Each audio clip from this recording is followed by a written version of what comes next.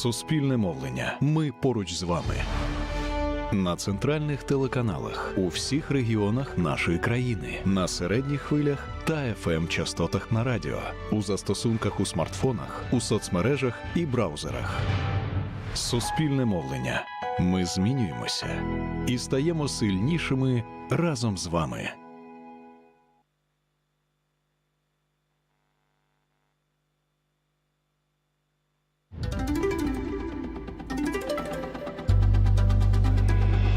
Наживо з головних культурних майданчиків світу. Щодня нові інтерв'ю з улюбленими митцями.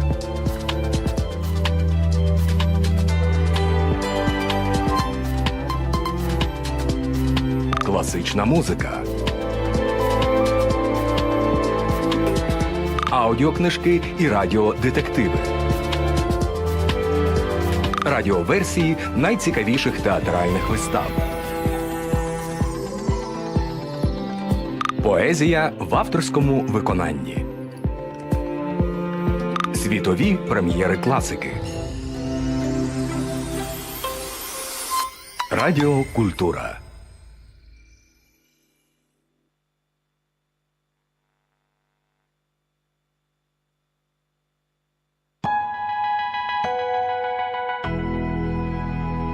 Суспільне мовлення. Ми поруч з вами.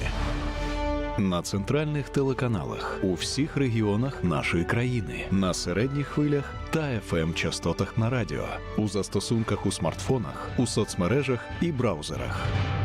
Суспільне мовлення. Ми змінюємося і стаємо сильнішими разом з вами.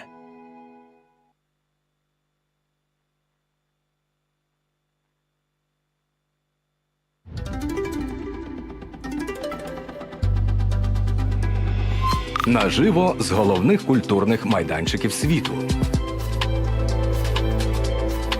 Щодня нові інтерв'ю з улюбленими митцями.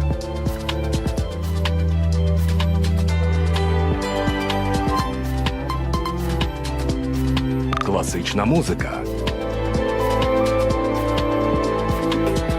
Аудіокнижки і радіодетективи. Радіоверсії найцікавіших театральних вистав. Поезія в авторському виконанні. Світові прем'єри класики. Радіокультура.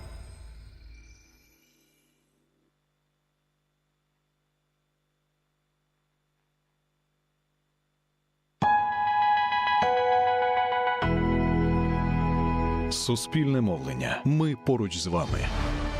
На центральних телеканалах у всіх регіонах нашої країни, на середніх хвилях та FM-частотах на радіо, у застосунках у смартфонах, у соцмережах і браузерах. Суспільне мовлення. Ми змінюємося і стаємо сильнішими разом з вами.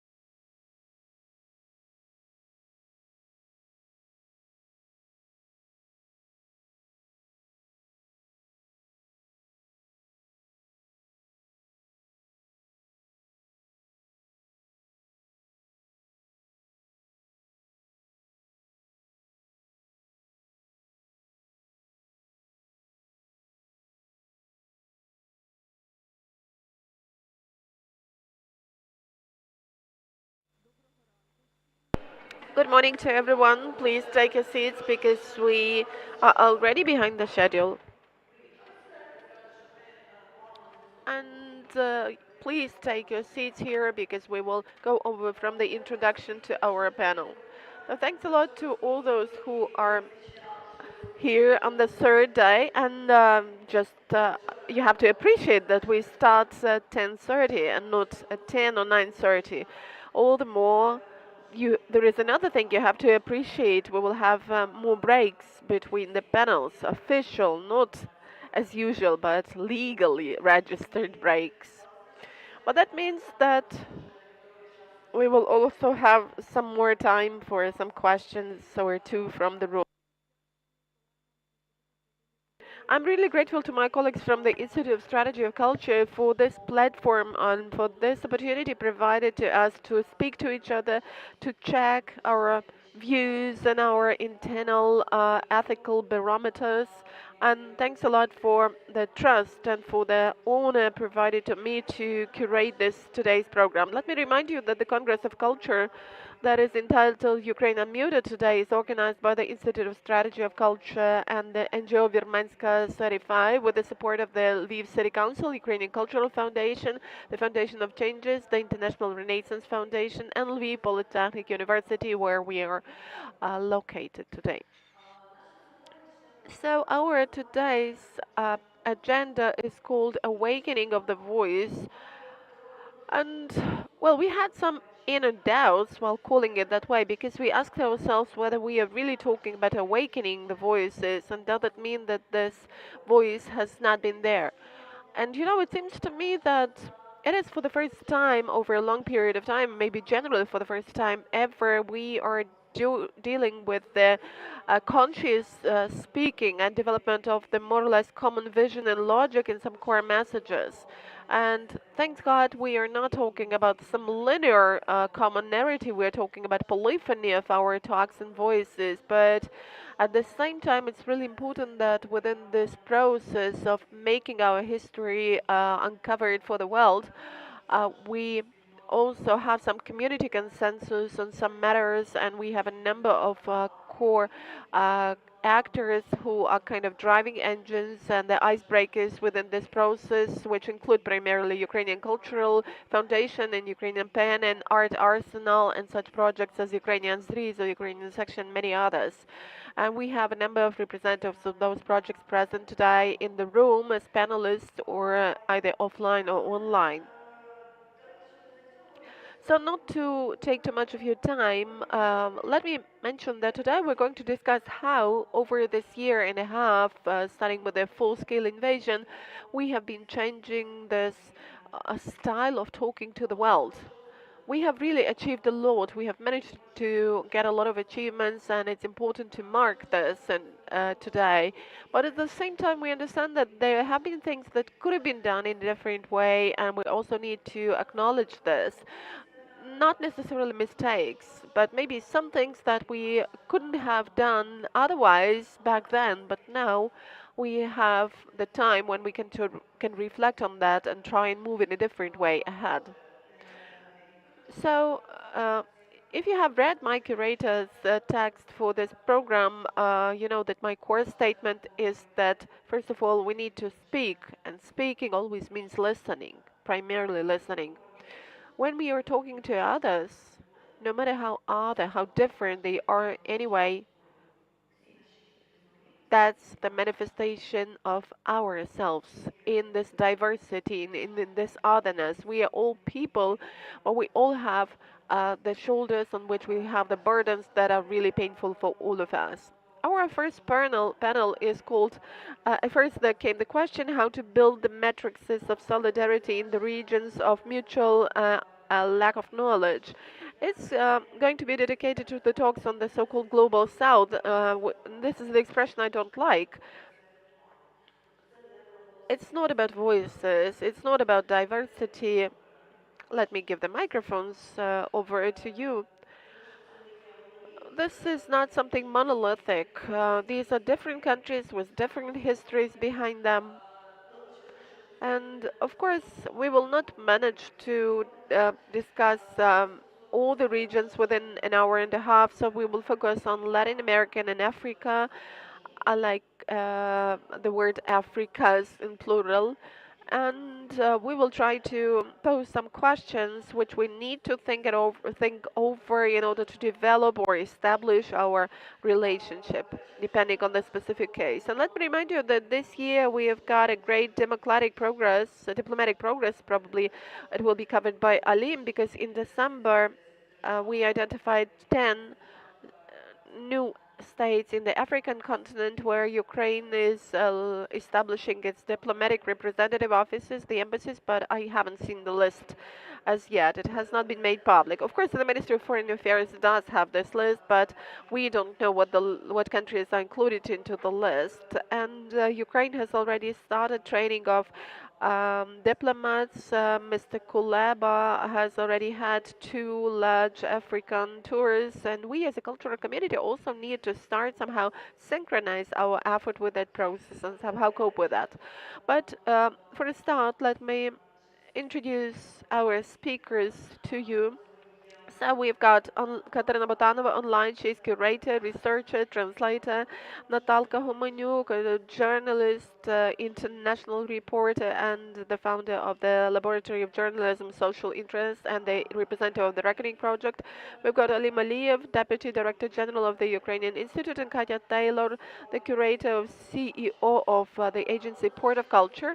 But we've also got another speaker who could not join us either online or offline, so we're going to watch a video record of her speech. This is director of Goethe Institute in Salvador, which is Brazil, Frederic Michel, and I will ask to launch the video. My name is Friederike Maschel. I'm currently the director of the Goethe Institute here in beautiful Salvador Bahia in Brazil. And before I came to the Goethe Institute, I worked already in China and in Egypt. And my postings within my career at the Goethe Institute has been to the UAE, to Uzbekistan, then to Ukraine, then to Nigeria, and now to Brazil. Well, I think there are some information which are important to get an idea about the background of countries of the so-called Global South. A word like Global South sounds as if there is an entity, but of course we are talking about countries, cultures, ethnicities who are highly diverse, but some things they have in common. So first of all, there was this issue of that Ukraine has been colonized by Russia, which everybody who knows about European history and so knows that this is a fact. It has been a fact, but when we use a term like colonialization in the context of the Global South, it is a very, very sensitive issue. As for a lot of people here, it is still connected to the brutal exploitation of Africa and South America. It is extremely connected to racism in the form of slavery and apartheid. And it's this imperialistic economic exploitation thing. So for a lot of people, especially on the African continent, and also here, I mean, I live here in the federal state of Bahia, where about 80% of the population are Afro-Brazilian. So also this topic is still very important here. So it's usually this power diversity between people of color and whites. And so it is for the formerly colonized countries in Africa, but also for the diaspora communities whose ancestors suffered a lot under this traumatic experience of slavery. So it's difficult when a country such as Ukraine comes and say, listen, we have also been colonized, because of course it's a fact, but in the African or even South American context, the Ukrainian people lack the feature of the other skin color. And this is something really important to understand when we have these discussions.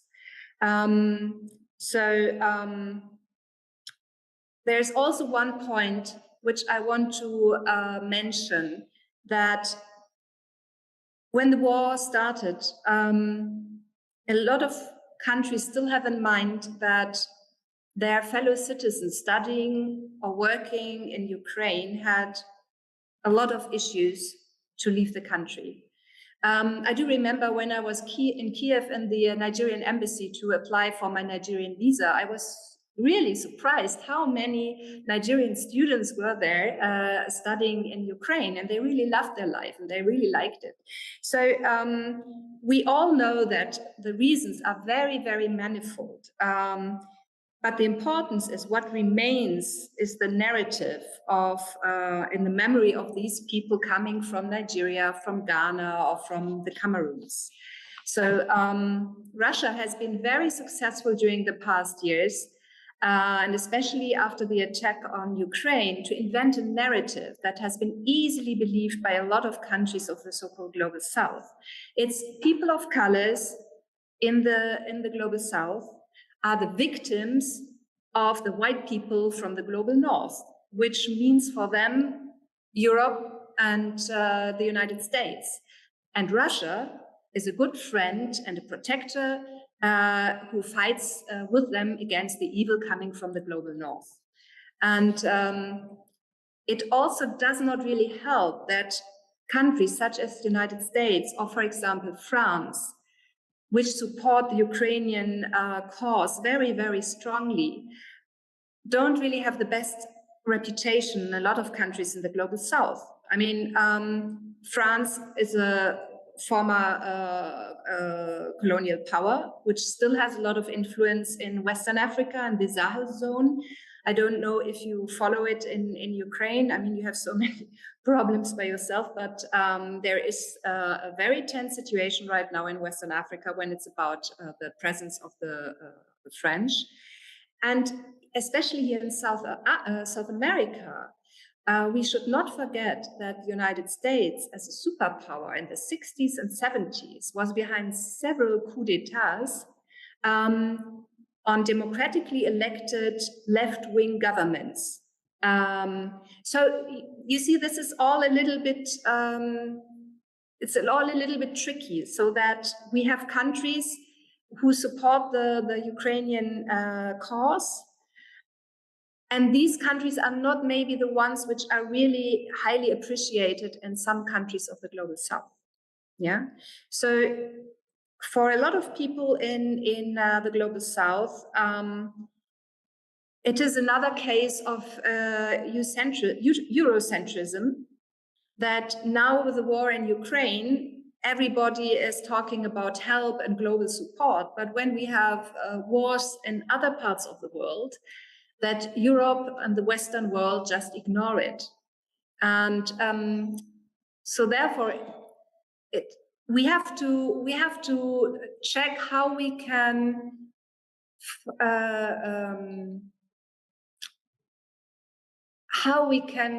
explain these cultural scenes. I mean, we cannot talk the countries, but the cultural scenes, the people who are empowered for when it's about cooperational projects and so. What is really the aim of the Ukrainian people? Creating solidarity is not necessarily in making oneself equal with other countries. I mean, this could backfire, as I described earlier, when it's about the term of colonialization. It might be, I think, necessary to decipher the Russian narratives about Ukraine in Africa and South America very thoroughly in order to make them recognizable as lies.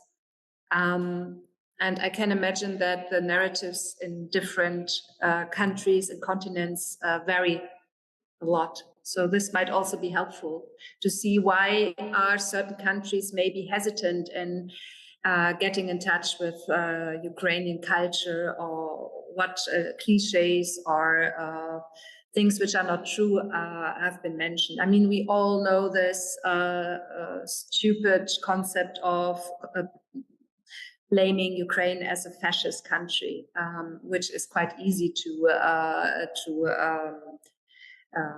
recognized as a lie. But again, it's how are you dealing with these narratives, and then to create the solidarity.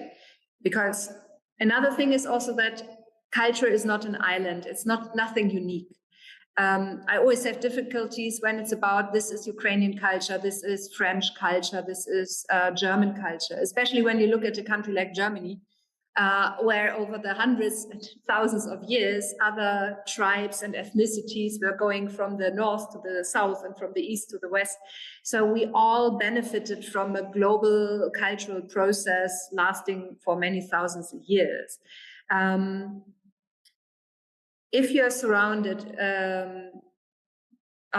just don't take this way of saying that your culture is very unique. Of course, it is unique, but it is the result of many other cultural influences. And especially when it's about people from Africa, there have been, during the Roman Empire, even before, there have been so many influences coming from Africa and the Mediterranean towards the north, accepted, respected, find these connections, which maybe have been there, even if it's 2000 years. Well, I think a point which is always forgotten in these narratives, which are told in some countries of the global south, is the fight of the Ukrainian people for independence. And I don't mean just political independence, but also cultural independence. And I think this is a topic which is extremely, extremely relevant in the when we talk about former cultures or countries that have been colonized by European powers, because it's exactly the same. It's about fighting for your cultural identity, for your language, for your customs, for your traditions. And this is for me a very essential point, which should be prioritized in a lot of communication, that you are not the fascist country Russia wants to overcome. You are in a lot of, I mean, this is the crazy thing about it, you know, that there are so many similarities that the narrative of Russia really totally changes it in the opposite. Yeah. And so this is a message I think you should repeat and repeat and repeat.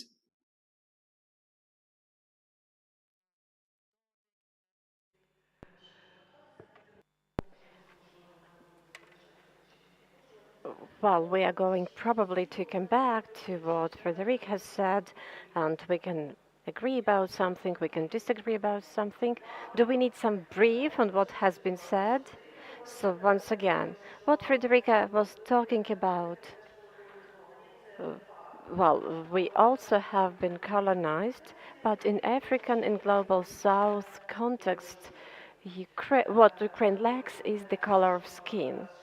Also, she says that the US and the European countries who support Ukraine do not enjoy the best reputation in the African countries, which should be considered. Our best agents of influence may be the students from African countries who studied in Ukraine, but we should remember the myth that they had certain visa problems and again some discrimination issues at the beginning of large-scale invasion. She is talking about necessity to establish long-term relationships instead of the wow effect.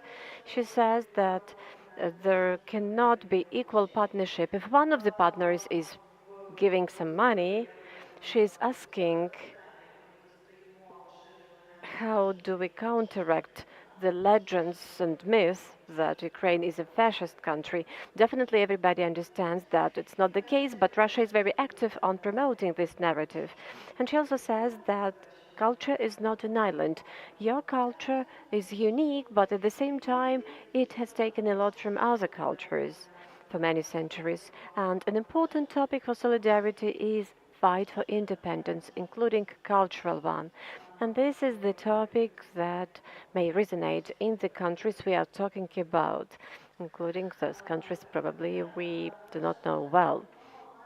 My first question is at first sight has very evident answer, but actually something which is evident is not always so.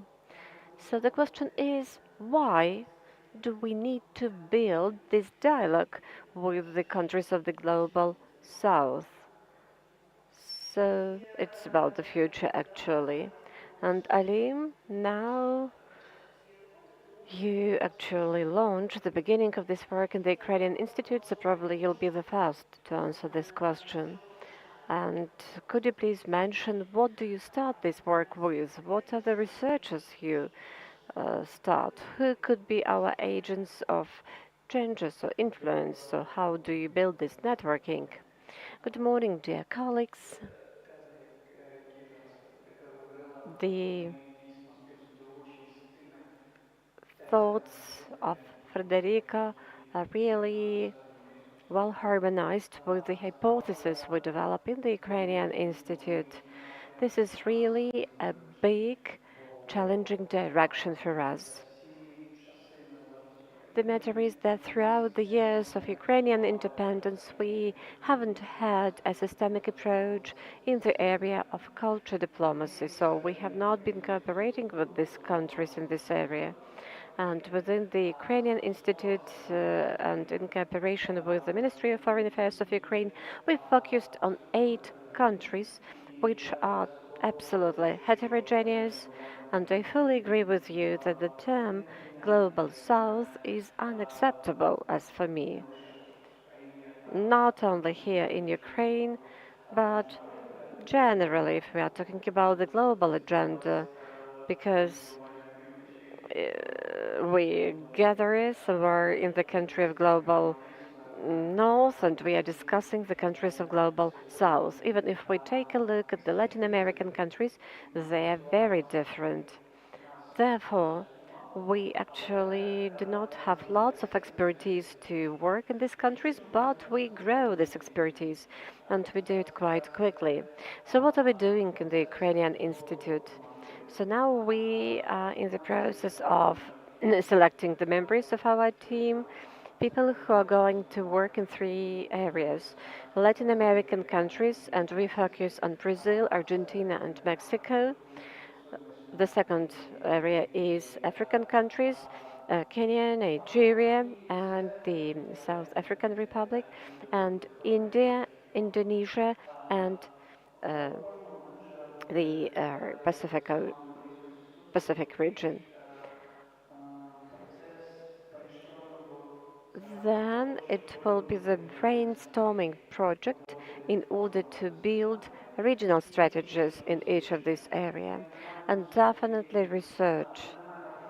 We do not have the right to make mistakes and voice incorrect messages through improper channels to non-target audiences. Therefore, the research on stakeholders, on messages, on the best communication channels, on the best projects, and on the best partners is the so-called hygienic minimum we start our work. We have launched a number of partnership projects in these countries, and we can see what works, what doesn't work as planned.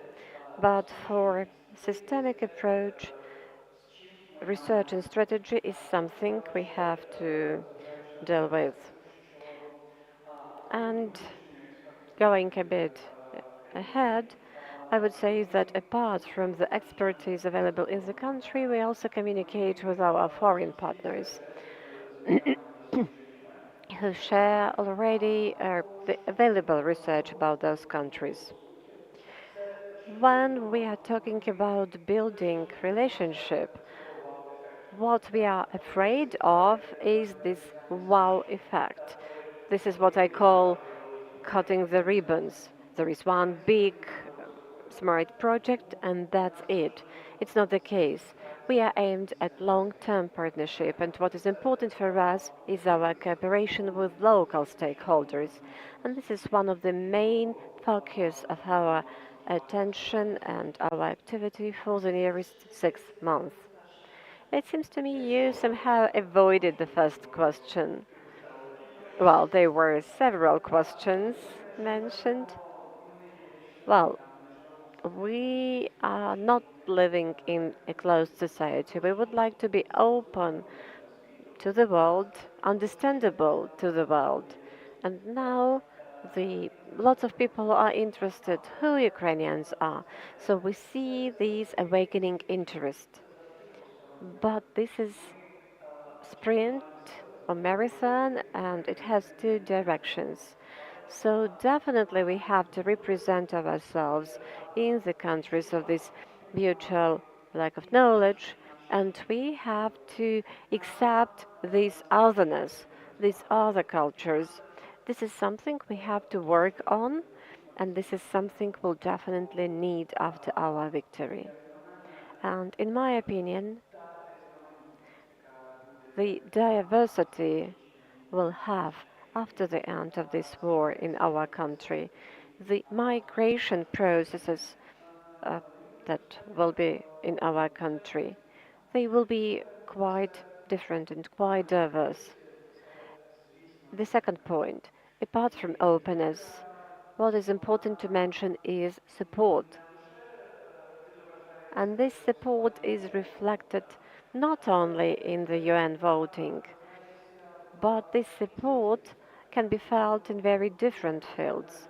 When we are talking about culture as an element of safety, and when we are talking about developing agency of our country, we see how indirectly this support is transformed into economic, military, and even social one. For example, when we are talking to different institutions, when we present Ukrainian culture or Ukrainian academia, the more understanding you enjoy in those countries, the more trust you have, and the more misunderstanding, the less trust. And you know that Russia was working pretty well in those countries. Well, I would probably ask more specific examples from you. Do you already understand who can be your stakeholders? What is this entry point? Who we are talking about at this initial stage? Well, there are a number of hypotheses we have to check. And when we are talking about local stakeholders, we are talking about cultural institutions available in those countries. And we are trying to establish relationship with the academic institutions, universities in those universities. Ukrainian studies is one of the focuses of our academic directions. And the third point, we are talking about trilateral partnerships, Ukrainian Institute, European cultural institutions, for example, unique, and local cultural institutions. One, we actually have providers, but here we should give a big disclaimer, and this is something we have already mentioned. We have to understand what do we offer at this entry point. Our first steps should be very careful in order to prevent that our presence is toxic. Well, I have to interrupt you a bit. I think that probably Natalia will have to go a bit earlier, therefore, I would like to now give the floor to Natalia. You have a slightly different vision because you mainly work with the journalists and not with the cultural institutions. So you and your colleagues go to those regions and bring people from those regions here, and you try to find some interesting things for them here. Can you share what stories are successful? How do you build this empathy? How do you find this empathy? How do you build these networks and how do you maintain these networks? Thank you. I would like to respond to those comments that we have had at the beginning.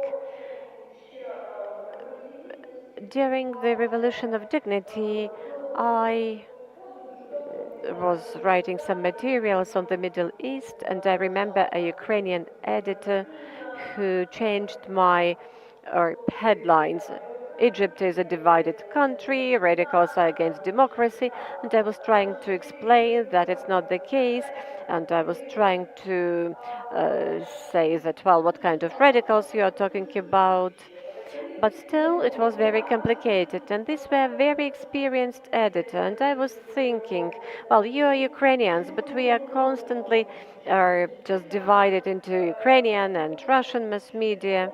We have to claim our position.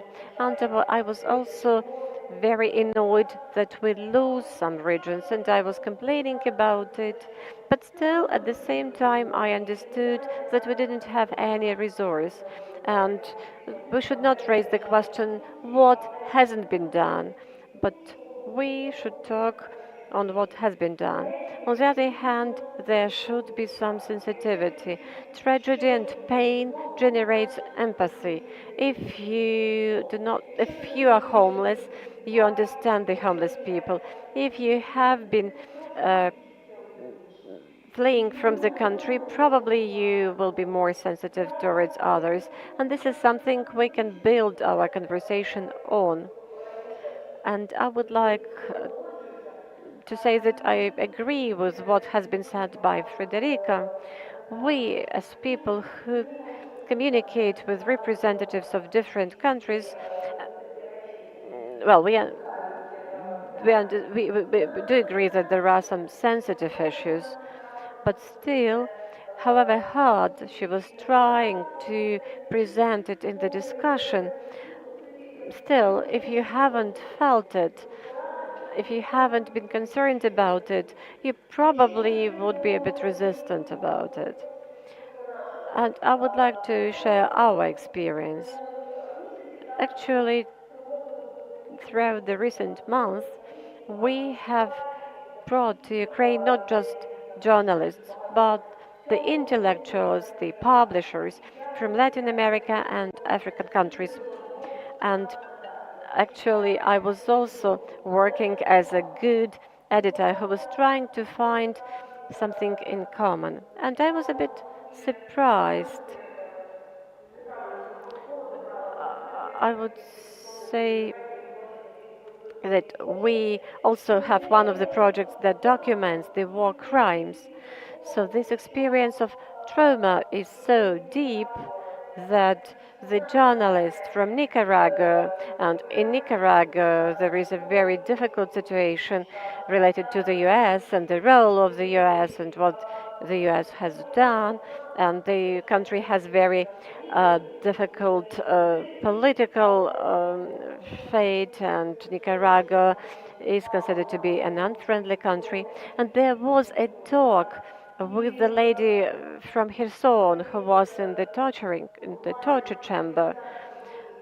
And for example, there were journalists from Uruguay, and now there are some judicial processes on the military junta, and he was interested in justice because there are some similar processes going on in their country.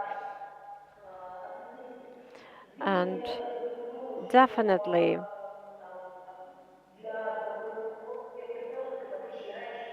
there are some thematic things. I'm talking about the story with the Ukrainian grain and with Ukrainian agricultural products. Definitely, Ukraine does not need that much, and we are an exporting country. So how this story influences the politics of a number of countries? Because in a number of countries there have been coup d'etat and changes of government related to the high level of inflation. But what was interesting, when I organized these discussions, both open and closed ones, with the Ukrainian government, with the Ukrainian representatives of the civil society and Ukrainian intellectuals, to the audiences similar to the one sitting here, I understood that the task of those meetings was the task to understand what is working, what doesn't work. And I saw that people uh, took a defensive position. So we just were trying to say that was colonialism, that was that, that was this. And the conversation, which was very constructive before that, stopped being like that.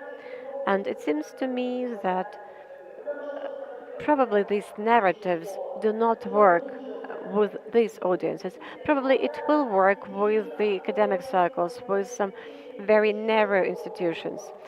Colonialism for Chile is something about Columbus. For Nigerian people, this is something different. We are talking about different notions, and the usage of any terms, however unfortunate it sounds right now, may even be harmful. For example, the latest discussion. Yesterday there was a discussion about colonialism. There was Yaroslav Hrydzak, Timothy Snyder, there were some other professors, for example, one of them from Delhi University. And just having the word colonialism in the name of the discussion uh, resulted in the fact that everybody was talking about his or her own things. Everybody was talking about something different. And therefore, my request is very clear. Let's talk in stories. Probably we should not generalize. We should not name certain things. I'll try to answer the question why. Definitely we need these assistance. There are some very practical things we need. For example, at the level of international institutions, for example, what can be done by other countries for Ukraine in this war, or, for example, to take an active pro-Ukrainian position. It's already a lot. Another point is that experience is important. We have this window of opportunities. We have these resources, and so far as they are interested in it, we should establish this relationship. When you compare the Ukrainian experience with the European one, you are in the catching up position, and it's not a very pleasant one. And when you see how certain things develop in some other countries, who were even in a more complicated situation than you were, this is something that may be inspiring. And for me, the Nigerian experience or South Korean experience enables me to better explain this war to the other countries of the world. Uh, I can explain what the Russians are doing in the south. For example, I was talking to the Nigerian people, and they said that the empires wanted them to be the secondary people, and it's very easy to explain on this fact what the Russians are trying to do in Ukraine. We really have to be very sensitive in order to see what hasn't been seen before. I would say that Russia is trying to polarize the world. Russia has always been playing on this issue of polarization, and now they are very proactive in promoting these ideas that Ukraine is supported exclusively by the US and Europe, and all the other countries do not support Ukraine. Therefore, we have lots of resources.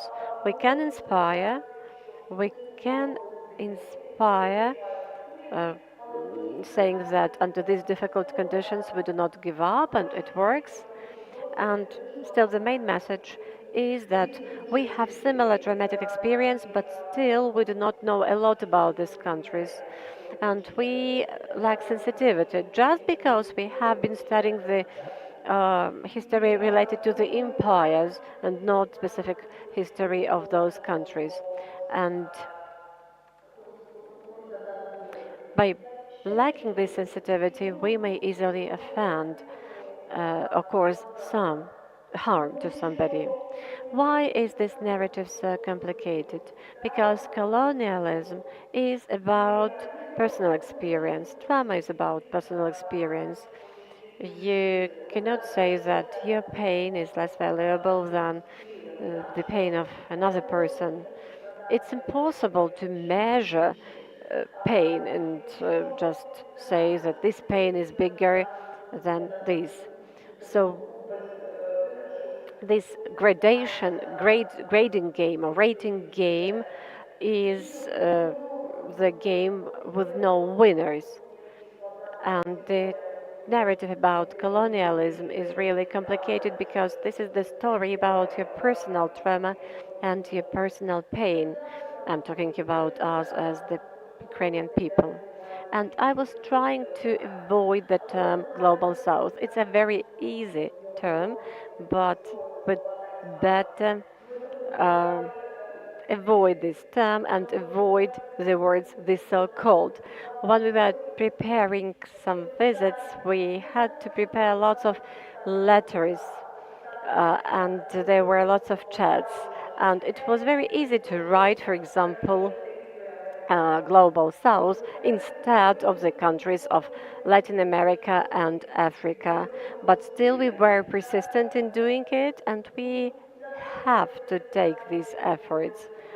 Otherwise, we should stop just asking people why don't they want Ukraine and why they call Ukraine a post-Soviet country.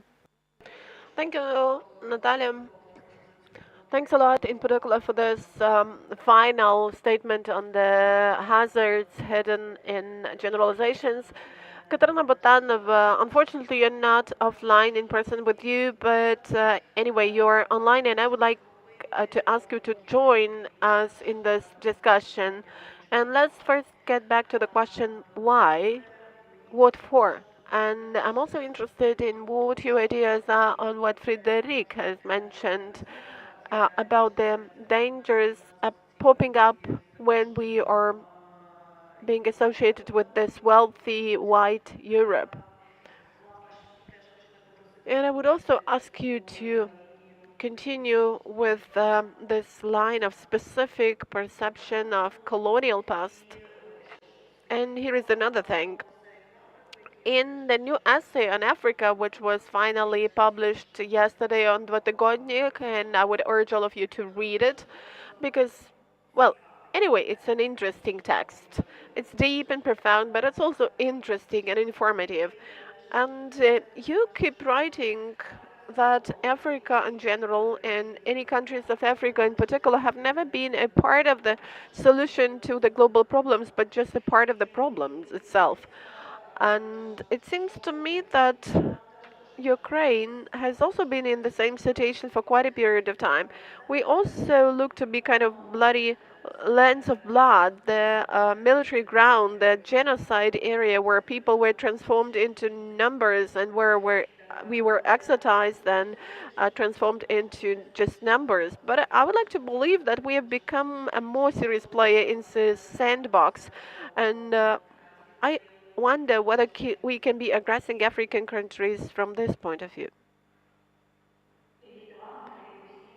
Um, Hello, Ivana. Hello to everyone. I also feel sorry that I'm not there with you. I'm in Tallinn now in the Ukrainian embassy. That's why this blur behind me is the kitchen of the guest room of the Ukrainian embassy in Tallinn. And in Tallinn, I'm present because today is the last day of the exhibition that has arrived from the Kyiv Art Arsenal. It has been displayed in the Tallinn Museum, and as a completion ceremony, within the completion ceremony, the museum is organizing the discussion on colonialism in museums and on solidarity between the countries of Central and Eastern Europe, in particular Ukraine and the Baltic states. So we cannot deal without this decolonialism today. And probably I would also like to explain to the part of the audience who have been following me over the recent period of time on what I'm doing here. You know, over the recent 5 years, I've been researching and working together with colleagues from different cultural institutions in Latin America and then now in Africa. And I hope that over the next couple of years I will be doing the same. And we have been preparing researches and organizing the festival that we are organizing together with my colleagues. And these 5 years have been really important because thanks to how cultural actors of those countries are perceiving themselves, I came to understand that this is really helpful for me in what I think and how can I talk about the processes taking place in Ukraine before the full-scale invasion and after the full-scale invasion. And while answering your question, I would like to start with a sensitivity. I agree with you, I agree with Natalka and with Federica, and it seems to me that our sensitivity, in spite of these tough times and in spite of the crisis situation Ukraine is now experiences, in spite of the war, it should still be there. We should be sensitive to the other countries and regions we would like to establish some contacts with. And let's start with a second, at least, of commemoration of the pain that the people feel as a result of the earthquake that has occurred today in Morocco. And my words of sympathy go to them because more than 600 people have perished, and we know that the center of Marrakesh has been also kind of collapsed, and it's a part of UNESCO memory. Some of my colleagues are there, and unfortunately, I don't know what is happening to them. The other part of sensitivity is a little bit more neutral than the one related to human losses and the earthquake. Today I've heard from some speakers this name, Latin America. Latin America is a colonial term. Latin American is Latinized America because of the Spanish and Portuguese conquerors who were taking the sword and through blood were conquering these areas. So when we use the term Latin America, we in fact subconsciously join in the dissemination of this notion of colonialism related to that region. And that's why some representatives of the intellectual community of that region are fighting against such perception. So some things that seem not to be important for us or seem to be rather superfluous um, are important for them. We are fighting for Kiev to be spelled in the right way. For some reason, we do this. But of course, with this in view, we need to somehow accept the threshold of lack of interest in us in some parts of the world over a certain period of time. We understand it quite well that our history in the past, our history in the present, and our relationship with our countries have been so intense that we don't have that much of pure energy to cover all the other complex issues related to history. But if we are now looking for new partners for establishing solidarity, if we are trying to build some dialogue, some common stories at different levels, of course, we should be interested in them as well. And at least to a certain extent, we should be asking why is it happening, what is happening there. And here I would actually disagree with Natalia on the decolonization of colonialism. Of course, now really we have a lot of academic discussions, political discussions, where this term is just used wherever and in whatever context and whatever meaning. And we could be critical about that. We should be actually critical about that because that is the term which has its specific origin and has its own context. But on the other hand, we could also try and understand that probably at the beginning we could be talking about decolonialism of coloniality, and probably we are speaking different languages and we don't have the full understanding of the problem, but at some point in time we will have to ask the question, what exactly are we talking about? And through different discussions with colleagues from different countries of Americas and from Central Asia. Well, these discussions have been for me an attempt to somehow clarify what we mean by political processes and how different, but at the same time similar, different empires have been in their actions, how different colonies and post-colonies still are, and how similar they are. And in case decolonization is a political process, the decoloniality is the change in the mentality, in our knowledge of, in our perception of ourselves and people around us. So we mainly were taught some imperial narratives, but now we have to learn different narratives, and that is the process of decoloniality. I can see that you want to add something. Yes, I just want to still getting back to the question we started this discussion with. Why do we need all those partnerships?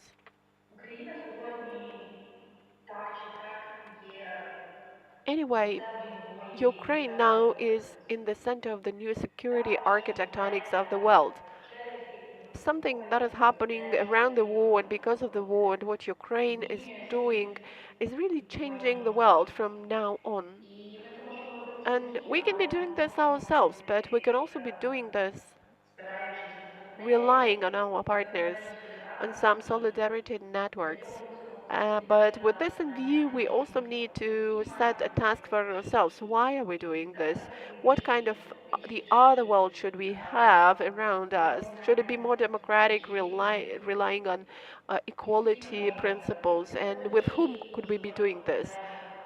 And that gets us back to the question Frederic asked. It's the key question. We will not find the answer to it now, but we should keep asking this. What should be the values on which this other world should be based? European values? And if yes, what do we mean by European values? Because if we're talking about freedoms, democracy, are these European values or are these human, global values? But if we're talking about European values, then uh, to what an extent Europe now is the result from the imperial history of Europe.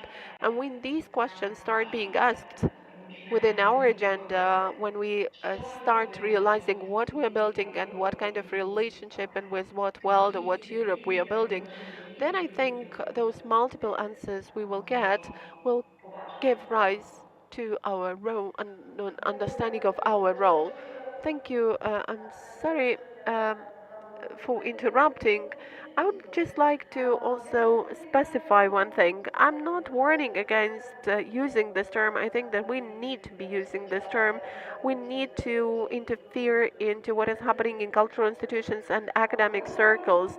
But I just have some precautions as to when we're talking to the wide public very proactively. When a politician is trying to tell the citizens of the another country, please do understand this, they are just trying to share this experience and hope that these people will understand that this experience is very similar to their experience.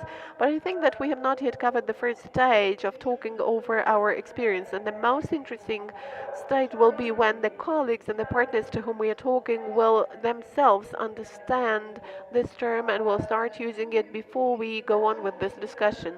And let me add to what Katarina said that Ukraine could really be a symbol to follow for the world in terms of what the agents of a relatively small country could be, because we have been talking about the world, and that is what we could actually come to agree on in different countries, that we could be a sample to follow.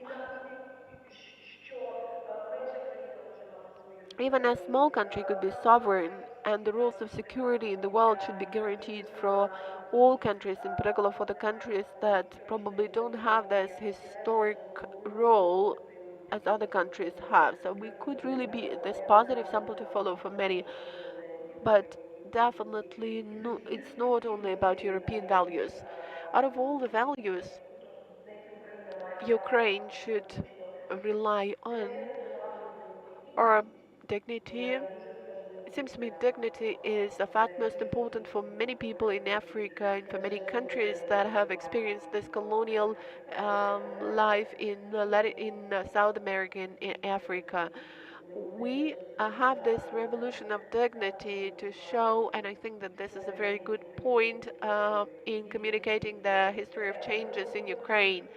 This is something very universal, not just the European one, but this is something that has become really relevant for us. Thank you.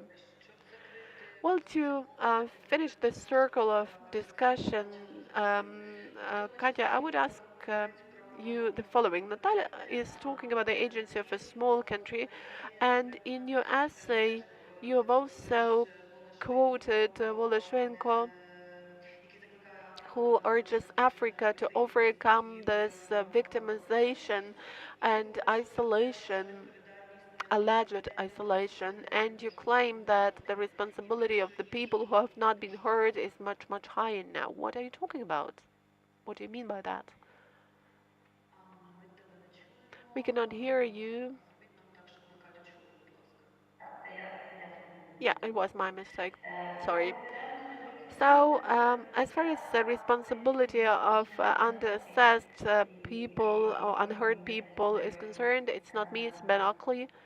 And here is the citation, short citation, which is highly relevant for our today's discussion. So he writes this, he actually wrote it about 20 years ago, that we are on the threshold of the new era, and the highest responsibility of our times lies not on the largest countries, but on the number of small peoples whose ancient dreams, whose old dreams have not come true, and their responsibility is much higher. And the weight of this responsibility is based on the fact that we are fighting for the liberation of the world for the sake of the better future. We are fighting for the global equality, balance, and justice. It seems to me that's what Natalka has been talking, what Frederica talked about, and our discussion of today is actually based on that. We're talking about justice, equality, balance. Um, Maybe it's difficult for Ukrainians to recognize that we are a small nation. We don't want the language to be called language of limited diffusion of minority because we have 40 millions. Uh, but that's not the key point. The main thing is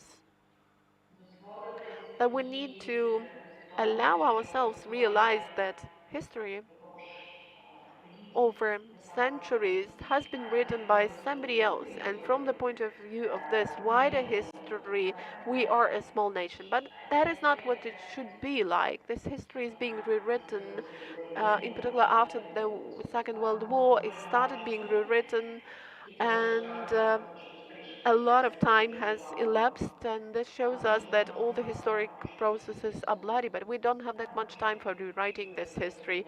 We want history to change overnight right now, and we want the world to change overnight because otherwise we will just disappear. So it seems to me that our today's discussion and our vision of the world and solidarity could be really relevant. Thank you, and let me finally ask Katya, another Katya. I'm interested in your reflections on your Kenyan experience. In particular, I'd like to discuss the following. What was the motivation behind this choice of the format? Probably some of you don't know about this, but we're talking about the mural in Kenya, in Nairobi. Was it a kind of an combat intelligence, or was it a way to better understand the wider context? Because the solution came as rather unexpected. You started our presence there with that format. Why so? What was the motivation behind that? And what has been the result of that? What we have seen as the result of this process?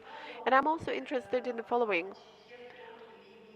Is there any line for development and for continuity? Yes, we have come there, we are present there in the format of that mural, and what happens next? What is left there besides the mural? Is that the beginning of the establishment of some networks, and if yes, then with whom? And is there any continuity for our further discussions there? Yes. Well, this is the beginning of the talk, not only with Kenya, but generally regarding our presence in those countries. When we made a decision that the project will go beyond Europe, it was December 2022.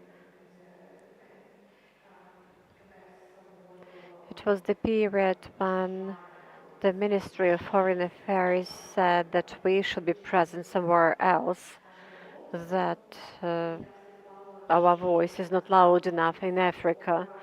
And it was the actually opportunity for us to choose where we would go.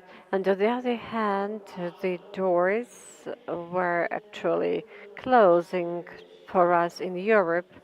And it should be stated that it's not just my personal project, but it was the project done together with the Ukrainian Institute.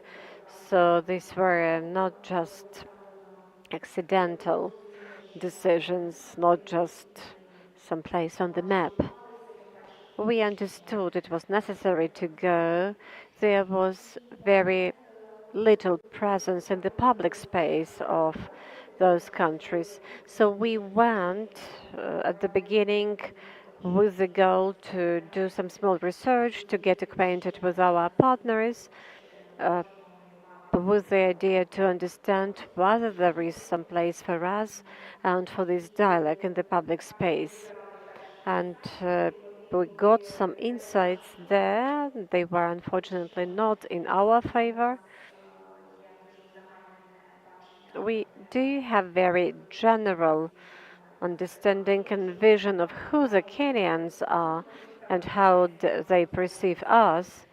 And to some extent, we can allow ourselves to make some generalization because instead of Kenya, it can be any African country and it will turn out we don't know anything about it. So when we came with these ideas and views and desire to talk what is happening in Ukraine, it turned out it's nothing new for them.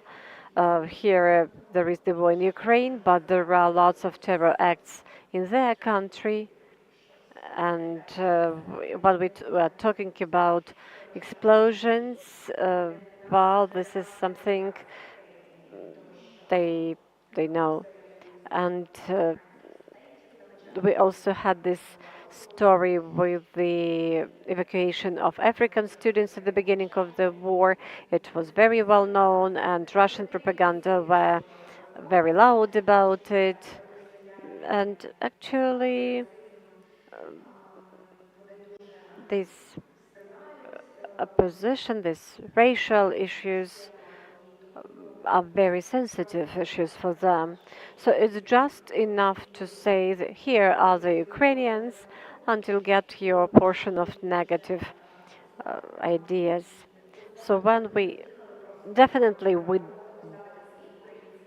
didn't come just to put the Ukrainian flag in the center of Nairobi.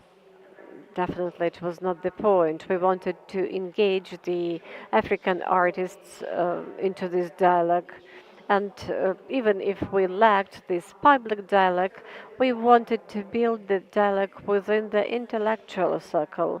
And that was positive because when we are talking about the artists or the writers who were trying to think about these issues, the dialogue is there. And when you go to the public space, you are faced with a stereotype. Here, there are some white Ukrainians, and they would like to tell us what we should do here, and they want us to participate in their civil war. So this is something we had at that time, and it was necessary to understand why it was so. Because if they are thinking like this, there should be some grounds for this. So if we look at the historical facts, we can see that the people from Kenya were supposed to fight um, with the Englishmen, and they were supposed to fight against the other African peoples who supported the uh, German troops. So they have this traumatic experience, and in case there is another European expansion and they understand that they probably would again lose their lives for this. So these were the narratives promoted by Russian propaganda.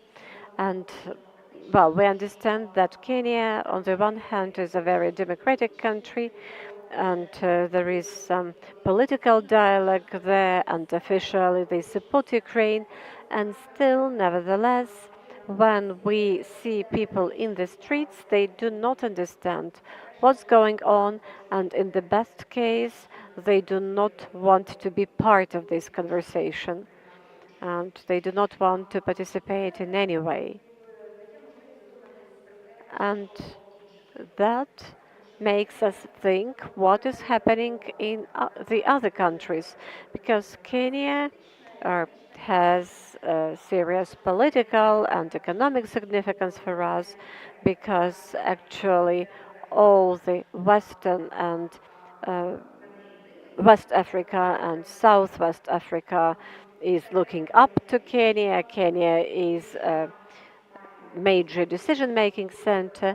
So if we have some political or cultural success there, we'll be able to change the way other African countries look at us. So when we were working there, we understood, we realized that the only conversation possible is the conversation about our political colonial experience. But at the same time, it was necessary to become aware of the fact that Ukraine was a colony. Well, the Kenyan people as a nation understand that they were a colony, but Ukrainians still do not understand it. For example, some representatives of the older generations want still to the Soviet Union to come.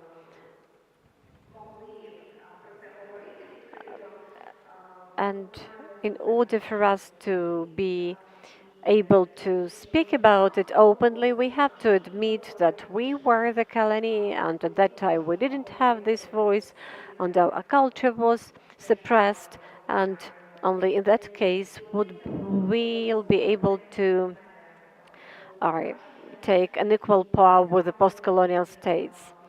And so this is something we started this dialogue with. I would probably disagree with the point that we cannot come anywhere and put our flag in Kremlin. They would like it. In Kremlin, if we do it, it will be great. So, Katerina, probably you have a long-standing experience of working in African countries, and not only African countries. So what Katja Taylor was talking about is in line with your practices.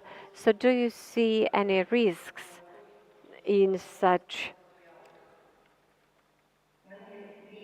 conversations or in such attempts?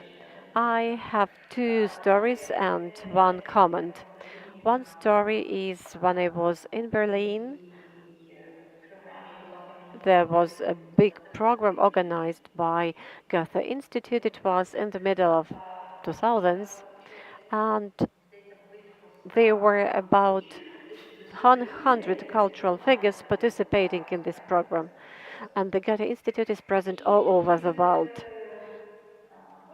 And during one of the travels, in one of the on a bus, I was sitting next to a cultural manager from Ghana, it seems to me. So we were in Berlin, and it was that part of the journey that was about Berlin Wall.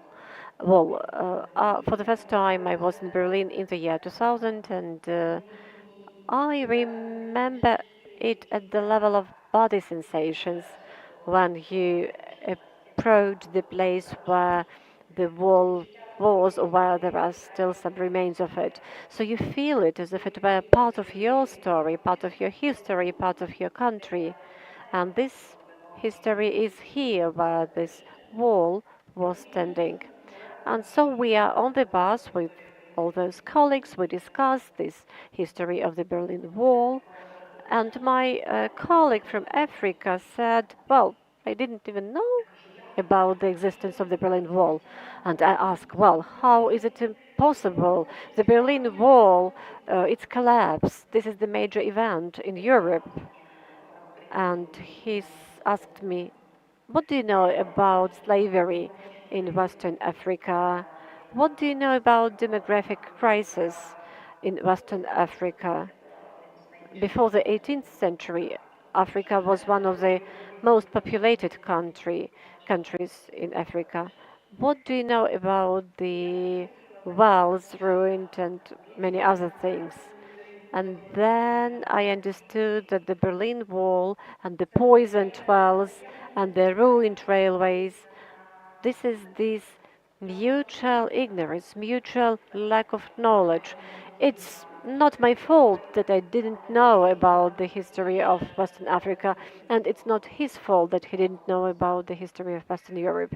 In order to gap this lack of knowledge, everybody should take some steps. Also, there is another story about culturescapes.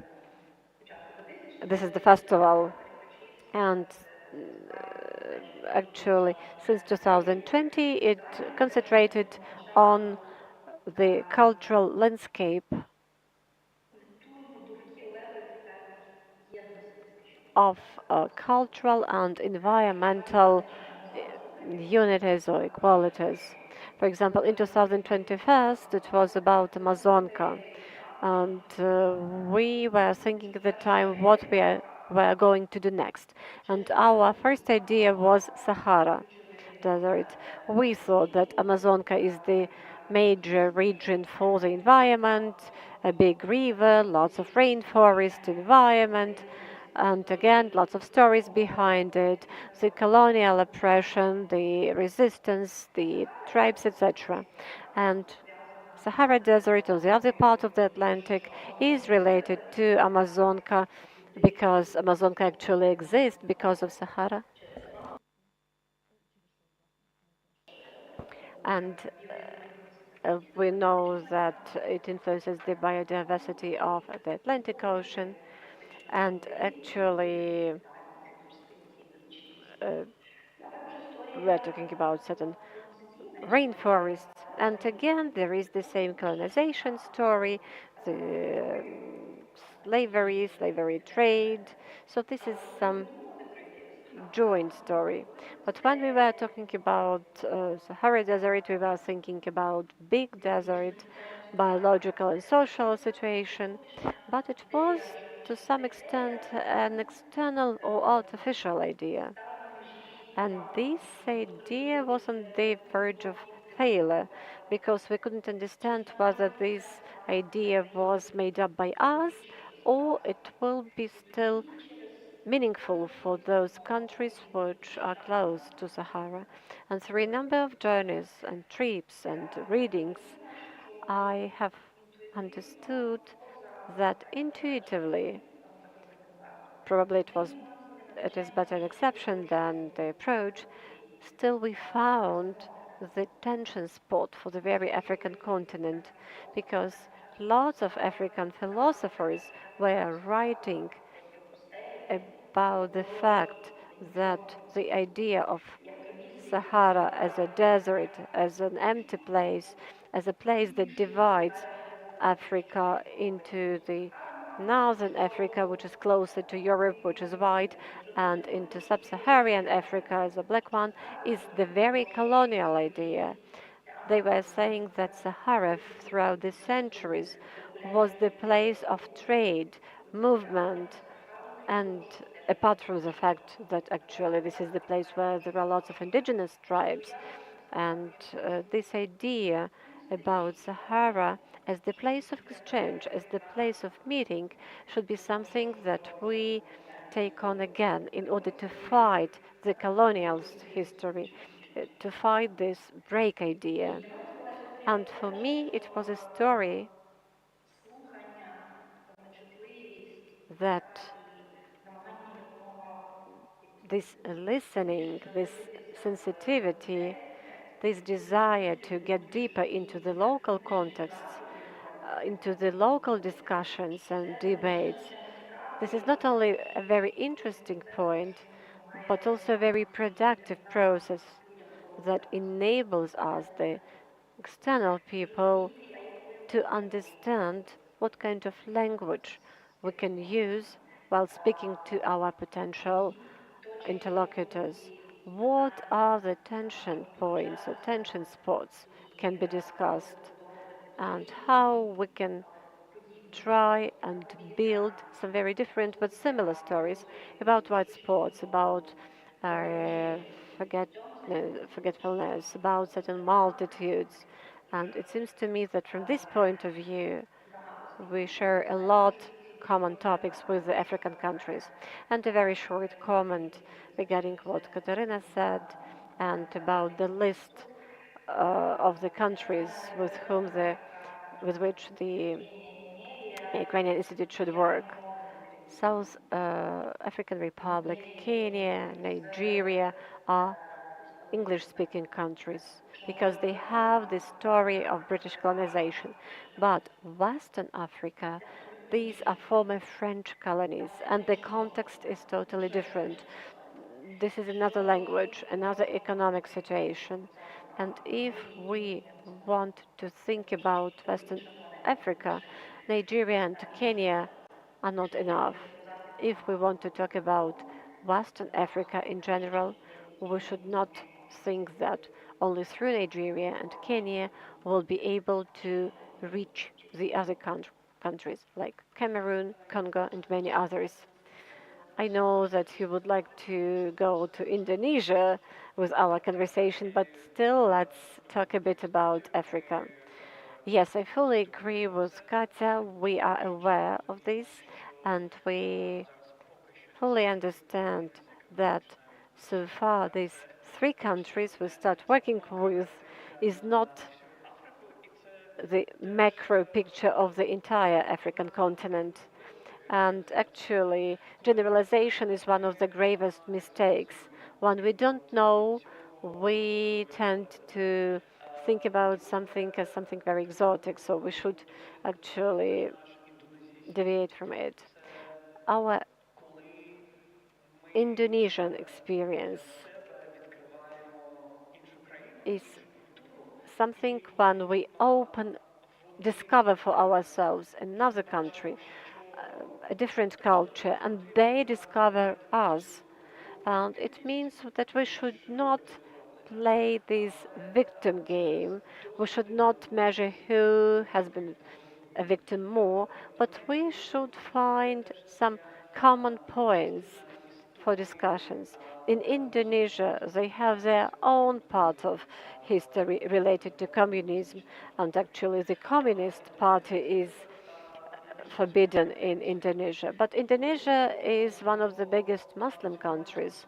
And when we are talking about Muslim heritage of Ukraine and context, it's not obvious in Indonesia. And by the way, at the same time, it is one of those bridges that gives us the common semantic field where we have the common topics for discussion. And another point is that you should not be an isolated person or an isolated country when you start working in another country. So you may actually start working with those countries through their national festivals. And by doing this, you may make yourself heard. What time is it now? We still have 4 minutes. Great. You have just mentioned Indonesia, so let me tell a short story, which comes from my tourist experience and not the experience of cultural diplomacy, but that's normally how we start. We go somewhere and we have such fables as a result. You mentioned Indonesia, and it's interesting how it gets diversified. So we have Indonesia as the largest Muslim country, and inside it we have the small island of Bali, where the story is absolutely different. And there are a number of other villages which have pre-Hindu beliefs. And now we are going to get there. I really like that private tourist experience of going to South Asia because it gives you the maximum distance from what you consider to be your own ego and your social status, your professional experience, even your gender does not matter there. We cannot remember the names of each other there, and then you start facing a different reality.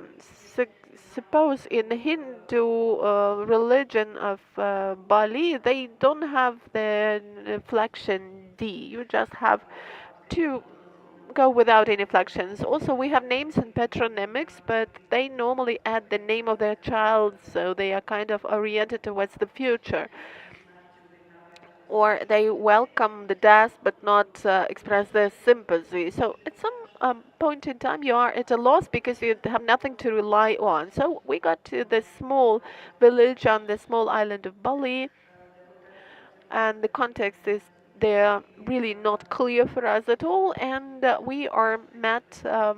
We are welcomed there by a man in the traditional suit with a rifle on his belt. And you remember that was the year 2018 when there was a story with the Kerch trade. And when he came to know that we are from Ukraine, he said that, okay, these are pirates. They have stolen your ships. That's violation of all the possible norms and all the standards. And then he starts sharing his ideas on the Russian war on Ukraine. And then for some period of time we were having a walk, and I remember how, but we reached a point in our talk when, he uh, s- talked about what was interesting for them. It was all about diversity. And we asked him, okay, we are two women. Would it be comfortable for us to live in this village because of all this diversity? And he says, we are about happiness. Don't we, do you want us to stone you to death? No. This is all about diversity. I don't know what the role of and the fate of two women in that village really would be like, but diversity is actually prescribed in the constitution of Indonesia. Well, there are some nuances behind that, of course. For me, it's a story about some unexpected knowledge about us and the understanding of the context. But on the other hand, this is also a story showing that you can actually learn something if you get into different environments. So let's have the final round of our statements, and let's continue with the topic of education, because I think that sound relationship is always grounded on mutual learning on education. So Katya, let me start with you. Uh, what has this experience taught you, and what would you like to do with this experience of yours later? Well, first of all, I would say that that's not only about Kenya. I've been to a lot of places over the recent year and a half, and Kenya was probably the most distant geographical point where I went, but my greatest insights came probably from Azerbaijan because we do have this common post-Soviet experience with Azerbaijan,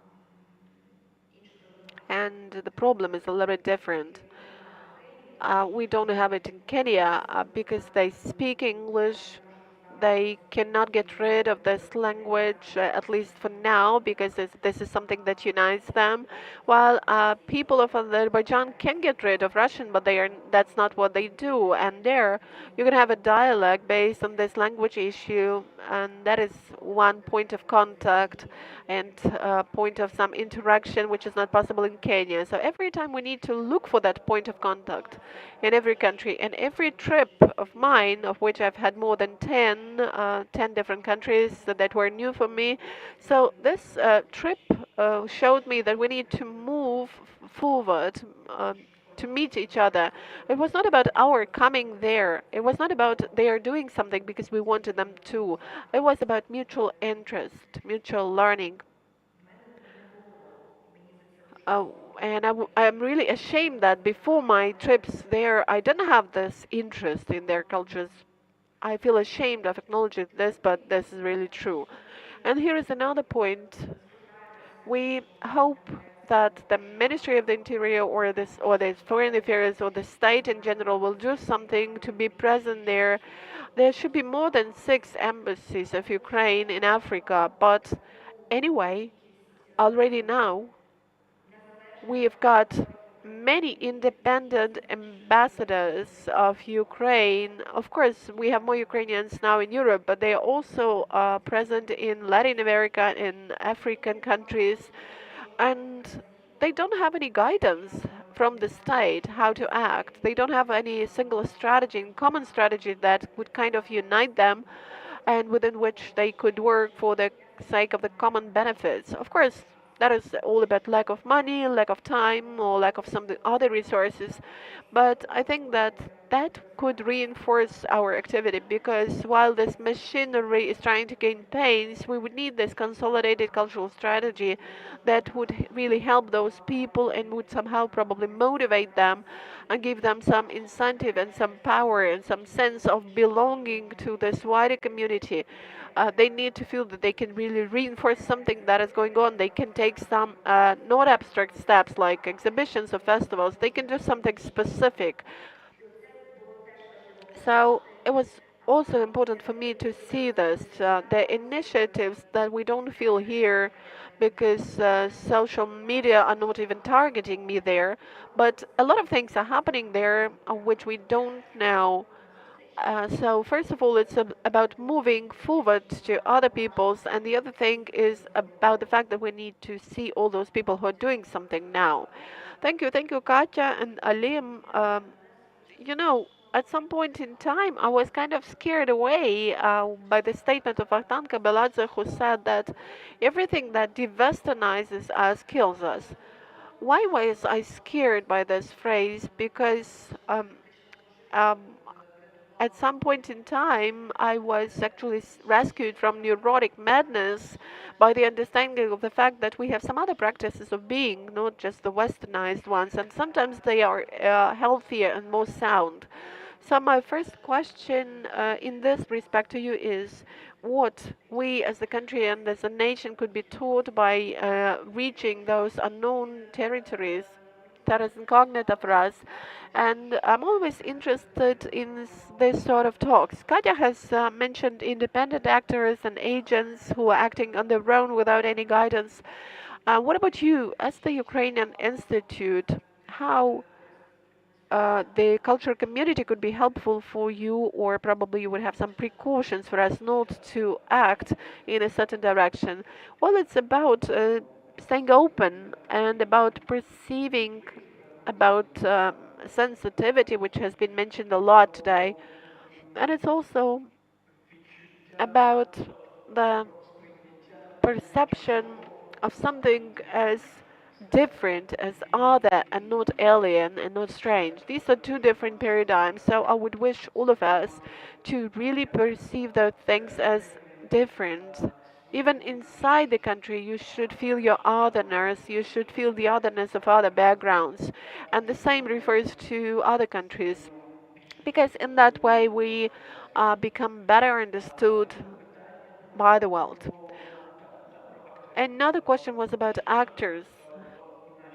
Obviously, in our work, one of our key stakeholders are Ukrainian artists, and Ukrainian cultural managers, because implementing projects, launching projects and activity, that is something that could be done only if we unite our effort. And now, when our resources are really scarce and limited, we need to realize where we should have this point of entry where it could be most effective. And this can definitely happen only in our co-creativity and within the field of collaboration and cooperation.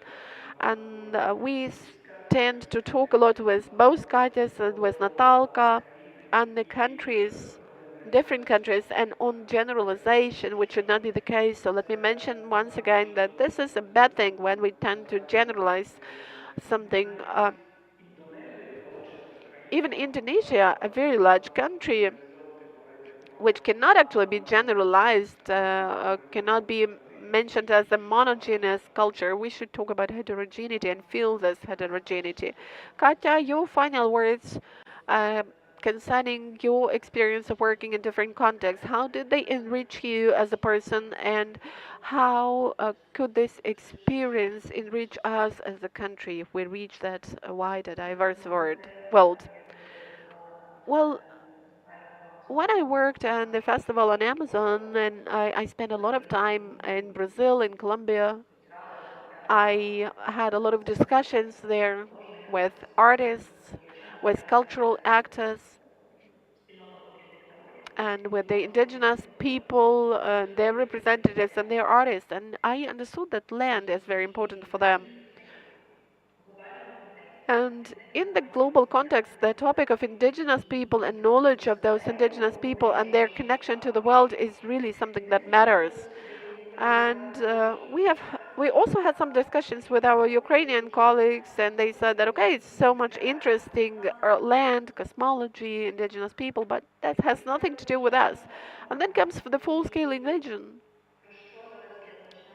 and we can see that artistic discourse, cultural discourse, is very much focusing on land, because land is important not just as soil, but as soil as well. You remember this heart of the earth in the art arsenal. Um, the the land, the ground, is something where you're rooted, where your history is rooted. That is something that cannot be taken away while it is taken away. And it's also the soil for growing something that we consume and that makes us connected to other countries, like wheat, grain connection. So all of a sudden this topic becomes important for Ukraine. So probably we can really learn a lot from indigenous people in terms of how we should be talking about our connection to the land in different senses of this word. If we use the knowledge that is alive and the knowledge that indigenous people in different parts of the world have. And that also leads me to the idea that suppose we address our prospective interlocutors not with the idea of talking about ourselves, because we have some traumatic experience. But what if we address them with a different idea, showing that we can learn so much from you, or we get so much inspiration from you. You can really inspire us. Because there is another thing, I was impressed at one point in time, and then I understood that I'm learning actually from it, and I'm getting inspiration from it. That is how, let's say, African diaspora, not just the diasporas that is now leaving now to get some education in Western universities, but the diaspora that was born in London, in the UK, in the US, in France, or wherever. So we can see this diaspora getting back to their countries of origin, or places of origin. It's not that they return forever. Some of them go back forever, and some of them are just going between New York and some African place here and there. But they go back to bring in this knowledge and this face in the future. They are trying to create art centers. They are trying to create centers for discussions. They are creating the centers of communication and interaction to build on. They are important not just in the African context, but in the global context as well. It's all about their capacity of using complex and tense political context. They are always thinking about the future. Ilan Sartre, the Senegalese philosopher, always writes about everything in plural for the future. He doesn't write I, he writes we, and I think that the same refers to Ukraine. Even the most difficult situation, we need to be think about the future, where we are diverse, where we don't have I, but we have we. That's the future we are creating ourselves, and that's the future where we are creating those permanent, ongoing spaces for mutual learning and for discussion and discourse, not between victims, but a solidary talk between societies and peoples with the other agencies. Thanks a lot. Thanks a lot to all of you. I won't make any wrap up from my own part. I just repeat my core statement. First, you need to listen before you speak. So we have had Friedrich Milshe, Natalka Homonyuk, Katerina Botanova, Katya Taylor, and Ali Maliyev. Thanks a lot. You need to leave, I know. Please leave. And let me say goodbye to you for 10 minutes. So it's 12 past 12.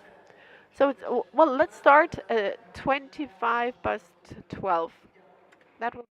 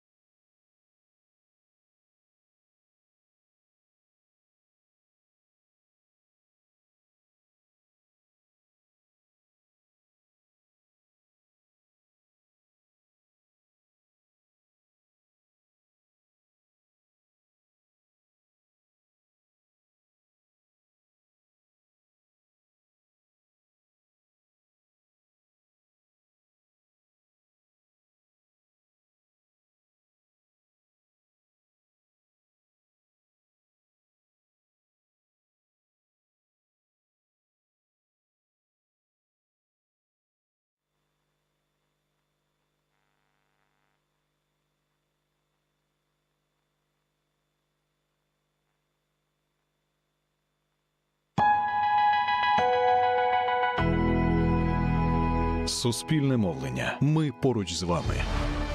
На центральних телеканалах у всіх регіонах нашої країни, на середніх хвилях та FM-частотах на радіо, у застосунках у смартфонах, у соцмережах і браузерах. Суспільне мовлення. Ми змінюємося і стаємо сильнішими разом з вами.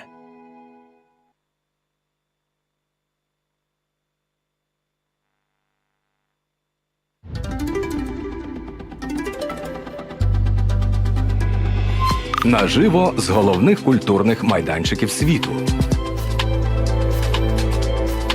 Щодня нові інтерв'ю з улюбленими митцями.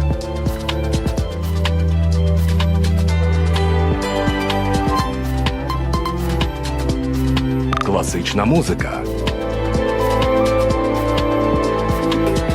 Аудіокнижки і радіодетективи. Радіоверсії найцікавіших театральних вистав. Поезія в авторському виконанні. Світові прем'єри класики. Радіокультура.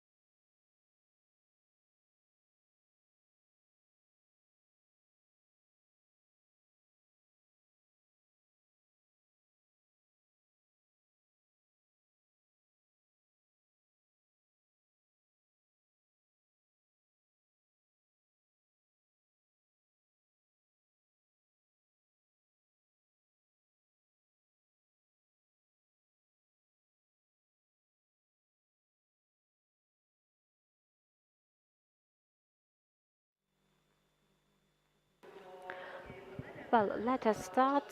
I will not make any introductions to this panel. I would like to introduce the moderator of this panel. This is Anastasia Platonova, a cultural journalist, an expert in cultural policies, and just the best moderator. You'll really enjoy this 1 hour and a half. Good afternoon. I hope you enjoyed your coffee. And we start our second panel, which is called Speaking Differently, the ways to change messages in the course of time. And I would probably give another name to this panel, how one should speak in order to be heard.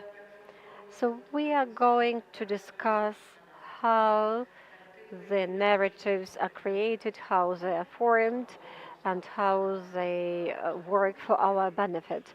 Definitely we'll concentrate on the international interaction, and it's logical that our panel goes immediately after the previous one. And this is the third day of the Congress of Culture, and different speakers have already been thinking how we research the world around us. And the speakers in our panel are going to discuss how we, at the level of narratives and communication, work with this world, what we managed to say for this 1 year and a half, what are the challenges we face, and what we are going to do about it. And I'm really happy to introduce the speakers. Olesia OSTROVSKA-LIUTA, the Artistic Arsenal Director, Yuliia VAHANOVA, the Halyna Museum, Ukrainian Institute Director Volodymyr SHEIKO, and also with us online, Olena APCHEL, a playwright and a curator. I'm happy that we have here these applauses because it means the audience understands how great our speakers are. So now we are within the context of these communications and interaction with the international community. We have official and unofficial cultural diplomacy, which we are all involved in. So what current results do we have? What have we managed to achieve for this 1 year and a half? Where were we successful? What areas need improvement? What we should rethink, etc., etc. Who would like to be the first? Who would like to start? Volodymyr, probably you want to start. Good afternoon, dear colleagues. Good afternoon, dear panelists. I wanted to start with the following reflection. In my opinion, the international communications in Ukraine are a bit disharmonized. In my opinion, they take place in two macro space, and with time they become more and more distant. What do I mean? At the beginning of the full-scale invasion, when Ukraine has become famous all over the world, even in those countries where it was not famous, there was some unity, how it was perceived by the world, and what were the macro narratives in the international communications written by Ukraine, and how Ukraine was perceived in the international press. Heroism, solidarity, sacrifice, all those values demonstrated to the world really was within one space, it was within one direction. So actually the very message and the essence of the message coincided. But with 1 year and a half, it seems to me these things become a bit apart. On the one hand, we are still keeping up with the message, heroism, resistance, values, etc. But on the other hand, it seems to me this narrative is getting fragmented. It's broken. It's probably oversaturated. It becomes less attractive. And the fact, what kind of so now it's a bit changed. And here we see some challenges and actually danger for us. We see that the previous panel has already partially discussed it. There are countries which are generally beyond the Euro-Atlantic space, and our narratives, our message about decoloniality, democracy and human rights do not work. And this is actually something we rely on in Europe and in the North America. And the question is how Ukraine can actually formulate the vision of post-war restoration, what will be the key principles, whether it's about hard things or soft things. We see more and more risks of emerging into corruption-related scandals.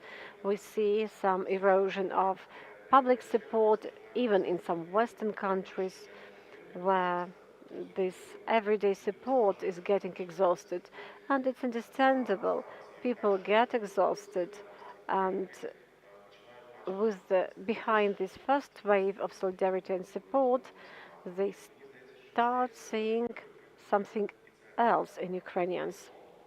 So it seems to me this break, this divide, will be getting deeper and deeper, and will be the challenge for our strategic communication, for our cultural diplomacy. And that means that we have to think how we can streamline these international communications, how we can make them strategic, because I think our policy before this was a bit fragmented, but it was not compatible with the scale of the challenges.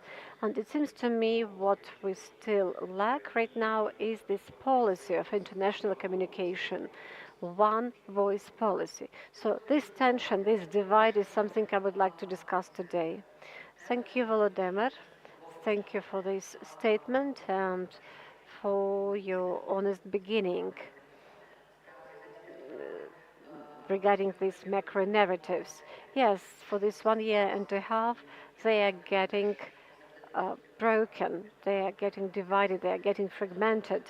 And thank you very much for immediately building the bridge to the challenges, because it's another point we are going to discuss. So thank you very much. Now, Yulia, I would like to engage you into this conversation and ask you, what do you think about our achievements and accomplishments and painful spots in these international communications while working with these messages and narratives? Does it resonate with you what Volodymyr has said, that now they are less consolidated and more fragmented than we would like it to be? Good afternoon. I would probably approach it from a different angle. And I would probably use my museum experience. As a rule, museums are used instrumentally in order to complete this or that story formed by a certain museum, formed by some big museums in France, in Germany, in the US, and other countries. It means our works, our exhibits, for example, I will be talking about Hanenko's museum. So our exhibits have been accepted as something additional, something to bridge the gap.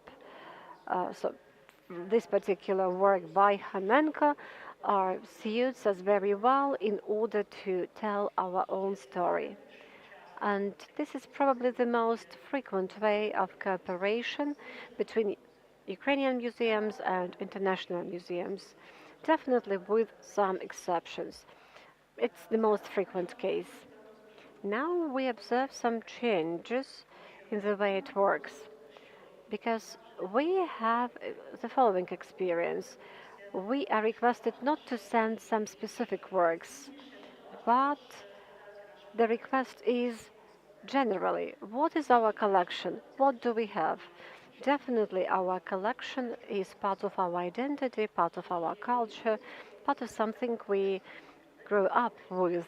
And it seems to me it's a good change of paradigm and a good change in the interaction with the museum, where we see the interest not in some separate works, but in the general collections. And I'm not talking about our museum or, for example, Mostecki Arsenal or something else. And this is really good change, as I have said. And this change operates on a deeper level. For example, when we present ourselves through our story, through our collections, through our narratives. And this visual representation is frequently more understandable than the discussion, than, for example, our calls show Ukrainian collections, show photos, show flags, show these photos with ruined buildings. This is definitely another part of the message which should be presented as well, but it seems to me this soft entry through the joint interest, through the so-called win-win story should be something we promote right now. Thank you, Yulia. You have mentioned this change of paradigm, change of cooperation with the Ukrainian art, and this is the marker of the change in attitude and understanding, because this gives us some hope that misunderstanding stage can be overcome. And once again, it resonates well with the previous discussion about understanding, about agency. And when you become aware of the fact that such changes do happen, it's really important. I would like to add, now it's difficult to analyze how many steps should be taken by us and how not to lose dynamics on this way, because usually such changes happen under the budgeting of our foreign partners. So the question is how we keep up these dynamics, and at the same time how we avoid oversaturation, but still how we promote this story at the level of joint culture. I think soft and persistently may be another name of our session on the international narratives and international cultural diplomacy. Please, Olena. While Volodymyr was talking and while Yulia was speaking, so what has happened to us and what process do we face now? I agree with Volodymyr that what we see now is disharmonization. But why did it happen? And I'll share my story with you. On the 23rd of February, just on the eve of the invasion, I participated in the Zoom discussion of the book by Taras Kuzel about the Russian-Ukrainian war. It was the international conference, and at the end there was a question to all the speakers. What should be done by the intellectual circles or by the politicians in Western countries in order to prevent this war or in order to resist the Russian aggression? And I had two ideas that actually were not original. One was that we needed more weapons, and the second one that we have to talk to the audiences and not to the experts. And it seems to me this is something that happened to us. This is the so-called populism in the good meaning of this word. Ukraine and Ukrainian voice managed to touch the broad audiences. And before, our common wisdom was, and I agree with it, that we had primarily talked to the professional community, engage them into cooperation. For example, the departments of the Slavic studies, or actually these were the departments of the Russian studies as it turned out, or for example, we should talk to the museums or some political organizations or academic institutions, because these professional communities produce knowledge. And what happened to us is something opposite. The very professional circles had to get to the public discourse, had to maintain this public discourse. And the public discourse was the way the war was perceived in many countries by the public.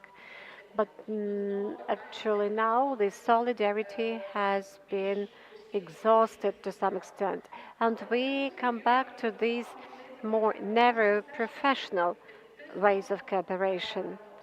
But under the circumstances of information pressure and public discourse pressure, these academic communities, which are rigid, which are quite conservative, for example, if we are talking about artists, this is a very conservative community, so they have already made their way and made some progress regarding their approach to Ukraine and to Eastern Europe.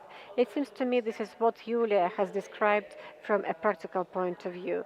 So we have some progress here, and now I will use the word to capitalize. So we actually have to capitalize on it. And I do mean capitalize in the positive meaning of this word. So I think that this wave of positive populism actually gave us some impetus, make ourselves heard, promoted Ukrainian issues in narrow professional community, but it is only some progress. And still we have to come back to this, and this is a challenging task. And again, this issue is described and discussed in different areas, but so far nobody understands how it can be done. What we need is the huge intellectual contribution of Ukraine. And the Ukrainians are a bit tired, and they have already contributed their resources. Actually, they have contributed everything they had. So it seems to me, if to use a metaphor, we have had a super sprint and now we start the marathon. And I guess that this is where the problem lies. Thank you, Olesia. You're actually already talking about the challenges which we have not started discussing yet. But while listening to you, when you mentioned the 23rd of February, I somehow recalled how we lived for this year and a half in the context of communication. And I've understood that we have trained ourselves quite well in strategic communication, in segmenting of the audience, communication in limited conditions. I think that we have already gained those skills. Let me ask Olena APCHEL, who is staying with us online. Olena, welcome. I'm really interested in your ideas about this Ukrainian progress in the context of external communications, both formal and informal, and very diverse, in the context of the narratives and messages we are working with and which we want to work for our sake and to capitalize it. I also want to have some impunity in using this word. So as the person who is on the one hand immersed into the Ukrainian culture and is creating it, but on the other hand is working more than all of us to the outside of Ukraine, what is your vision? Welcome to everyone. Well, first of all, I'm really happy that this congress is taking place. Thanks a lot for organizing it. Thank you for inviting me. Of course, I would like to be in person with you. At the beginning, I saw some people to the Zoom camera, but I didn't see their faces. I just saw some part of their bodies, and I didn't get this feeling of presence, and that's why I can hear my heart pulsating very quickly now, because I got very much concerned because of this sense of not being present there. But that is something I will cover later. And now let me talk about my institutional and personal experience, because it so happened that over a year I've been working as the director of one of the festivals in Berlin, which is one of the largest German-speaking festivals of Europe. And this year, thanks to the support of the Federal Agency of Political Education of Germany, we have managed to have a full-fledged program on behalf of Ukraine. And besides the art narrative, which is performance and exhibitions, we also managed to organize a number of public hearings, public discussions, and throughout the year, I've had tens or maybe even hundreds of talks with very diverse people, starting with the office clerks and up to the representatives of different institutions, because I had to be present at different events and undertake this responsibility, which I had not been ready for.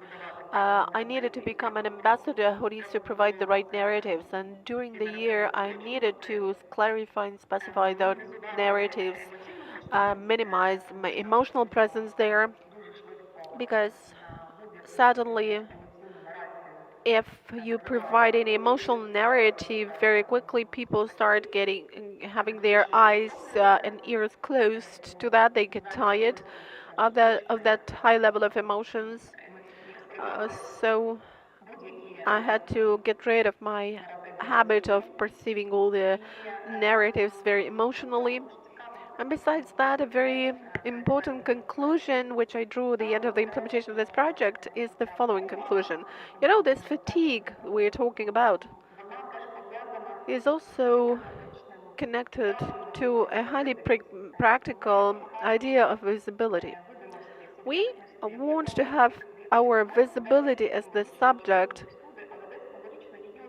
and symbolically we have got it somewhere in some places, but the next step, as I have come to understand from my communication with the partners, would be supposed to be the step towards combativeness, which means that in the first phase, we managed to show who we are, and people started better understand what we are talking about when we are talking about post-colonial processes, and they already understand that it's a kind of colonization of appropriation or of assimilation, and not colonialization by marine ways.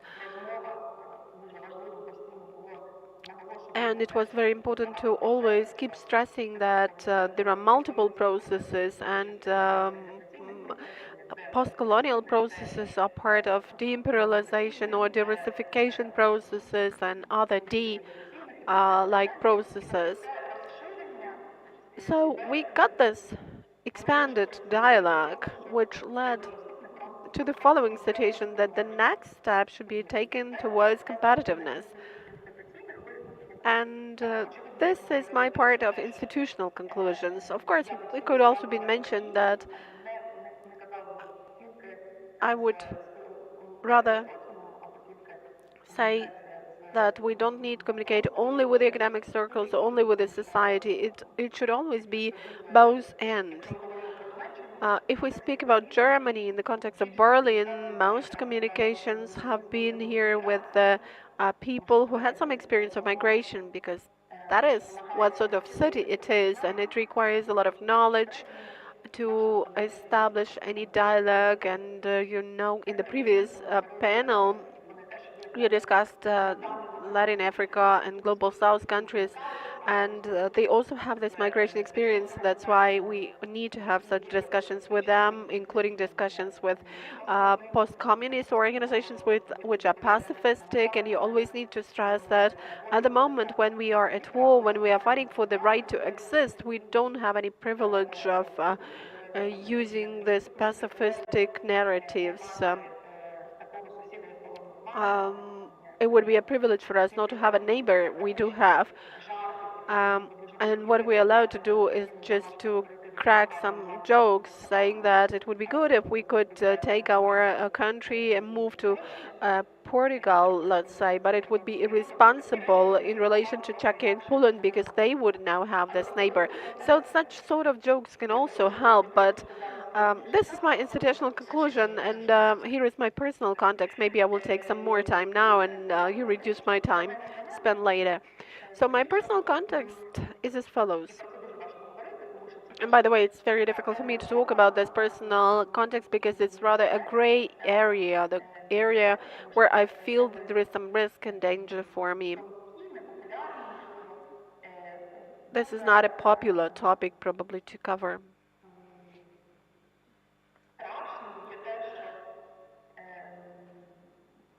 It's really bad and fearful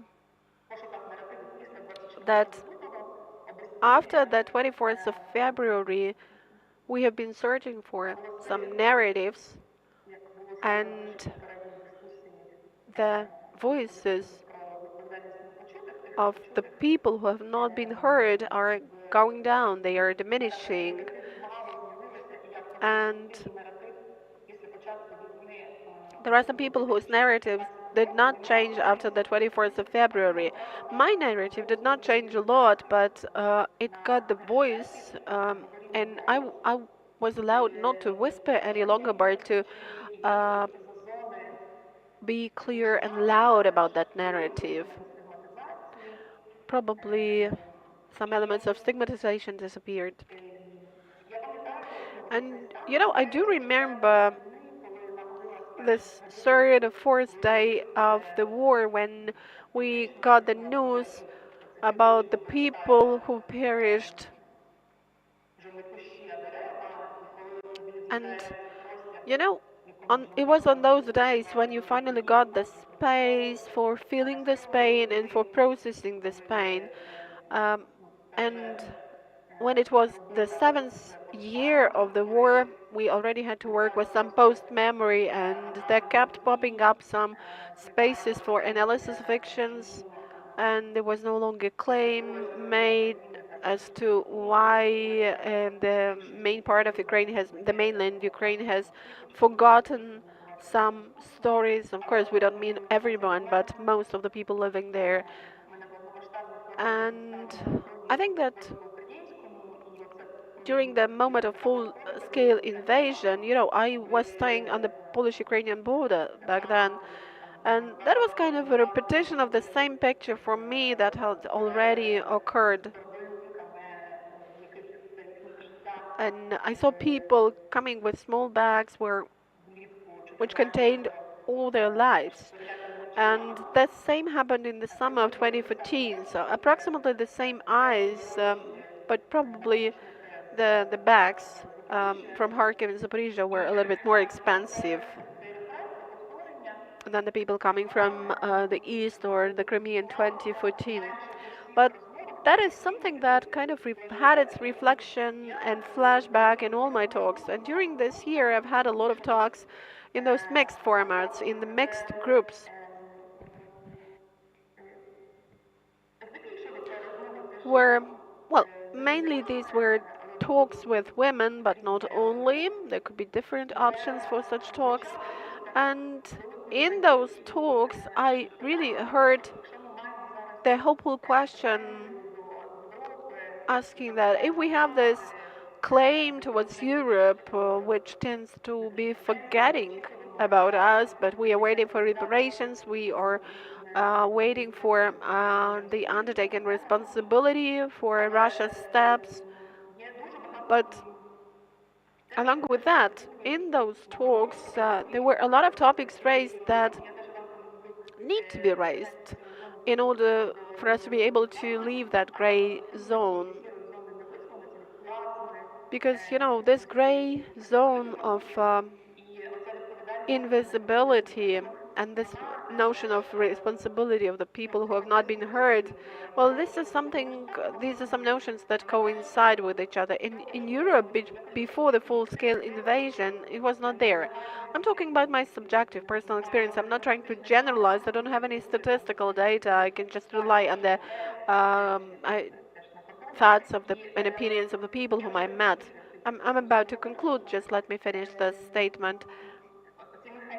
So those mechanisms that we are now finding finally to listen to the people who have not been heard, and this fatigue accumulation, that is something that already happened with us in 17, 18, in 2019 during the pandemic, when most people have got the experience of migration after the beginning of the war, had some opportunity for the first time over the 8 years of the war to really breathe fresh air, to do some morning activities, because that was the common pause time, and people with the experience of internal migration, the ones I know and I myself, were accepted for the first time. We had a chance to stay in that morning.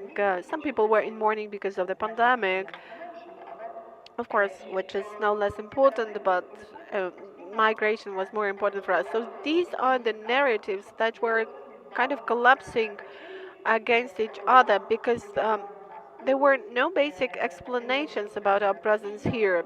Well, there were narratives like Ukraine is not Russia, let's take history, let's take the post-colonization processes,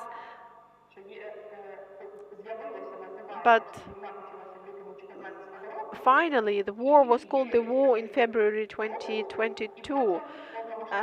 So there was the war in February 2014, then a sudden gap, and then the full-scale invasion. So I think that this is where the space for us to work, because there are a lot of people who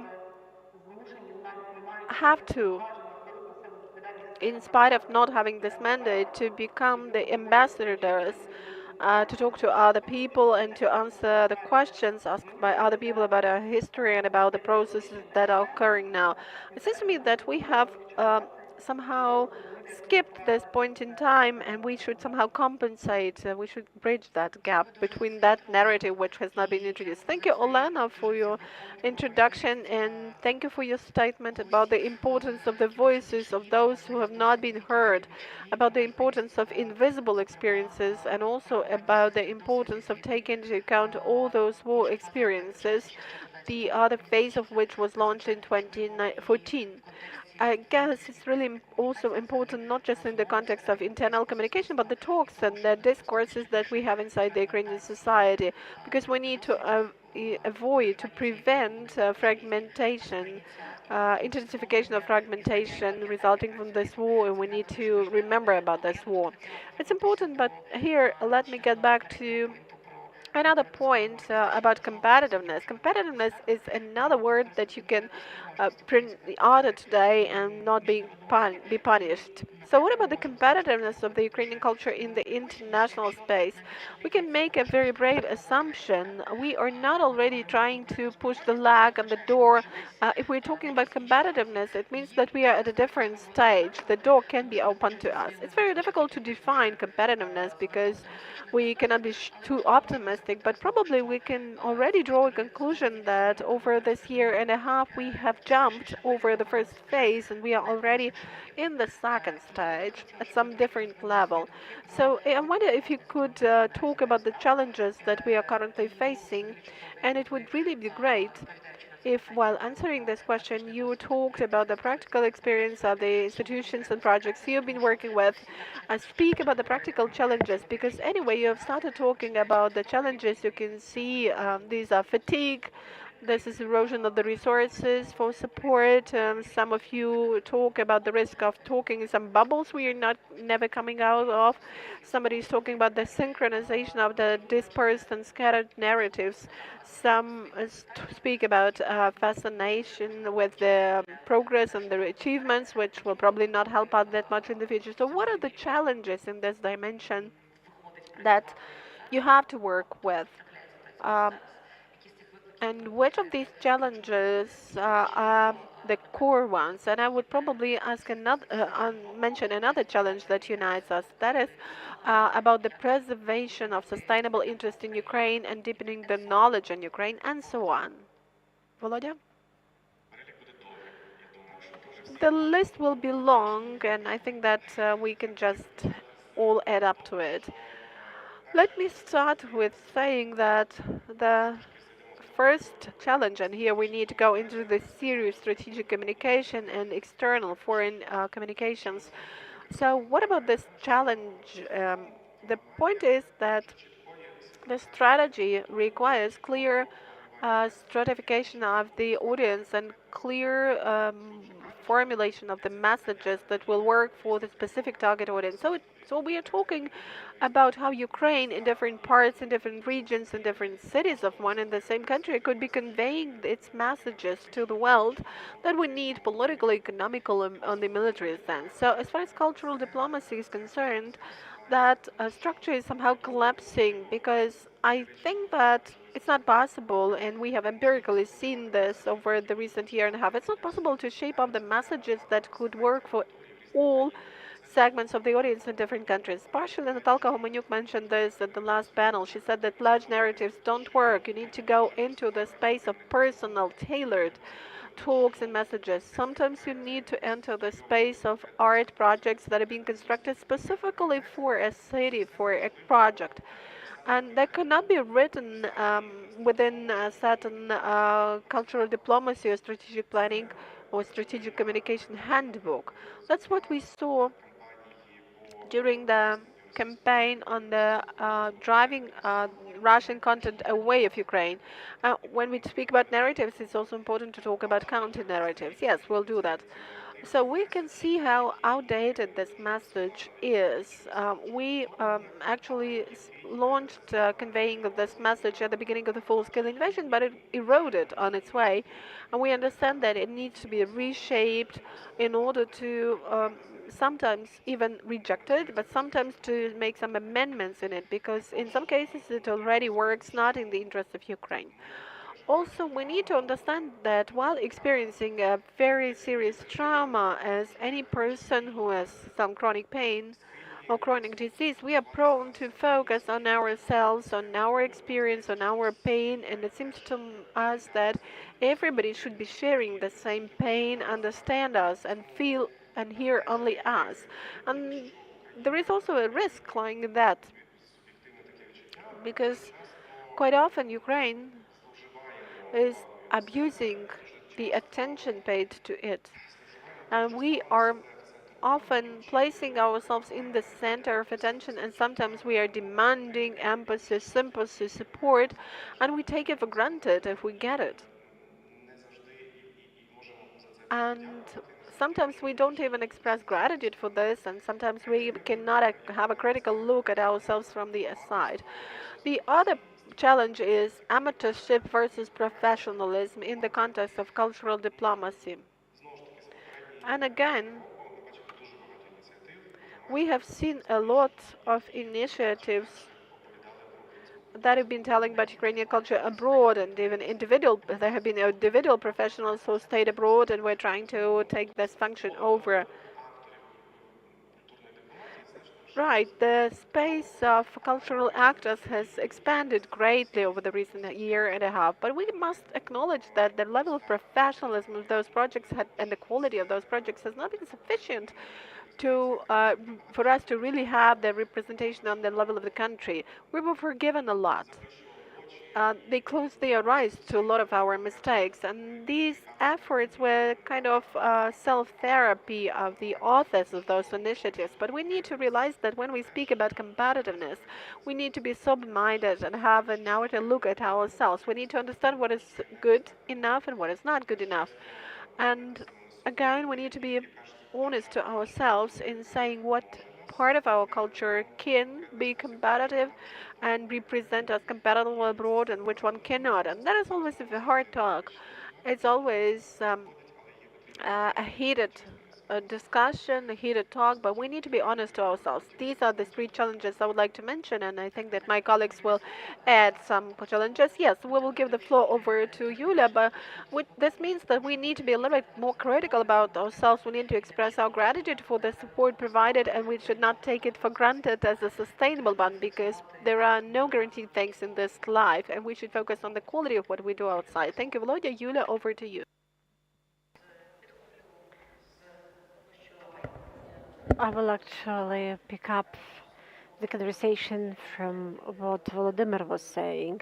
The quality of the project sometimes is not good enough, and the projects are not interesting enough.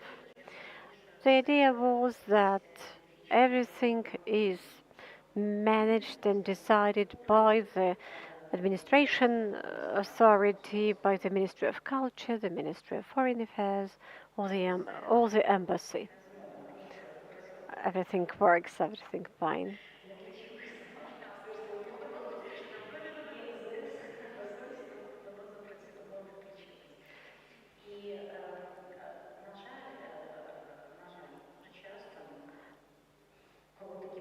Unfortunately,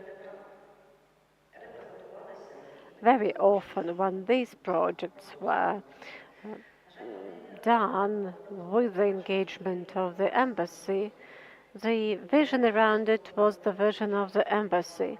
And unfortunately, the embassy did not often communicate with the professional institutions here in Ukraine in order to understand how this cooperation may be built at some other levels. And sometimes the very embassy created some communication problems. When the museum cooperates with the museum, it's quite natural. The curators agree about something, develop the project, etc. But then the embassy comes to the museum and says, you have to organize a project with Ukraine, with our museums. It seems to me the reaction will be obvious because, well, nobody is obliged to do it. And it means that within the country we have to ensure this mutual trust to one another, and the same is about the embassy. And we are also talking about the point that probably professional institutions also do not know well the cultural policy, and they have to seek for the keys. Another point about lack of harmonization and the width of approach. We are trying to perform many tasks, and we are trying to encompass as much as possible.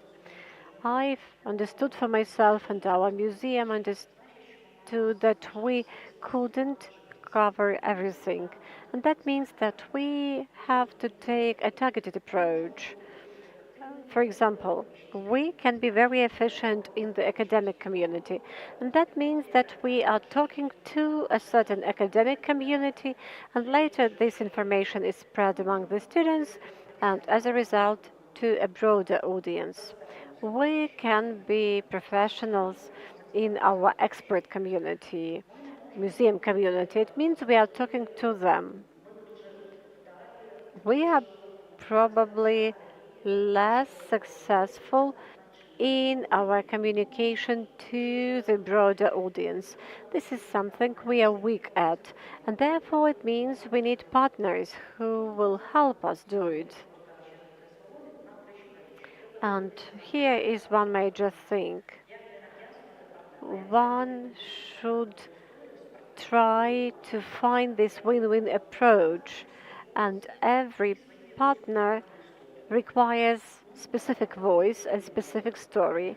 Yes, you have to think about it. Yes, you have to apply your professional sensitivity, and this is what Olesia was talking about. Respect to the agency of the other, if we are talking about the embassy, and actually you are supposed to believe in your own agency and underline it. And everything is possible, but you probably cannot do it with 20 projects a year. Probably we have to agree within the country that these institutions are doing this, some other institutions are doing that. So shall we consolidate our efforts? Well, there are some institutions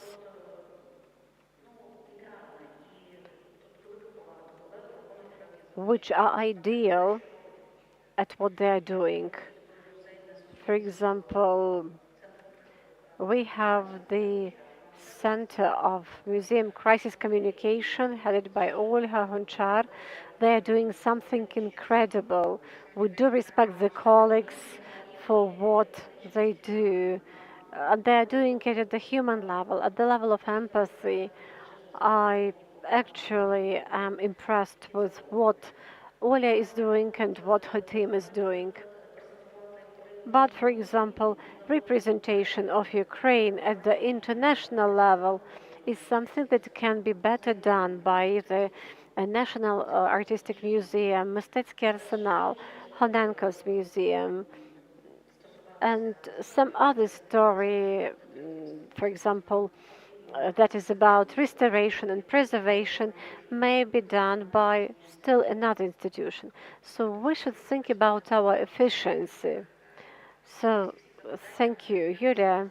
In all the questions, we hear the topic that being aware of the limit of our resources and understanding our competences, we have to consolidate with our colleagues and just take our niches regarding the international tasks.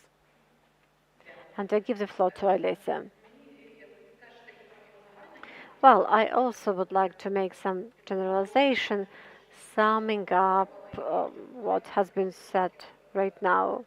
If, for example, since 1991, Ukrainian cultural community had to deal with something that can be described a sort of a generalized international community, just to put it simple. So we dealt with something that can be described as active indifference, and all our efforts were aimed at overcoming this active indifference. Do you remember we were talking about lack of efforts in the area of cultural diplomacy? But again, it was a bit utopic idea. You cannot make somebody interested who lacks this interest. The situation has changed, and we, as the community, has taken lots of efforts in this way, but still we didn't take efforts in some other areas. So probably certain things just probably were not possible. So we managed to overcome this act of indifference. And then Alana called it demonstrating competitiveness. And I would probably say that we have to show some surface professional life. There should be something very deep, very interesting, very professional here in Ukraine, something that we can share at the international arena. And in order to have this something deep and intellectual, we need certain serious institutions, because this is the area where this deep is produced. And this is the universities, the Academy of Sciences, the museums, etc. And these institutions are very weak because throughout the previous 30 years they have been very bad employers, and it was very difficult to engage the talented, the gifted ones into these institutions. And these gifted actually were supposed to create these deep, these intellectual things, etc. I remember the conversation which took place about 15 years ago, that when the Soviet Union collapsed, we'll find some treasures of writers, some manuscripts, etc. It was not the case. And now we are in approximately the same situation. So when I'm thinking about this as a practitioner, what does it mean for us? It means that the institutions come into play and the opportunities for them to work. Lots of practical things also are important. Our institutional potential or institutional capacity has been arrested. This is a very good English word to describe it.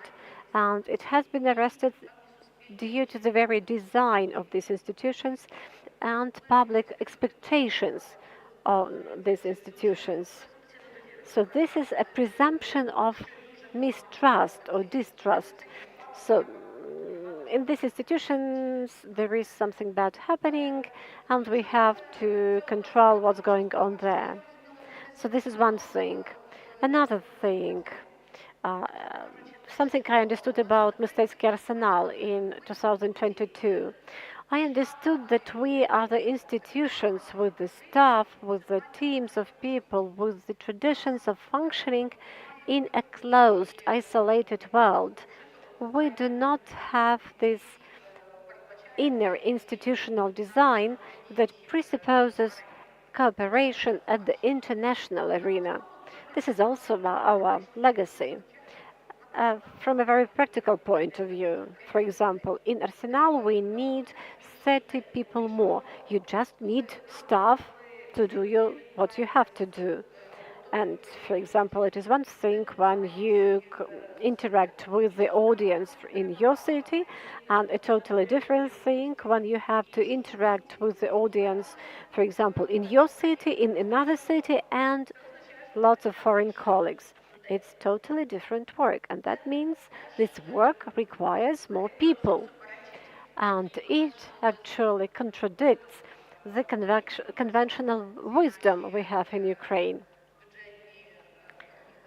that our budget organizations and the number of people working there are very big, and we have to actually make people redundant.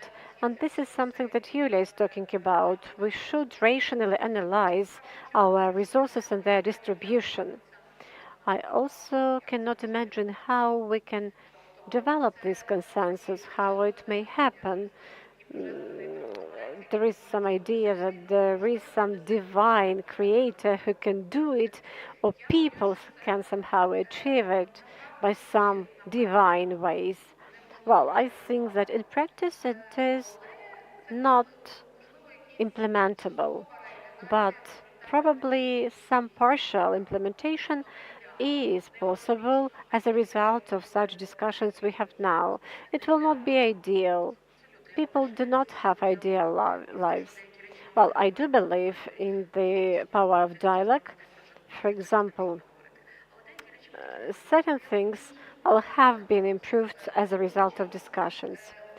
At the same time, we do not have a special museum for modern art, but if we take a realistic view at the recent 2 years, this is the most productive potential time for modern art, because all the institutions that work with art are now working with the modern art. I do not remember more active engagement into modern art. So this is the very life that actually that influenced this situation.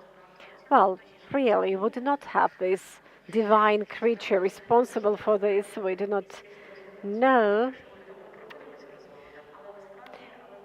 But actually, we have the internal agreement, and these functions are performed in some areas. We really have had the inner agreement that the biggest assistance to museums, for example, the trucks with packaging materials and all this stuff, at the beginning of the war came to the historical museum because of some resources, and then there was some distribution of these resources. And this is probably a single example, but at the same time we understand that not every museum should be a warehouse of packaging materials for the museums. In the same way, we should not all be the agents of cultural diplomacy. We should not all be the just premises for collections. So I think we can actually have different competences. Well, sometimes really life under not very ideal circumstances uh, makes something happen, particularly something that is requested. Thank you, dear colleagues, for mentioning a number of challenges. Still, some challenges have not been mentioned, and I think that our life will make us agree about something, consolidate our efforts due to the lack of different resources, due to lack of professionals. I think still will be able to form more consolidated system. I would like to give the floor to Olena. Probably she would like to add something about challenges.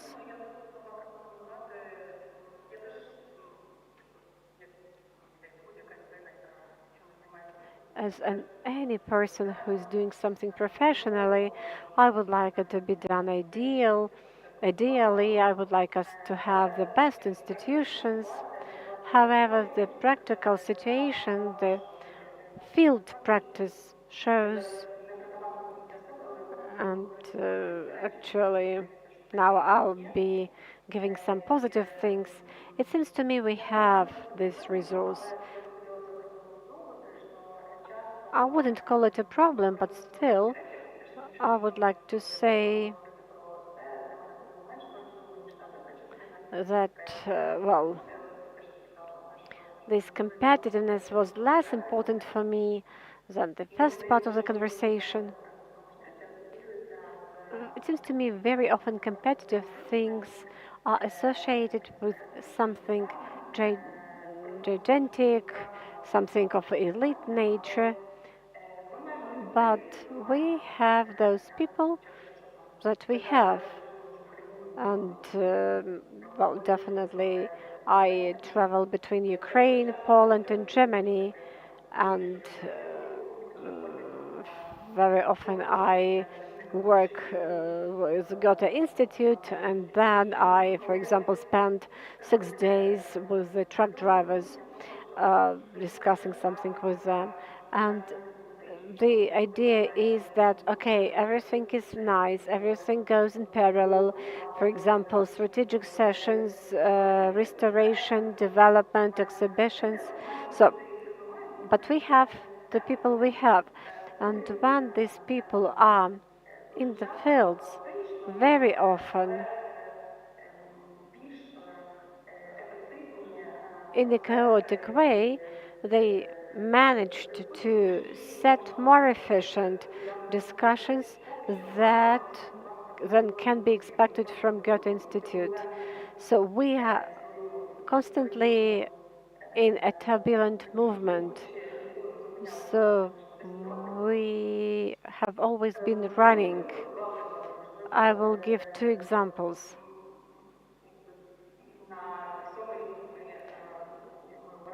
On the 7th year of war, my colleague and I compiled a dictionary of war, and we were trying to talk to people who were the internally displaced people, first of all in Ukraine, and then went to Europe. And these were the people from Luhansk and Donetsk region, as well as people from the Crimea. And there were also people staying in Warsaw. These were labor migrants, particularly in some rural areas. So these were very nice meetings with very warm and nice atmosphere. And during these meetings, people could share some cultural things, some books, some photos, some stories about multi-cultural approaches, multinational approach, and people also discussed the silenced topic of Gagauzi in Bessarabia, so all this stuff. And these things happened within this small group. And actually, now, 1 month ago, I had an improvised situation at one of the Greek festivals in Athens. Um, just among the international curators, we started talking about the fact that post-colonial conditions for the Greek people is also some painful topic. Post-colonial conditions with Britain, with France, because all the achievements of their culture are in the Louvre, in the British National Museum, and logically they have to process their post-colonial dependencies, understanding that, for example, there in London and in Paris, they know better what should be done. So we shared these ideas with our colleagues from France, Britain, and Germany, and we started thinking what can be like between us in terms of cooperation, and there was this narrow circle of Greek intellectuals, and I just shared some ideas about my Greek origin, and during those 3 days we have designed the strategy of potential museum cooperation, which has not been planned.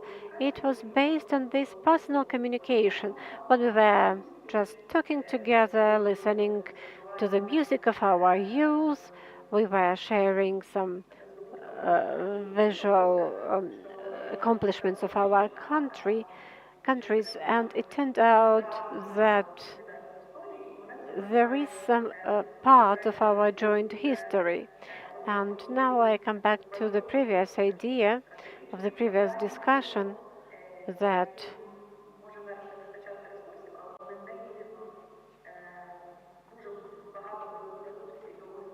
I think probably now we do not have lots of resources, but if we have them, they will give us a lot in these field works. This is the idea of being grateful.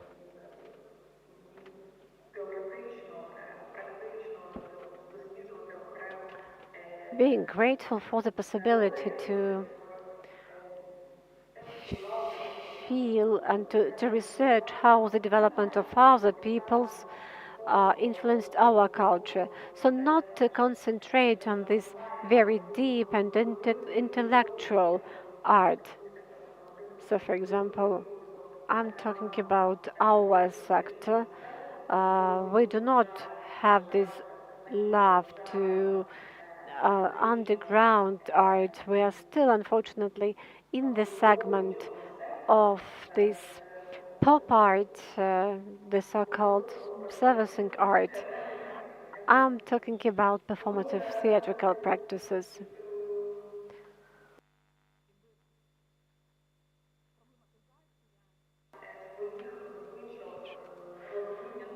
And understanding what is good, what is competitive, is also something we need.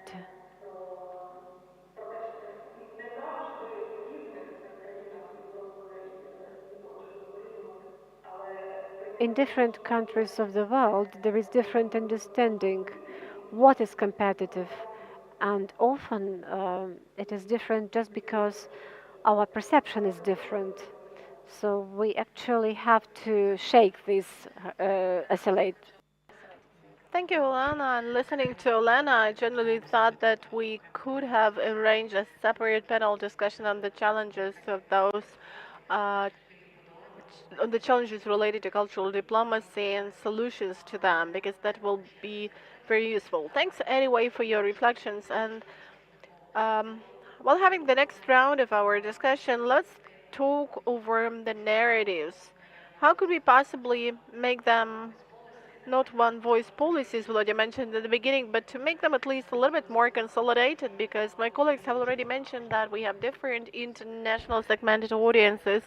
They can be divided into sub audiences, and that's why these narratives can also be fragmented and they are scattered, dispersed, and sometimes we face the challenge that we just lack pens to bring in those narratives in an adequate way with due account of all the circumstances and of the context.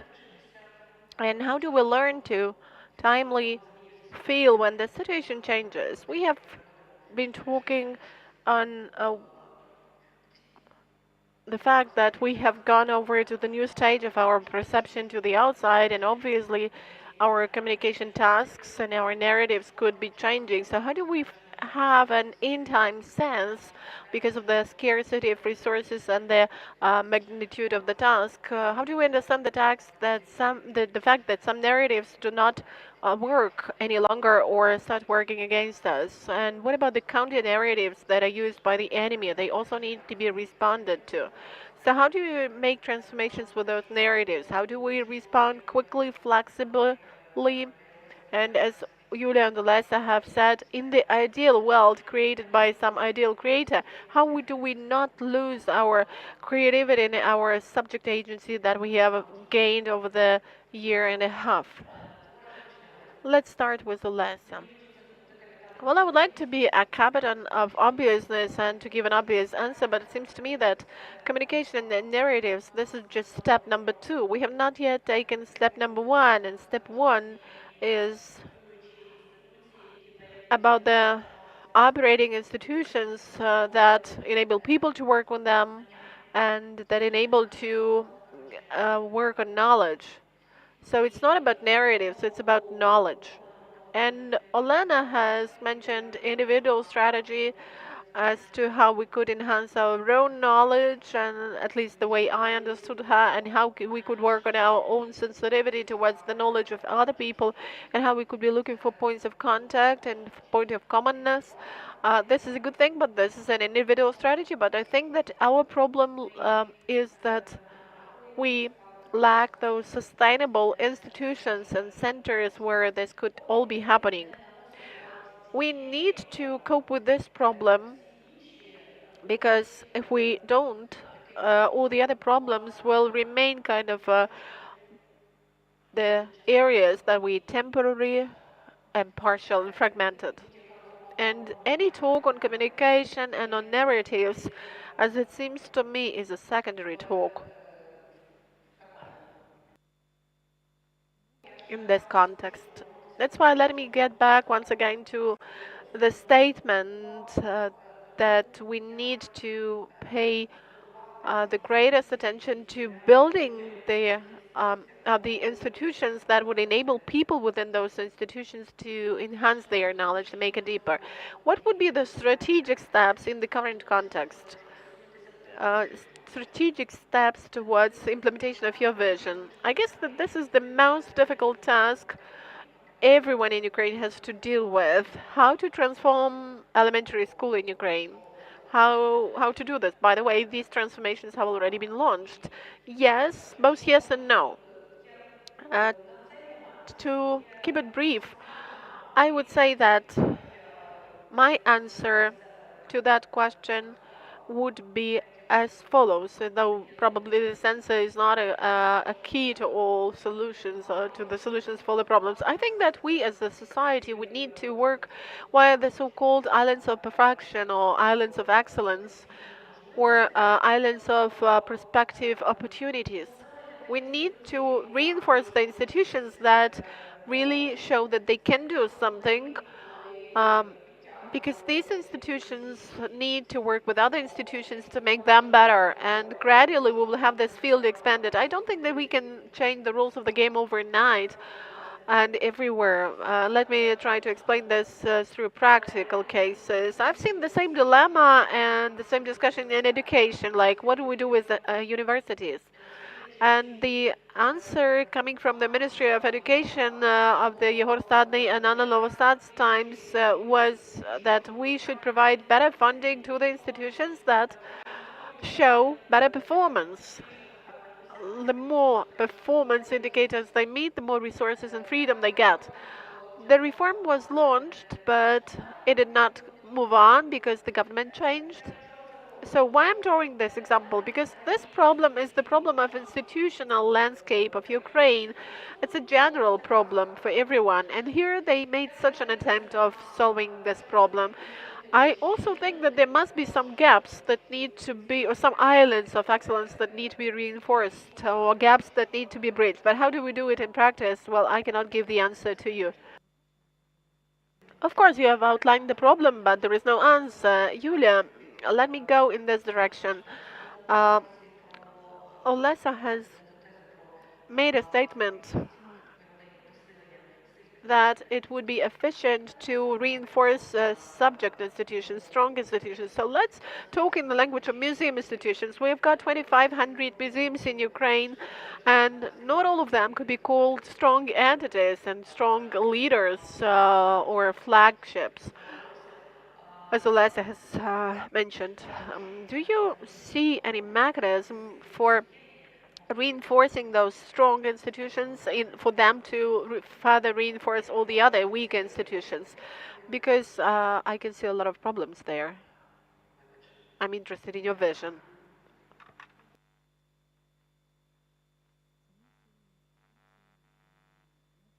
Well, strong institutions as such will not be able to reinforce other museum institutions that are weaker. They could be kind of pilots, flag ships. They could be kind of training platforms. They could share their experience and capacities they've got the way one of the programs did. That was the program in Art Arsenal, when we invited the staff from different parts of Ukraine to have internship within the Art Arsenal.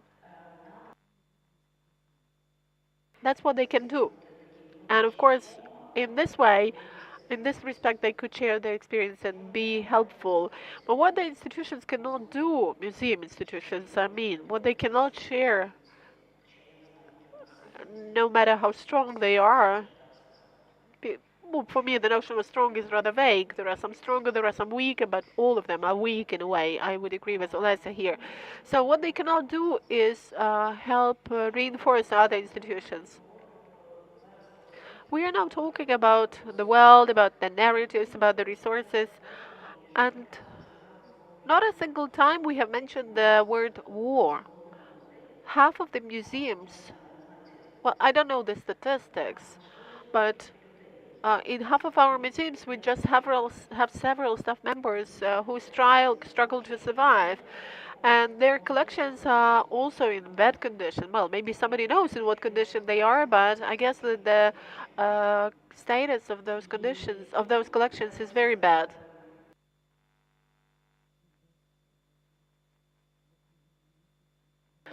So, without some mythical or non-mythical state government bodies, nothing will happen.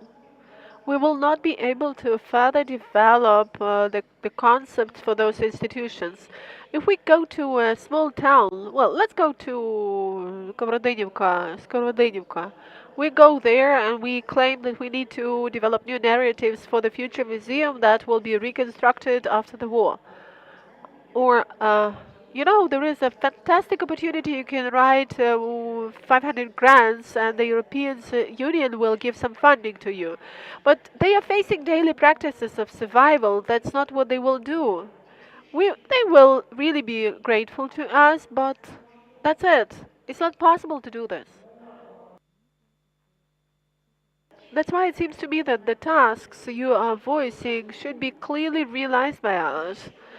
There are some institutions and there are some people who just physically need to be rescued. We're not talking about their narratives. We're not talking about what kind of people and what kind of narratives they will be. We just need to rescue them physically because people are struggling to survive. We are at war.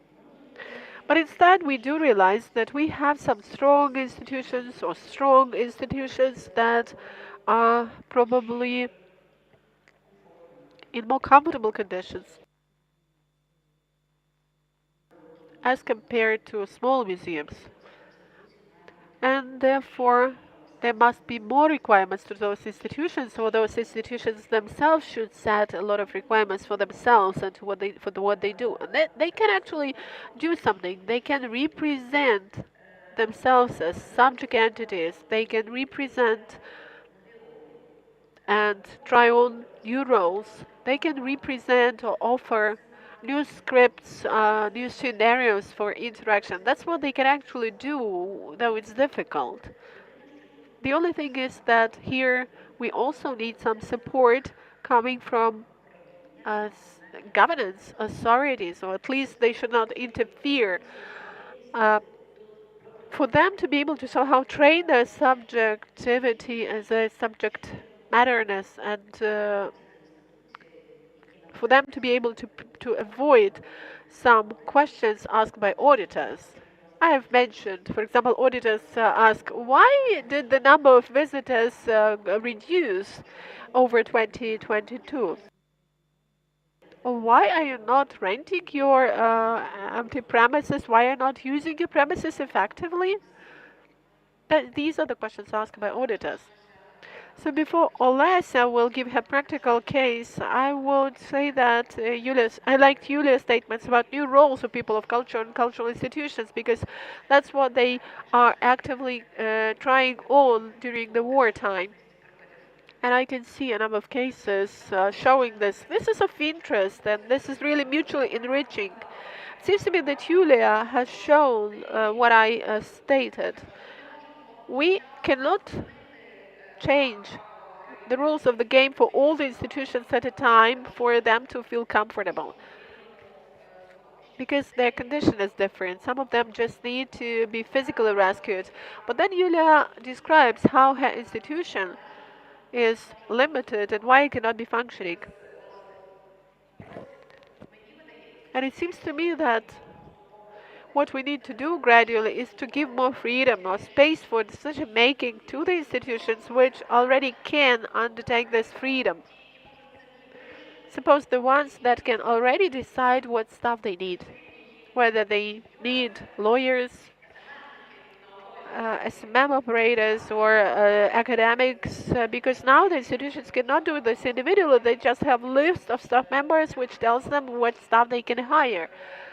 Well, the only thing you can do some camouflage, disguising, and mask some staff members and the others. That's what we need to do to reinforce those institutions and to give them more chances for decision making where it's possible.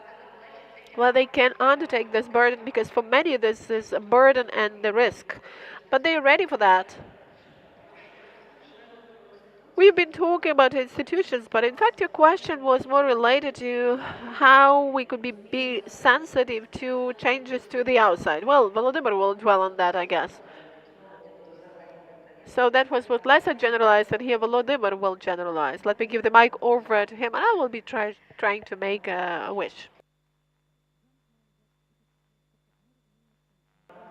We realized that we need to pay scrupulous attention to the personal level. We need to read a lot. We need to do some intellectual work. And we need to do it all the time on an ongoing basis. But there is also another level behind that, because we realized that we have some staff members, some colleagues who, for some reasons, either on a temporary or not on a temporary basis, are staying abroad. These are our friends, our colleagues, our staff members who used to work with us. These are the people from our area of work. And I think that within those tasks, we should be more active. We should listen to them, and we should give them tasks. Yes, that's what we should do. We should give tasks to the people who are working in the field, who can be more sensitive and who could probably have different optics of viewing what is happening in the countries where they stay. Yes, I like practical cases, so let me recall another case. Olesia OSTROVSKA-LIUTA, as a staff member, as the representative of the Ukrainian Institute, was engaged last year in October in the organizing of a number of events representing Ukrainian speakers in different cultural interactional initiatives in Paris. she was very sensitive, and she understood that suppose a philosopher from Ukraine comes, he should have a speech not in the Ukrainian embassy but in Sorbonne, and then it becomes clear to everyone who is coming, and the audience gathers there, the right audience gathers there. If we have museum staff from Ukraine, they should be gathered together with the museum workers from other countries, not in the Ukrainian house or in the cultural center of Ukraine, but it should be in the Palais de Louvre, in the School of Louvre. That's where it should take place. Then it will be marked in the adequate way. So we need to understand this. We need to be sensitive to that, sensitive to the audience and to the speakers. It's true that we don't have people with such a sensitive attitude as Olha Sahaidak in many countries, but anyway, that's how great presentations are delivered. And suppose the Hananko Museum project with Louvre occurred because then we got acquainted, we heard each other. Well, then we were attentive to each other, we got the idea. But that was a very precise interaction, precise work. So those colleagues of ours who are now staying in other countries need to be listened to, and they need to be given tasks. We need to ask them for their attention. And here is the last but not the least, the third point. We need to be very attentive to what the embassies do. We need to listen to the people who have got expertise in the international field, like the Ukrainian Institute, politicians, and we need to listen to them in order to understand what kind of conditions we have there and what the discussions are about. That is kind of a mutual partnership attention or a partnership solidarity that will help us feel the situation, feel the environment, and work in the most expedient directions in which our partners keep moving in the West. Thank you, Yulia. I also think that the example of cooperation of Olha Sahaidak with the Paris representation of the Ukrainian Institute that will soon, I guess, be established as a branch, as a representative office officially, is a very good example. And the director of Ukrainian Institute, here he is. So let me give the floor to this person and let this person talk about the transformation of narratives.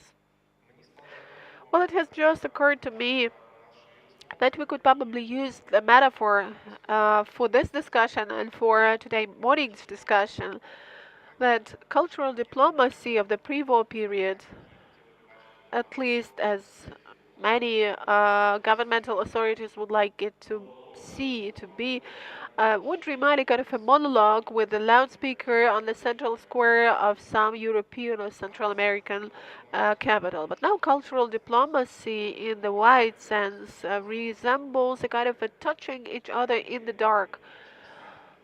And this is between Ukraine and other countries of the world, even those countries that would seem to be very familiar for us, like Poland.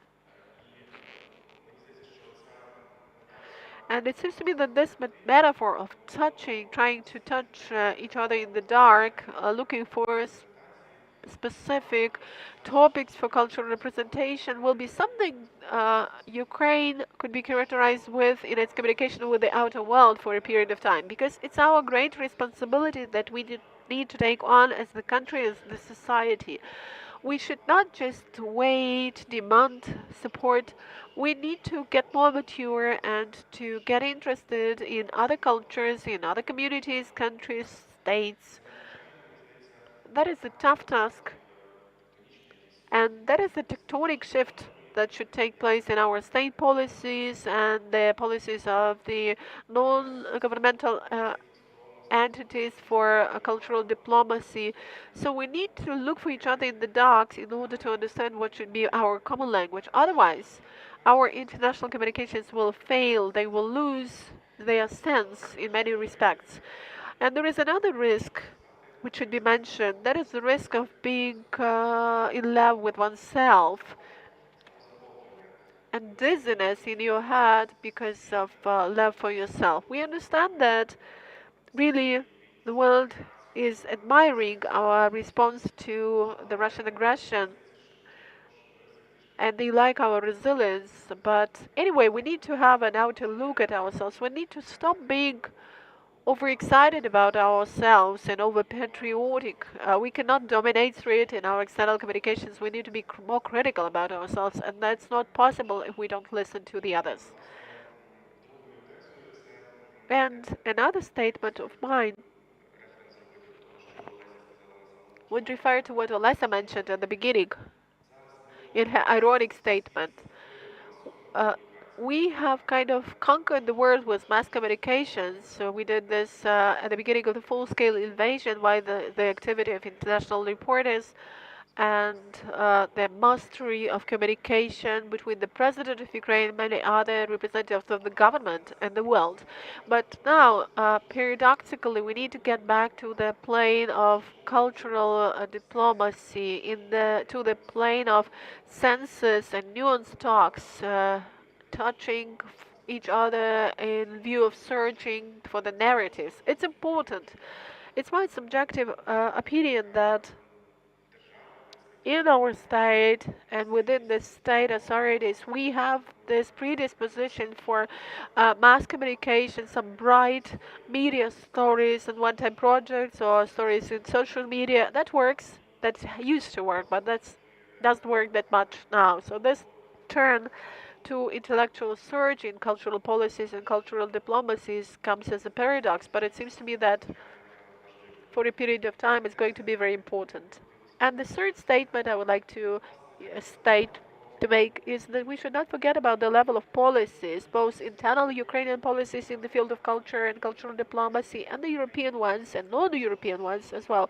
And particularly yesterday, that was the subject of discussion at the closed door here at the Congress. We were talking about the prospect for funding and the resource support of the Ukrainian culture in the context of post-war recovery. We need to synchronize our effort concerning the post-war recovery.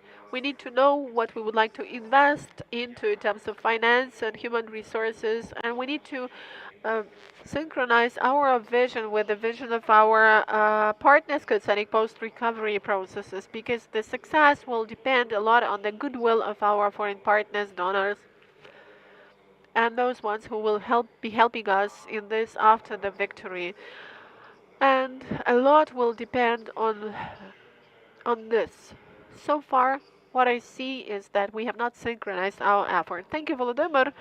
A lot of interesting things mentioned, and in particular, thank you for your statement about the relevance of this nuanced intellectual search, or precise talk, as Yulia has called it. It's really that much important, and your speech could be a good final speech for our panel. But let me give the floor to Olena APCHEL. But just try to be brief for us to still tackle a couple of questions from the room, because lunch is waiting for us. Thank you very much. I probably will not conclude, but to add to what has been said, I think we'll be empowered with the understanding of what has been done for the previous 8 years of war and for the last 1.5 years of full-scale invasion. So we have to do a sort of an audit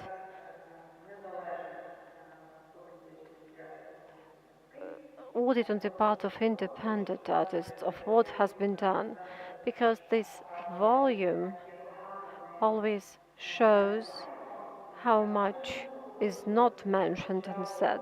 I fully agree with what has been mentioned about the institutions we need, about the things we have to develop. Probably I would, in some other discussions, concentrate on these issues. But now I do not represent your elite bubble circle, but even during this discussion, I understand that, well, it's still a bubble and it is an isolated bubble, and I was thinking what we can do about it. But I will promote still non-institutional projects. There were hundreds and thousands of them during this year, during the previous 9 years of war, and probably I would wish all of us, and to keep my fingers crossed, that at least some institution or institutions take on this responsibility for this audit, because the ethics of memory and absence of memory is a bit lame with us.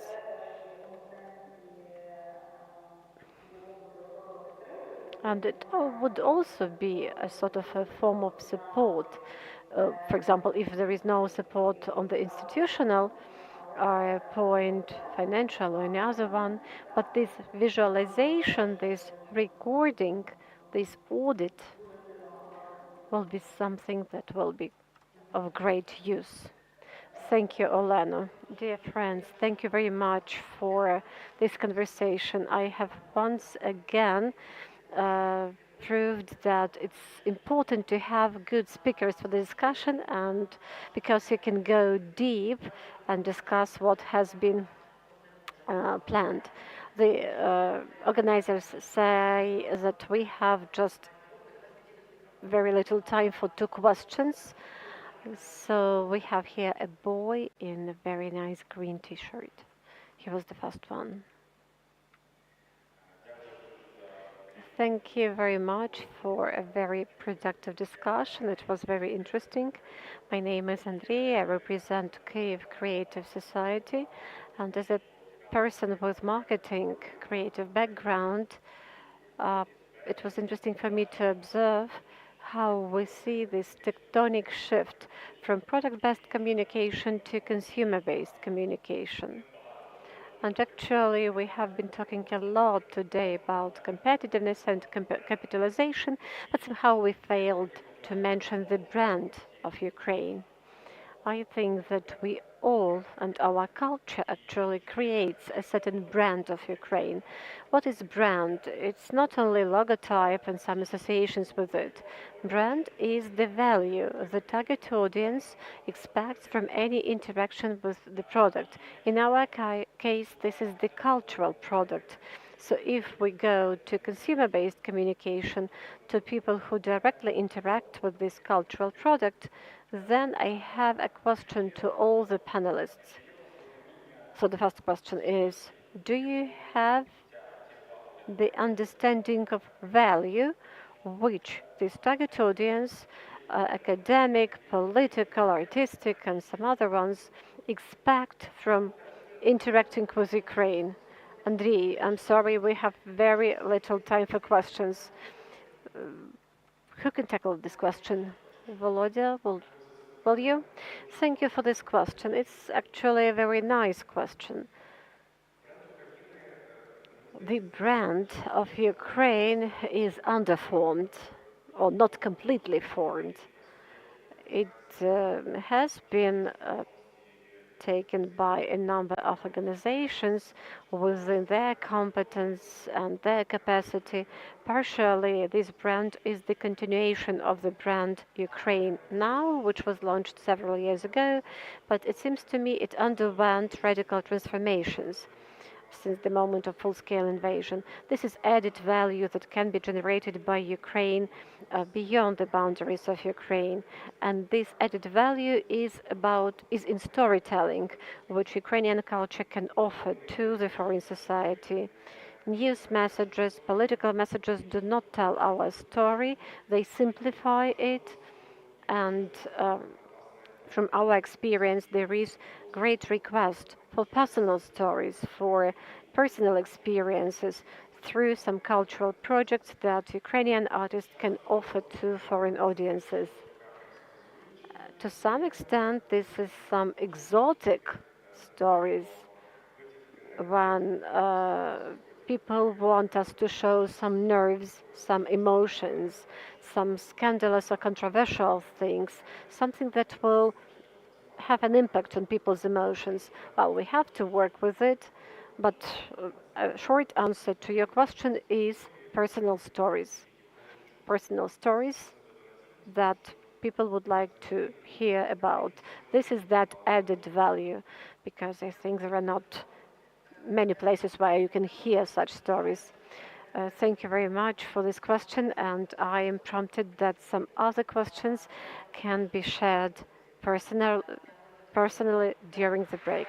Thank you for attention. Thank you, dear panelists, for your presentations. Dear friends, now it's 2 o'clock. So at 2:50 we meet in this room. This is the first point. And the second point, during the first day we announced the letter in support of Yuliia Fedov, and our colleagues wanted me to remind you that you can sign it either here or in social media. And our third panel would be slightly different and will actually need your active participation. So please, because the third panel will be a chance for you to participate.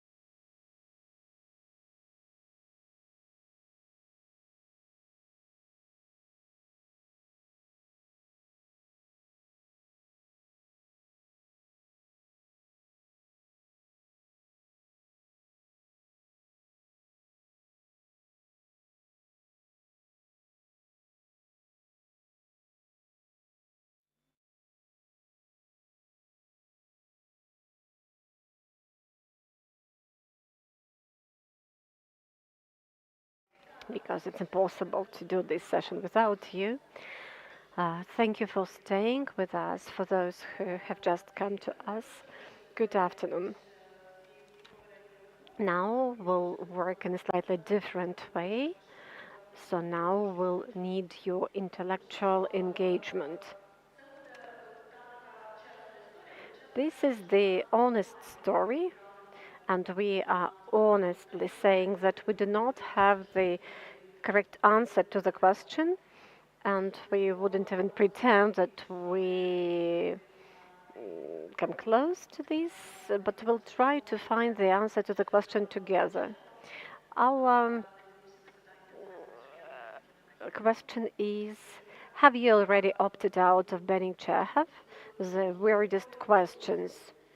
Here we have a circle of fellow thinkers, like-minded people, and we are more or less ready to the questions which will be posed here. And even some of the questions will be unexpected. Still, we are within one context. We should not start answering the question from the very beginning. It's a bit easier for us when we have our inner circle.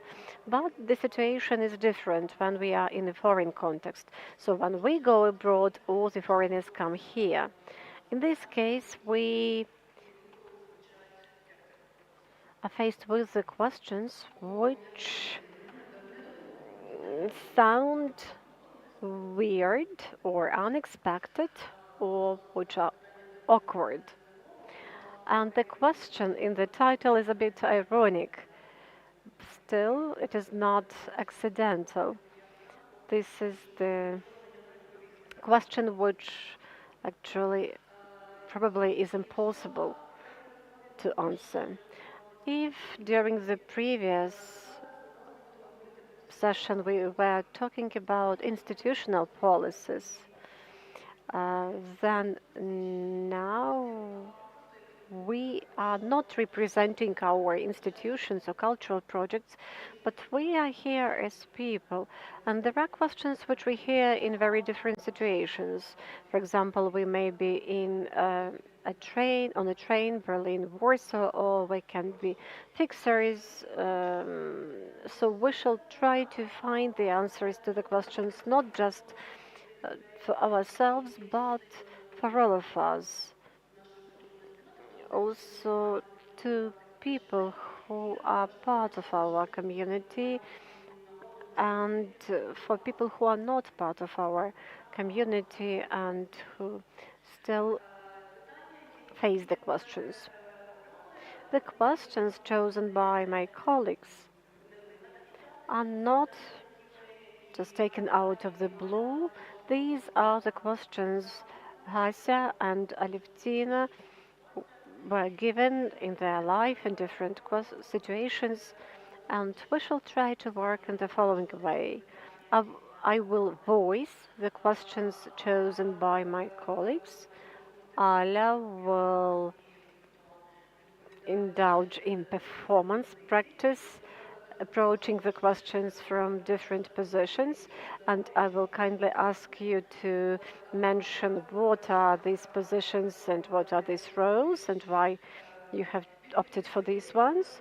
Haska will try to play the role of Haska, while I was also thinking about some performance, because here we are in this audience, among this audience in this room, and probably the very audience knows what I know.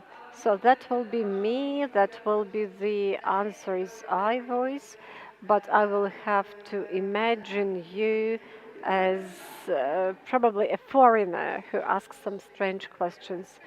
Today you have been called a piano, so you will sound as if you were a piano. So probably the audience, you may give your answers. They may be more targeted, will be slightly better. Or probably you may provide your comment that, for example, saying that it doesn't work like this or it's even dangerous. Alevtina, could you please mention three roles you are going to perform today. Good afternoon.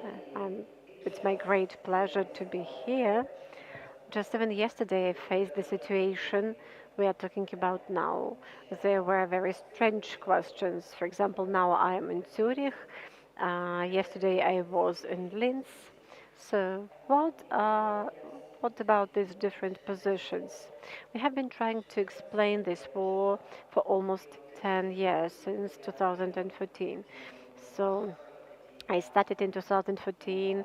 It was difficult for me. I was trying to talk about this war abroad and even in Ukraine. And even in Ukraine, I couldn't do it the way I wanted, through the story of my mom, through the stories of my school friends. And sometime after, I understood that you are trusted more, or people listen to you more when you are distanced, when you are at a distance, when you use humor and when you act. And actually, the very act gives way for these three positions. So I thought that one political question may be answered in a different way. For example, as a gardener, as a mediator, and as a tourist, as a fighter. So actually there are four positions, four roles, and there may be even more of them. And it is interesting that the answers to these very same political questions may be different. And sometimes I say that this is the way the political truth is born. If I have to explain who the fighter is the one who fights, the one who speaks through his or her experience, felt through some bodily sensations. A fighter is someone who is not politically, who does not believe in political correctness. And now in Ukraine, this is a military person who is on the battlefield. A tourist, on the one hand, is a superficial person, but on the other hand, this person has a totally objective view, an external view. It's like a view of a cameraman, a very honest one. Mediator, we are all trying to be mediators. And a gardener, also a very interesting position. We'll see what I put into the position of a gardener. It's something between something natural and something practical. Haska, could you please tell us the context of the first question? The first question has very interesting context. This was the report of Creative Europe about the condition of the publishing industry in Ukraine. It was an impeccable report.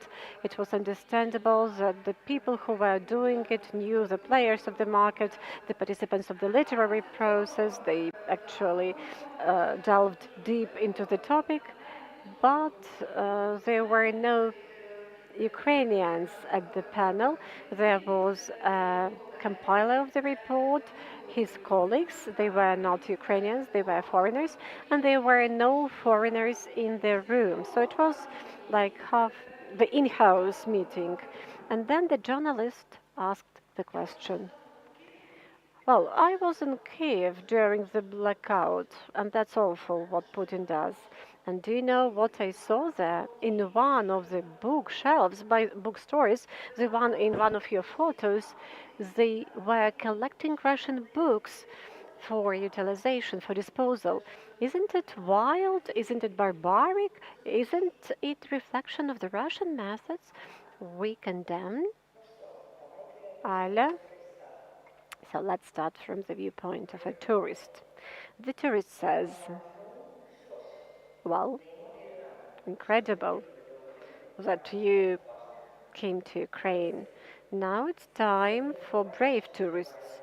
You won't be able to see at a the distance what is happening to books in Ukraine. For example, I see the following things. Somebody takes the Russian books and puts them on the shelf in such a way that you do not see the name. Somebody is burning them in the chimneys just because it's necessary to get some heat, and somebody is nurturing them. So let's share our impressions. There are lots of things happening to Russian books in Ukraine. A fighter. A fighter says like this. I'm very sorry I'm not there. I will put the hands like on my hips. So the fighter says, I'm fighting for the bookstores to exist. And what would the gardener say? A gardener would say, yes, I understand the feelings of plants. And the plants are always against any bookstores, any books, because you know the trees are made of timber. And on the other hand, it's good that the books are given to disposal. It means there will be less trees cut. So I would probably keep the Russian book about gardening, but it's very outdated because they are talking about the fact that some poisonous, some weeds are useful because they are good for cows. What would the Haska SHYYAN say? Well, I raised my hand, but then decided to actually put my head down, but it was too late. I would start from something very basic. This is not the actions of Putin. This is Russia and its people. Well, you have been traveling a lot, you know the region. Do you imagine how the average library, home library looks like from Kazakhstan to Lithuania? What does it mean? It's not Putin who is doing it, it's Putin who is doing it. Well, the question was about books, so I'm talking about the question related to books. The books that were published in the USSR well, have been undergoing very strict censorship, and there was some set of books which were present in many libraries because it was prestigious to have some library, and it was actually important to stress that people were reading. And among the books that were on our bookshelves, there were books by Lenin, but there were some encyclopedias on gardening, on many other things, on just some home crafts about healthy diet. There were lots of translations of from foreign literature, and they were mainly translated into Russian. And definitely also there were books of Russian authors. And this is the first proof that the book in Russian does not cannot be equalized to the Russian book. I know what you're talking about. I saw the same bookstore, and it was one of the campaigns. It was about recycling and upcycling of the things we would like to get rid of. And there are many reasons why we would try to get rid of the Russian books. For many people, the Russian language now is a trigger, and they feel uncomfortable reading those books in Russian, particularly when we are talking about the foreign classical authors, which are now translated into Ukrainian. Definitely, we are talking about the book as an object that cannot be ruined. Well, my daughter goes to the Belgian school, and for Christmas they were making angels from the books. Well, so my child brought an angel from a paper book, and probably That was the book of some Belgian man who donated it to the school library. So talking about this particular case, it was a pure environmental case. Also, there was Bulgakov who said that manuscripts cannot be burned, and he was Russophile. So whatever we do to the books, still this cultural product exists and we won't be able to get rid of it. So we understand that we have to analyze it, we have to review the Russian literature, we have to think it over, we have to explain colonialism through it, and it should remain part of global literary process, but as many other global literatures, it should be reviewed from a political context. And undertaking the same role as you had, I would like to tell about my own case. I was looking through the Russian books I've got in my book cabinet, and I put some Russian books which are of certain value. Well, I put them on the highest shelf because I didn't want my children and grandchildren to reach them and to cause some neurosis with them. You know, Olesia has just written a text, a very good text about three canonical books of Russian literature. It was about Momo, Lolita, and punishment, crime and punishment, and probably somebody will analyze all of them, but it will not be me. But all the other books are just in a box, and I don't know what to do with them because I cannot throw it away as litter, but I can also not give it to a library because I don't think that libraries in Kharkiv need books of Russian authors or in the Russian language. But as I already mentioned, we don't have any single illusion that we've got full-fledged answers to all those questions are relevant. That's why we are urging you to think it over what your answer to the question would be. And we have Andrei with the microphone in the room, so in case you're ready to give your answer, please raise your hand and just try to tackle this issue.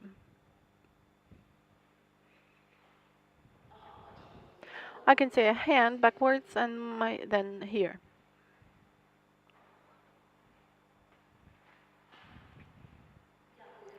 Thank you. You have not talked about the role of the businessman because any bookstore or bookshop is a small business anyway. And I'm now publishing my own book, Legends of Water, in the US. I'm in the process. I'm going to conclude a contract with the publishing house. I have actually concluded a contract with the publishing house, and in that contract there was an item saying that you need to sign that you will have the so-called recall, which means that if your book is published, it goes across the network of stores, but it is not sold within a year. You need to take those copies of books back, and you're responsible for that process because this is kind of self-publication, so this means that the financial burden will lie on you. This means that every bookshop is already thinking a year before what will happen to the books that will not be popular and that will need to be taken away, removed from the market.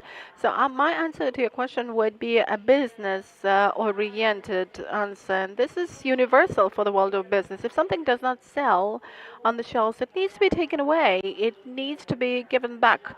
If that is about the state institution, then you give it back to some warehouses, warehousing facilities. But if it's about self-published books, that the authors need to take them away. If nobody takes them back, the books will be just recycled. And that is a clear language, universal language for the whole world. And Russian literature has stopped being popular, which means that it is not sellable. Thank you, and we saw another hand raised there. Please give the mic to that person here to the left in the third row. Thank you. I'd like to say something as a person who is just starting her way in art. I don't have a lot of materials in my background, and my philosophy is that you can do something good out of anything. It's like paper that could be marked and could be spoiled with some colors of berries, with some spots. And the same goes for books. I would just reshape them, transform them into something different, like it happens to those books. I would just somehow reshape them. I would create something new out of those books. Thank you. Any other attempts to answer? Please, Andrei, give the mic here in the center of the room. I've got a brief comment. I remember that at the beginning of the full-scale invasion, books served as a kind of a protection, a kind of a shield, and we saw some photographs where books were staged in the windows as protection against weapons. And in this case, I guess it would be sufficient to show those photographs to show this material or tangible role of books that came as protection for us, and then we could further discuss some culture-oriented and philosophical issues.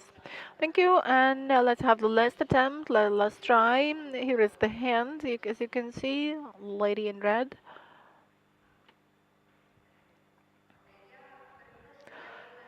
I'm sorry, but I think that this um, question has generally been asked. Why do we have a situation with this book as to whether we need to ruin, to burn them, or what do we need to do with it? We need to ask this question because it is based on the outbreak of the full-scale war. Why?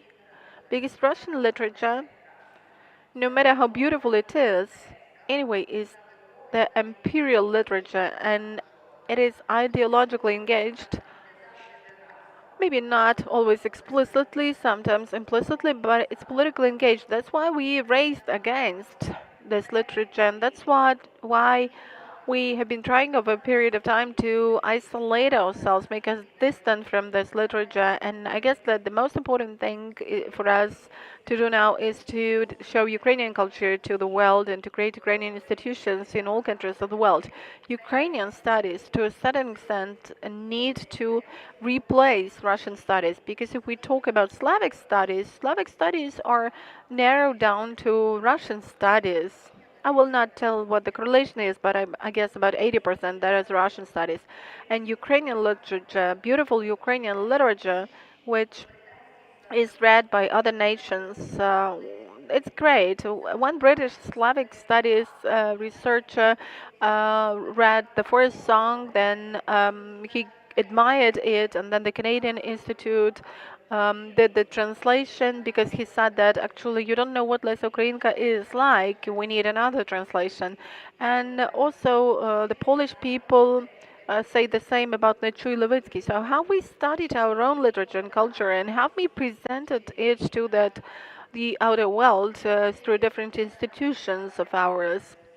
So it seems to me that the situation we've currently got with either burning books or putting them on the left shelves at the back, I think that this situation now has got the major task, the task of the war, where our people are, at which our people are perishing. I'll try to apply some authoritarian mode and to interrupt for us to manage with all the other things. And please bear it in mind that now we're trying to talk to the external audience. We are trying to talk not to ourselves but to foreigners who ask us those questions. So let's keep this in the focus of our attention. And so the second question that has been suggested by my colleagues runs as follows. It's I would say a more general one based on different experiences. No, it's also based on a specific experience, and the context is not that much important for this question, but it was exactly how this question was worded. So, a rather tragic question.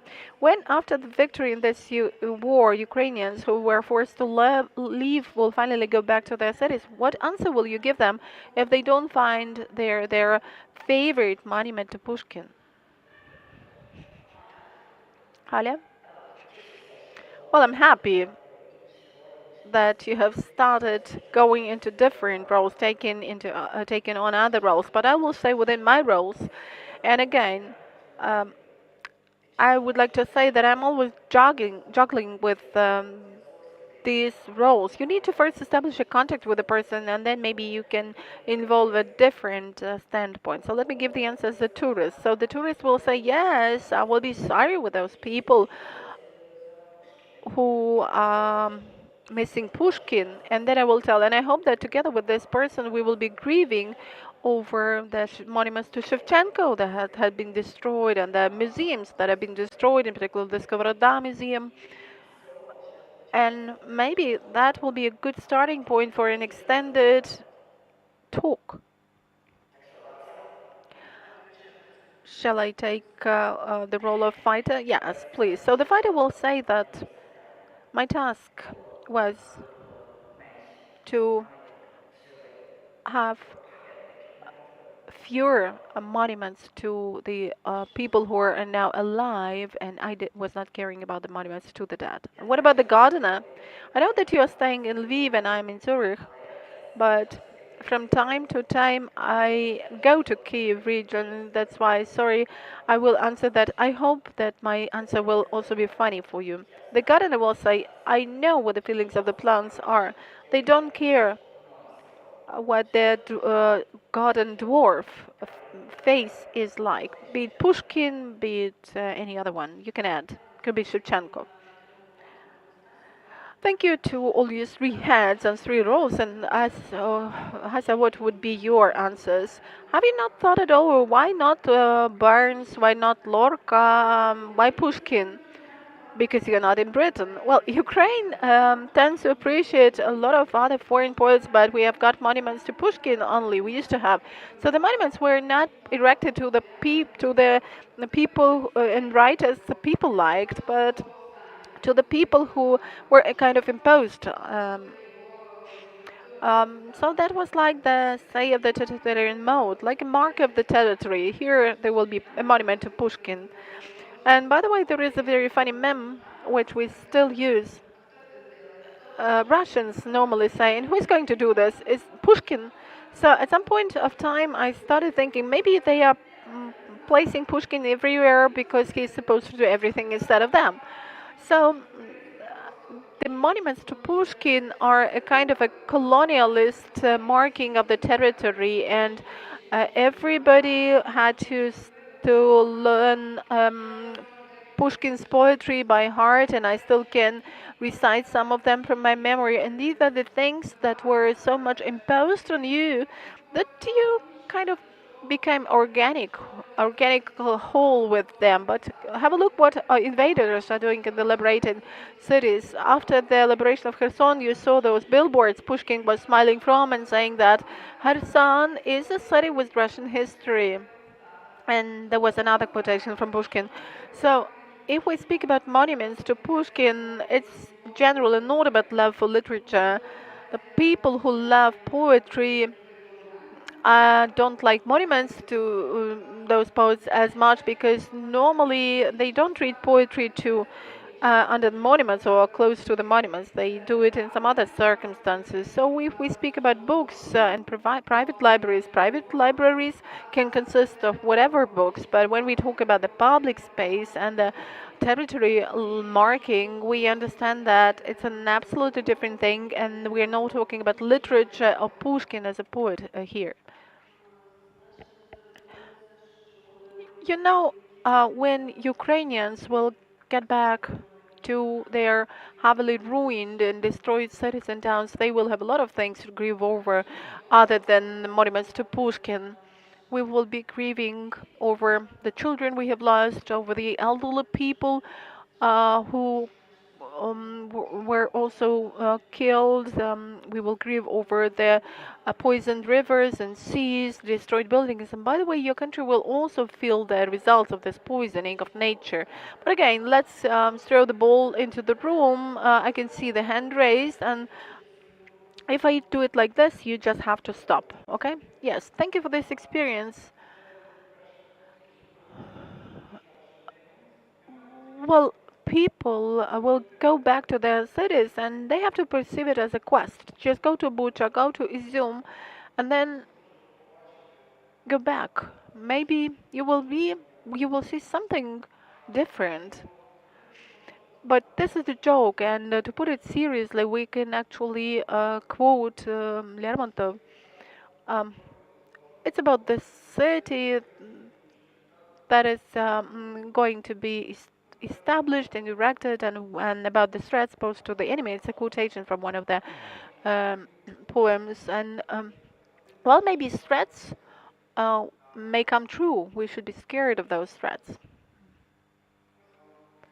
Actually, one man in Russia posed some threats, and then it all started. So who knows?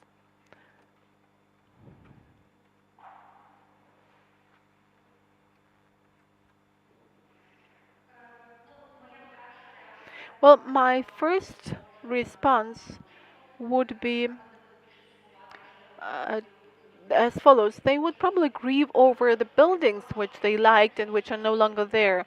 But there is also another answer. I would say that monuments are not something sustainable in this history of cities. Watching and observing the history of every town, we can see that monuments are changing. And for example, the monument to Taras Shevchenko, located in the park in Kiev, is in the place of the monument to the Emperor Nicholas I. And for some reason, we treat this monument the way it has been always there. So monuments can change, and that is a part of the normal life, usual life of every city. Thank you. I would um, answer it from the standpoint of Taras Shevchenko, and I would say that if I was shot into my head in Borodyanka, so why should Pushkin be staying in hundreds of Ukrainian cities and towns? Thank you, and here is another attempt.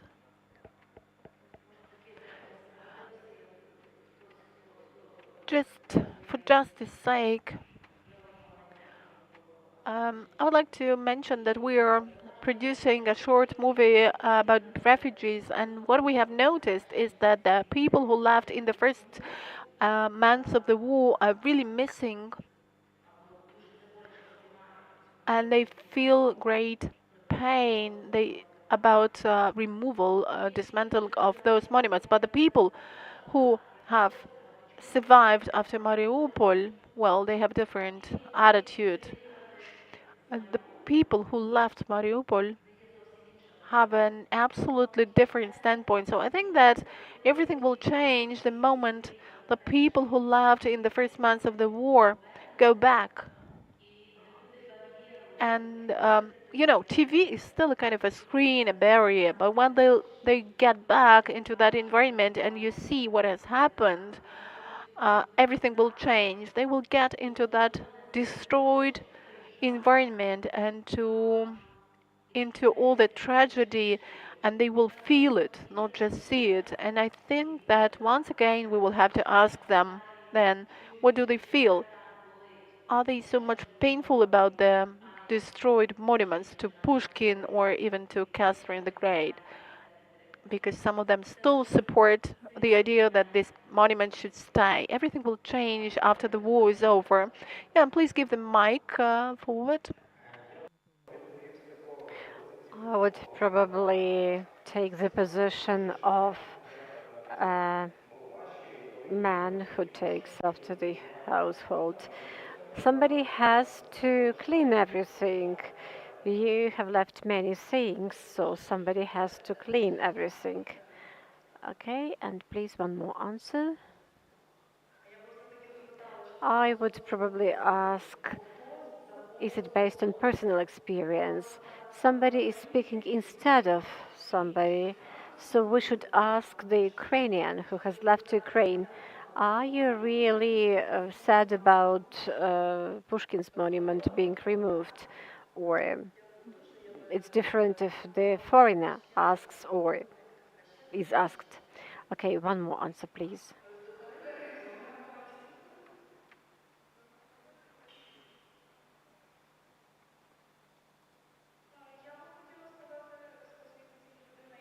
I would say, from the viewpoint of a person who went abroad after the beginning of full-scale invasion, I would never miss Lenin's monument, Pushkin's monument, or anybody else from the country of my enemy. What I will miss the places of my childhood that have been destroyed, and I won't be able to visit them anymore. I will miss the landscapes of one of the beaches in Zaporizhia. I don't know when I see Hortice Island the way it was before. This is something I will miss. Thank you very much. It's difficult to miss Pushkin's monument when the city it was erected in is fully destroyed. But let's continue the topic. Hasa, you are an intellectual, you are a liberal and educated woman.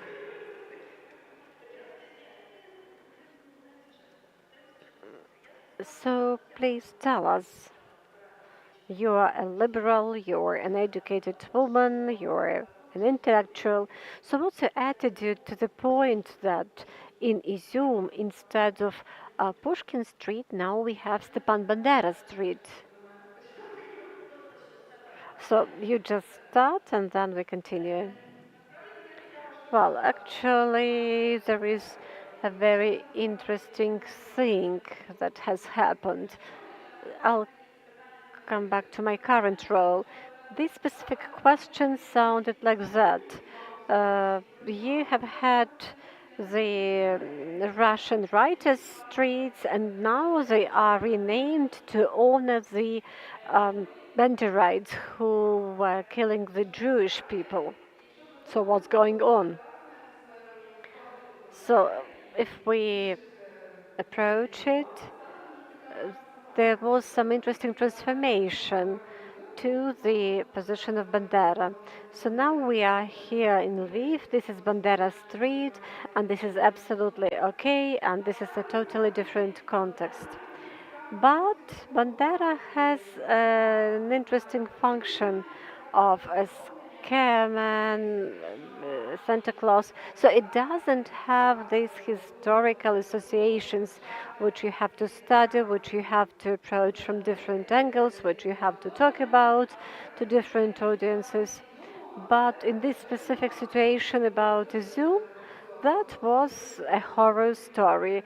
Please don't come here. This is the Ukrainian territory. This was the setting the boundaries point. So this will be my answer to this question. So within the context of this aggressive war, it was an absolutely proper renaming.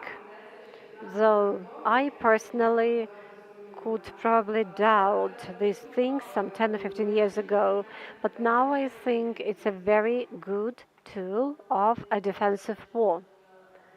When we were trying to analyze this case about Stepana Bandera that doesn't have certain associations in certain cities, we took a look at the renaming, at the list of renamed streets in Izum. Really, Pushkin Street was renamed into Stepana Bandera, Zoya Kosmodemyanska Street became Maria Primachenko Street, and Lomonosov Street now is named in honor of Ivan Ratushny. I have noticed the linguistic issue that it is not Pushkin Street, but it should be Pushkinska Street. So it was actually Pushkinska Street, and it's not about him or his literary creativity, it's about his spirit. So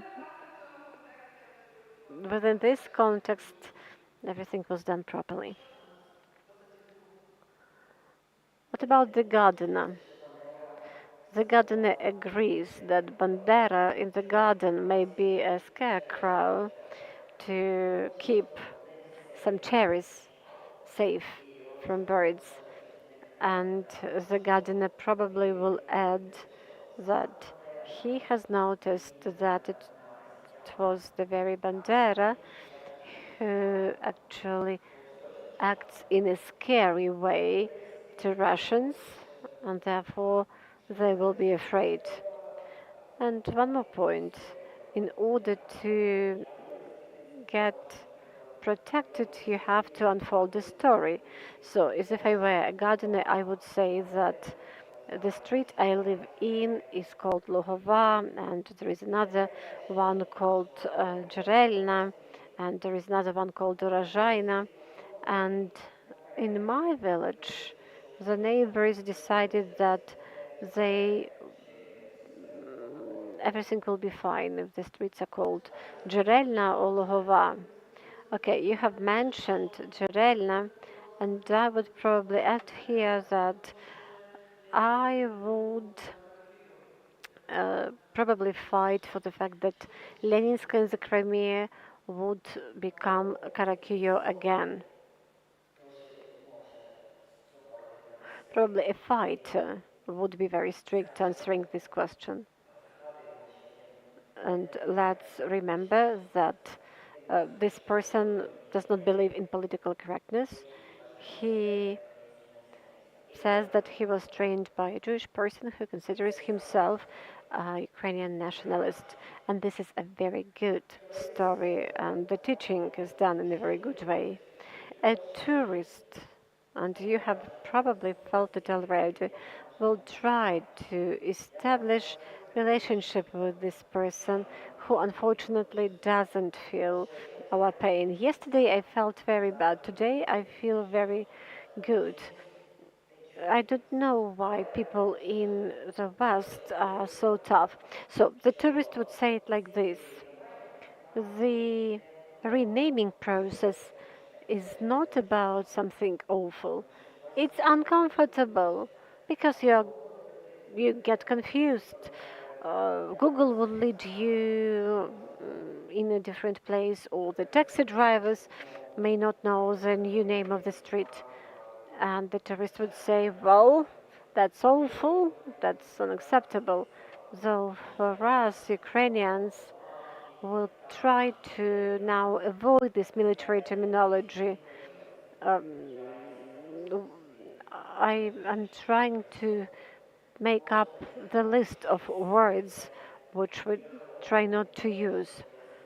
So my heart is getting cold, not just because I forget this pain, but just because we in the West fight our right to be fight for our right to be heard. Okay, let's get the answer to our from our audience. Recently, I visited a doctor who has been working in Poland before full-scale invasion, and she said she was taken on the job, and the chief doctor actually asked her, "What do you think about Bandera? What do you think about this and that?" So really, we have to produce the answer to this question. I would like to answer from a viewpoint of a techno-optimist. It doesn't matter what's the name of the street. The most important thing is that the documents should be done online with the new names. Okay, thank you.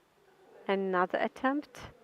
Well, nobody wants to talk about Bandera, but we are located in Stepan Bandera Street. Okay, we have a participant. I do not have lots of knowledge about Stepan Bandera. I live in Germany, and I'm asked about Bandera. Educated people. This is the scientific community, so not just common people. And these people, they are pacifists. They do a lot for Ukrainian refugees, so these are very sincere people. And we have been living together for 1.5 years, and when we drink a cup of coffee, these elderly people, very well educated people, once again may ask me, well, he was a Nazi, and what about Jewish people? And in Ukraine they supported this genocide of Jewish people. So I am quoting well-educated Germans who are supporting Ukraine, and we live together with them. So they say the following: a hero that whose reputation is not clean, well, cannot be a hero. Can you explain to us why is it so? And here I study this issue. I also have some Jewish origin. Well, I study this issue as well. So this is the direct quote of the question I was asked by my German friends. Well, this is a very topical question, and it's really complicated to answer such questions, particularly when we have trust-based relationship with these people. Thank you very much for studying this issue, not just leaving it as it is, because that's the problem, that sometimes we do not know how to answer. I see that we have 3 hands. Again, I will take the viewpoint of a historian. This street is now named after Stepan Bandera Street, and before that it was Pushkinska Street, and before that it was Ruska Street. So the way the streets keep changing their names, their senses change. For example, if Pushkin in the 19th century was a man of a revolution, and later he became the promoter of the empire regime. So in the same way, Stepan Bandera was once the leader of Ukrainian nationalists, but now he has become a symbol of our fight for freedom and independence. Thank you.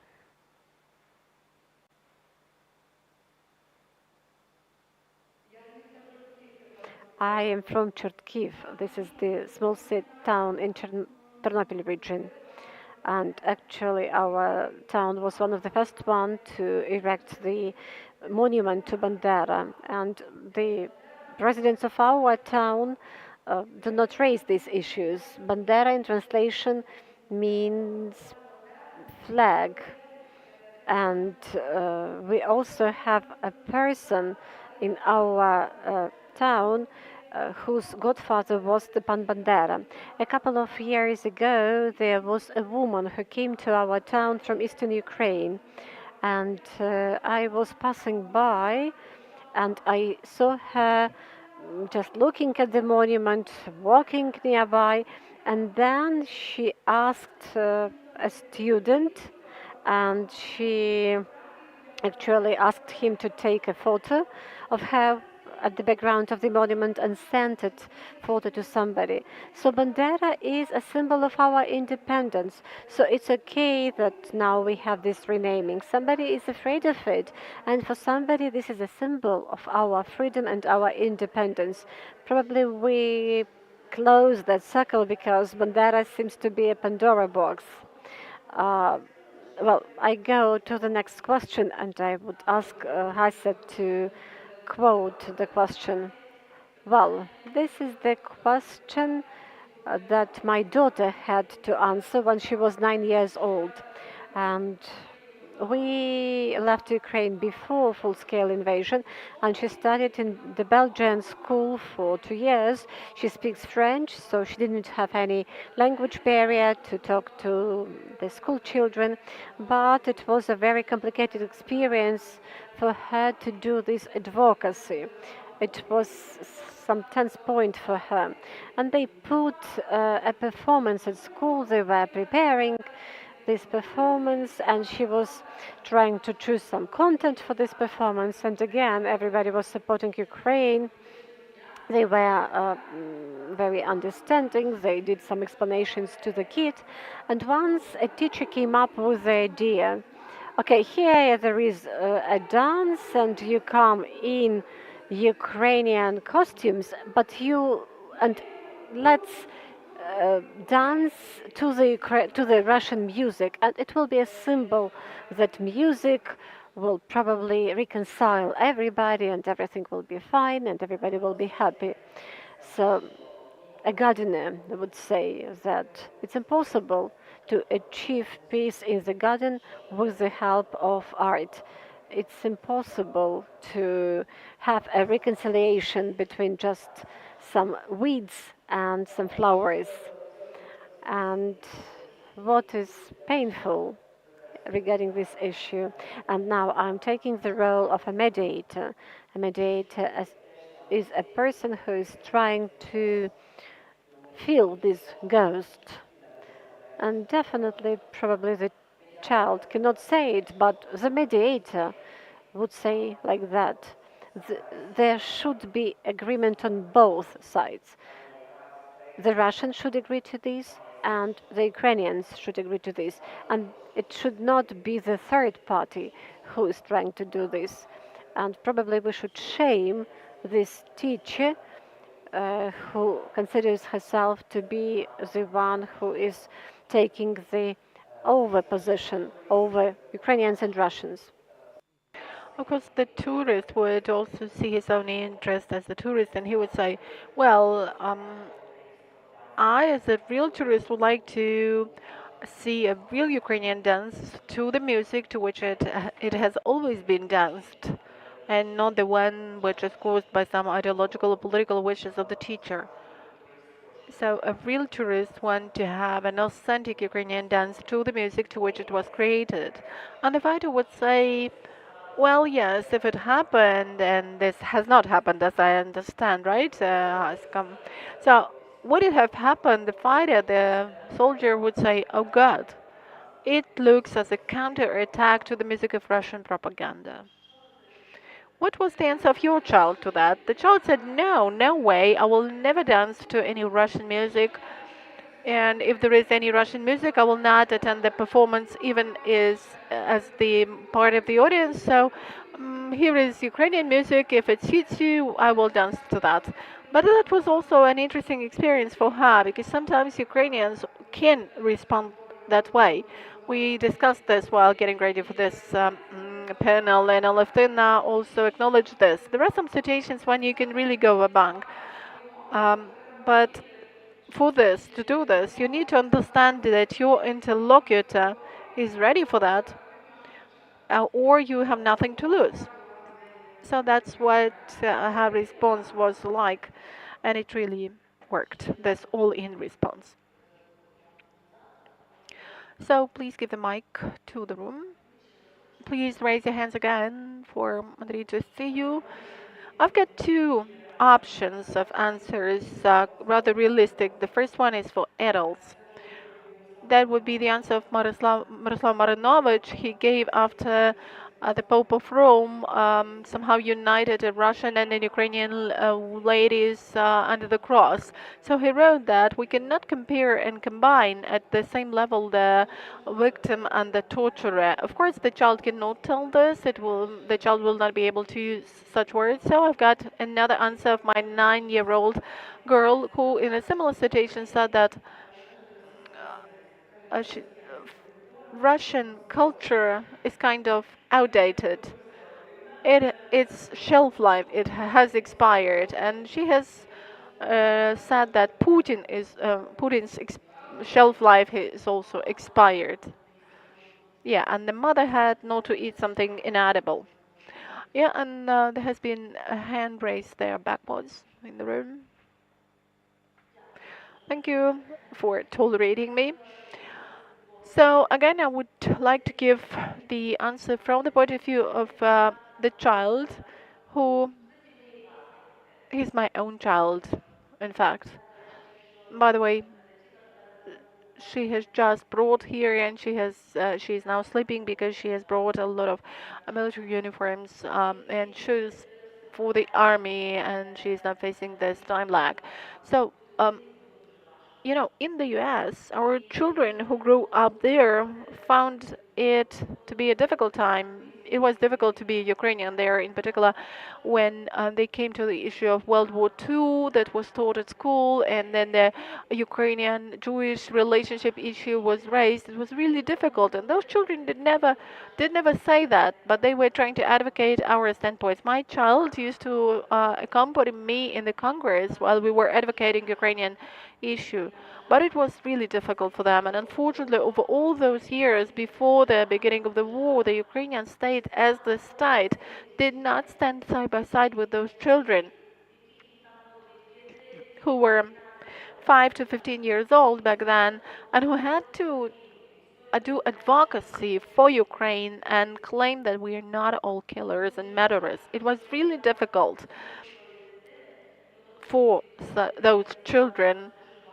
It was really a burden for them, and it was difficult for them to keep on thinking what they thought, not changing their position. And um, it's bad that these children were alone. Well, they had the support of their parents, but didn't have the support of the state, because even the Ukrainian embassy, well, the children were attending the Russian school. Well, could I stop you here, because I see that we actually have 7 minutes left, and I would still ask to arrange another thing.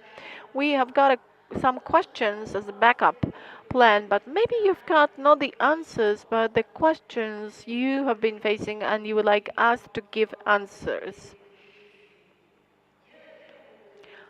Is there anyone having such questions? Oh, okay, I can see some hands. Thank you. I was asked about the sanctions, whether I don't feel ashamed as a Ukrainian human rights activist that patients, children with oncology die because of the sanctions in the Russian Federation. What did you answer? I will never tell you. Okay, but they are all alive, I guess, and everybody stayed alive after you gave your answer. Yes? Well, I didn't check. Okay, any suggestions as to what could be answered? No answer. Okay, we will leave that question and have it as our home assignment. And here is another question. It's not a question, it's the answer, I guess, and I think that similar answers have been voiced. I'm more concerned about the Ukrainian children who are dying from missile strikes than children with oncology staying in Russia. Our task is to protect our children.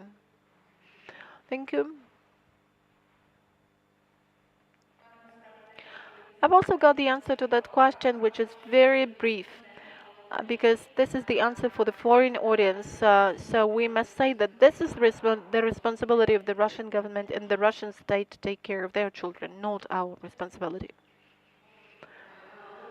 Thank you, and Alevtina, and then you.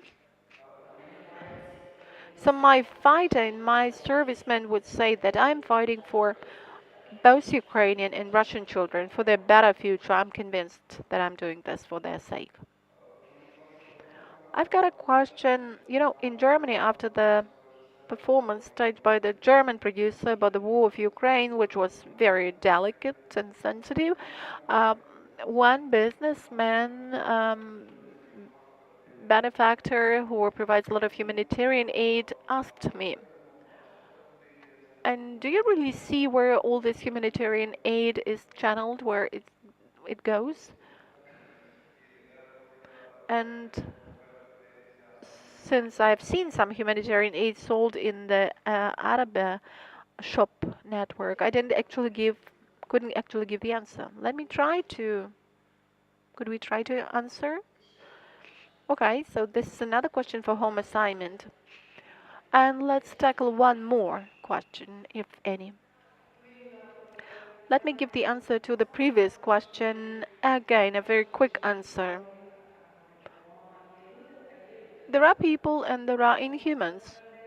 Humans and inhumans. So unfortunately that happens, and with that phrase we cannot explain all the level of corruption in Ukraine, all the corruption and the situation with corruption in Ukraine, but let's not hide away this program, not hush it up and close it with nice embroidered towels, but let's talk about that. We will still need to find the proper language to explain this to people of different nationalities.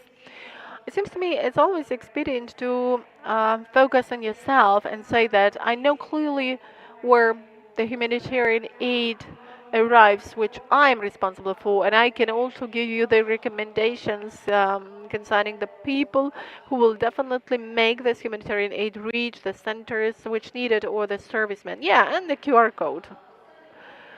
And the last question you've been asked, or you are asking yourself. Okay, so we're going to have a miracle that has never happened within this Congress. We will be within the time, which is very good because we still have two panels. At 4:15, we will have a practical discussion for cultural managers who want to present their projects abroad or who are already presenting their projects abroad. It will be facilitated by Yevheniia NESTEROVYCH, who has a lot to tell on this matter. And for those of you who are practitioners in that field, please join us. And after that, we will have a final talk between all the curators of our today's day. So it would be good if we stopped our today's discussion with the completed our discussion with the request to each other to help each other look for the answers, because you can see that there are a lot of us here, but we cannot be brilliant in particular when we are tired, and normally these questions are asked when we are extremely tired all of a sudden. But anyway, Alevtina and Haska, just final thoughts. Let me give a bonus track and know-how which I invented together with my daughter, because when we attended museums and museum shops abroad, well, you always have everything there on display, nice editions, in particular in Russian, and we were just going and putting it with their cover to the uh, tabletop, and we left some notes like the art to kill in Russian and the signature Ukrainian children. It was just handmade notes that were left close to those Russian editions, and sometimes such things even help you feel a little bit humoristic about the situation and feel that the truth is on your side, because you know during serious talks it's very difficult to advocate the truth, and these tricky things, these sorts of jokes sometimes help you. Well,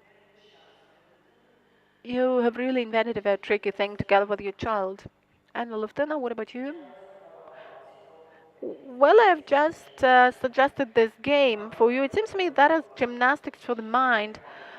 Um, and if no matter how tough the situation is, when we have the game, there appears this distance, and when there is some distance, you are more of a fighter than of a victim. If you move away from you're being the victim, you feel better. And sometimes you can really play this game when you really allow yourself to be a victim. For example, I went to some tactical medicine session, and I put a bandage on myself, and I felt kind of pained. And you know that the arm is supposed to become white, and then I told myself, well, there is no choice. That's why I'm a victim, because I need to learn such things. So you still need to think that we are strong through what we think and when we think. And when we think, we become subjects, we become entities, and that's what Ukrainians are actually fighting for. And now we have so many reputable people who have lost their reputation. His reputation has been tarnished, and Bruno Artur is no longer a great philosopher, and Mr. Scholz is not such a great politician for me. So things have changed. And that is kind of a step forward for Ukrainians. And I support everyone in this, no matter who you are, no matter from what small town or city you are, just do this. Thank you. Thanks a lot to our great colleagues, writer SHYYAN and artist Halyna KAKHIDZE. And the British colleagues once told me that a precondition for a good conference is a coffee,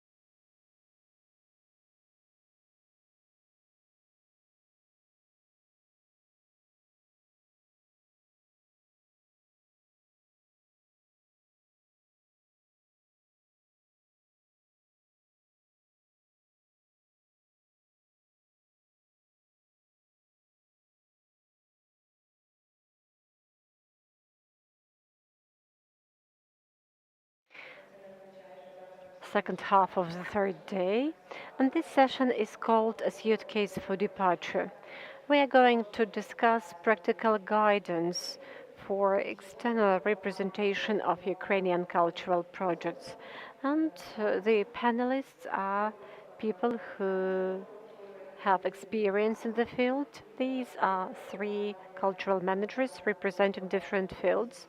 Lida DUDA, who is the curator of the project Ukrainian section that has been presented here in Ukraine and abroad. Victoria Shitko, who is a theater manager, and Alona DMUKHOVSKA, who is the uh, also the musical manager, and my name is Yevheniia NESTEROVYCH. So I would like to ask our panelists to talk about their experience, about their international projects and geography of these international projects. I would like to give the floor to Alona DMUKHOVSKA, who has probably the greatest experience of this international cooperation. It is my pleasure to be here. I represent the organization Music Expert Ukraine. This is the public organization that helps Ukrainian performers to build their international career. In November this year, we are going to celebrate the 5th anniversary of our activity. We presented Ukrainian culture in more than 20 countries of the world. There were hundreds of Ukrainian musicians who cooperated with us, and we have done about 50 projects, both large-scale and small-scale ones, and we managed to represent lots of Ukrainian performers abroad in different subsectors of musical industry. We are fully independent. We are a public organization. This has its pluses and minuses. Positive point is that we can respond to the request or demand for Ukrainian music, and we can be quite flexible. We can easily adapt to some test and pilot projects, and we can be very adjustable. The negative side is that we do not have some stable funding, and it means that in order to pay salaries to our staff, we have to do fundraising. I have been within the industry for 5 years, and I usually joke about myself. My first work in the musical industry was to sweep the stage at one of the music festivals back in 2013. So I was a volunteer, and you are given more tasks and you are given more responsibilities. Then you start working on the stage, and I consider Irina Gorbach to be my godmother in music industry, who was a manager of Google Fest and who taught me a lot how everything works in music industry. And now I'm really happy when I'm given a chance to present the Habraka abroad, but now this musical band is a flagship of Ukrainian music abroad, and they actually become leaders for us and for our young colleagues. I have worked with a number of festivals, Gogol Fest, Respublika in Kamianets-Podilsky, and I dealt with both the program and international cooperation, and my task has always been related to international cooperation and partnership. So I have been working with this issue for a long period of time, and we came to conclusion that in Europe there are such institutions that are called musical expert office. We haven't had anything like that, and we started learning how it worked in Europe and how we can use their experience in order to emphasize our Ukrainian identity and in order to find the opportunity to present Ukrainian music in different territories. Well, we work in Europe. It's logical, but we also presented Ukrainian music in China and in Canada. And now, when we learned all the nuances, we'll try to focus on the targeted projects. Because today, lots of colleagues have mentioned this fragmentation and the intention to encompass as much as possible, but a good strategy is something that helps you perform better. I represent the state sector, and I have been working in the theatrical sector for more than 10 years. And for the recent 6 years, I have been working with Lesia Ukrainka theater, and actually I have had some previous experience of international cooperation, and it has become totally different after the full-scale invasion. Fortunately and unfortunately, for this 1.5 years, our theater has had a number of international voyages, and everything started with a trip to Avignon. And currently, we cooperate exclusively with the European context, though we do have some ambitious plans to go to the US. I'm responsible for communication with the international partners, and usually we manage to organize a number of trips. For example, in September we go to Oslo, to Norway. So there are different ways how we establish this international cooperation. And out of 6 or 7 trips to European countries, we found and discovered many interesting and unexpected things. It's one thing when you work here in Ukraine, and it's a totally different thing when you go abroad. When it's a theatrical trip with the actors, when you go to a specific country, when you are involved in organization or not, whether you have the stage or not. So you have to tackle all the red tape, all the logistic issues, and it was very interesting. So I hope I'll be given more chances to talk about it. Good evening. My story of working with Ukrainian projects abroad is probably less extensive as that of my colleagues. I have been working in Dziga, and then we came up with the idea to produce a visual project about Ukraine in broad. The idea was born in cooperation with our colleagues from Lublin, and the project was called Ukrainian Section. This is 3 annals of Ukrainian art that took place in Lublin. It happened for several times. Then it was presented on a bigger scale because we added to visual component literature, music, and cinema, and it was done in Wrocław in 2016. And last year our task was, and it was already full-scale invasion, to do a similar project in Kaunas. And last year Kaunas was the European capital of culture. So I can sum up that Ukrainian section is the cultural diplomacy project. This is the project only for the other countries, for the other cities. So this is the so-called export project, if we put it in simple terms. Every time the project had its topic and its concept. This is the curatorship project, because there is a group that chooses the authors who will participate in the project. Usually it lasts for a month, and there are different discussions during this month. For Kaunas event, we prepared a book of essays, and probably you already have it in your handouts. And the handouts are usually in English and Ukrainian.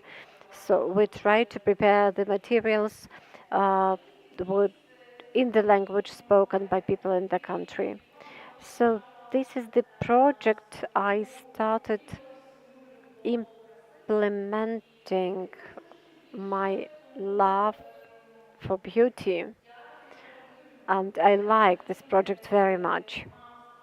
Definitely, the project had its own challenges if we are talking about the fact that it's a project that takes place abroad. It was the year 2010, and I remember the challenges we faced. This is logistics, the customs, communication with the customs officers. They wanted to know what a modern art is. And well, we have been talking not only with the professionals, but actually with the people who are direct consumers of the cultural product. So I'd be happy to share some experience of mine, and probably it will be interesting for some of you. And if you would like to hear more from me, I'd be happy to share my impressions and my experience and my pieces of advice how to implement some projects abroad. So we'll take a very pragmatic approach. Let's imagine there is a Ukrainian project. It was set up here, everything works, people liked it, and the idea is to present this cultural product abroad. From your professional point of view, what should be the starting point? What are the first questions the team of the project should pose themselves? And I would probably ask Alona to start, because when we were preparing for this talk, I sent the actually these questions, and I know that in music industry they have a sort of a checklist for the musicians which should be ticked before they try to do something abroad. Thank you, Yevheniia. You were right saying that first of all you should try and test everything here in Ukraine, because here we can make some mistakes and still it will be fine. Therefore, we all the time work with the Ukrainian artists in such a way that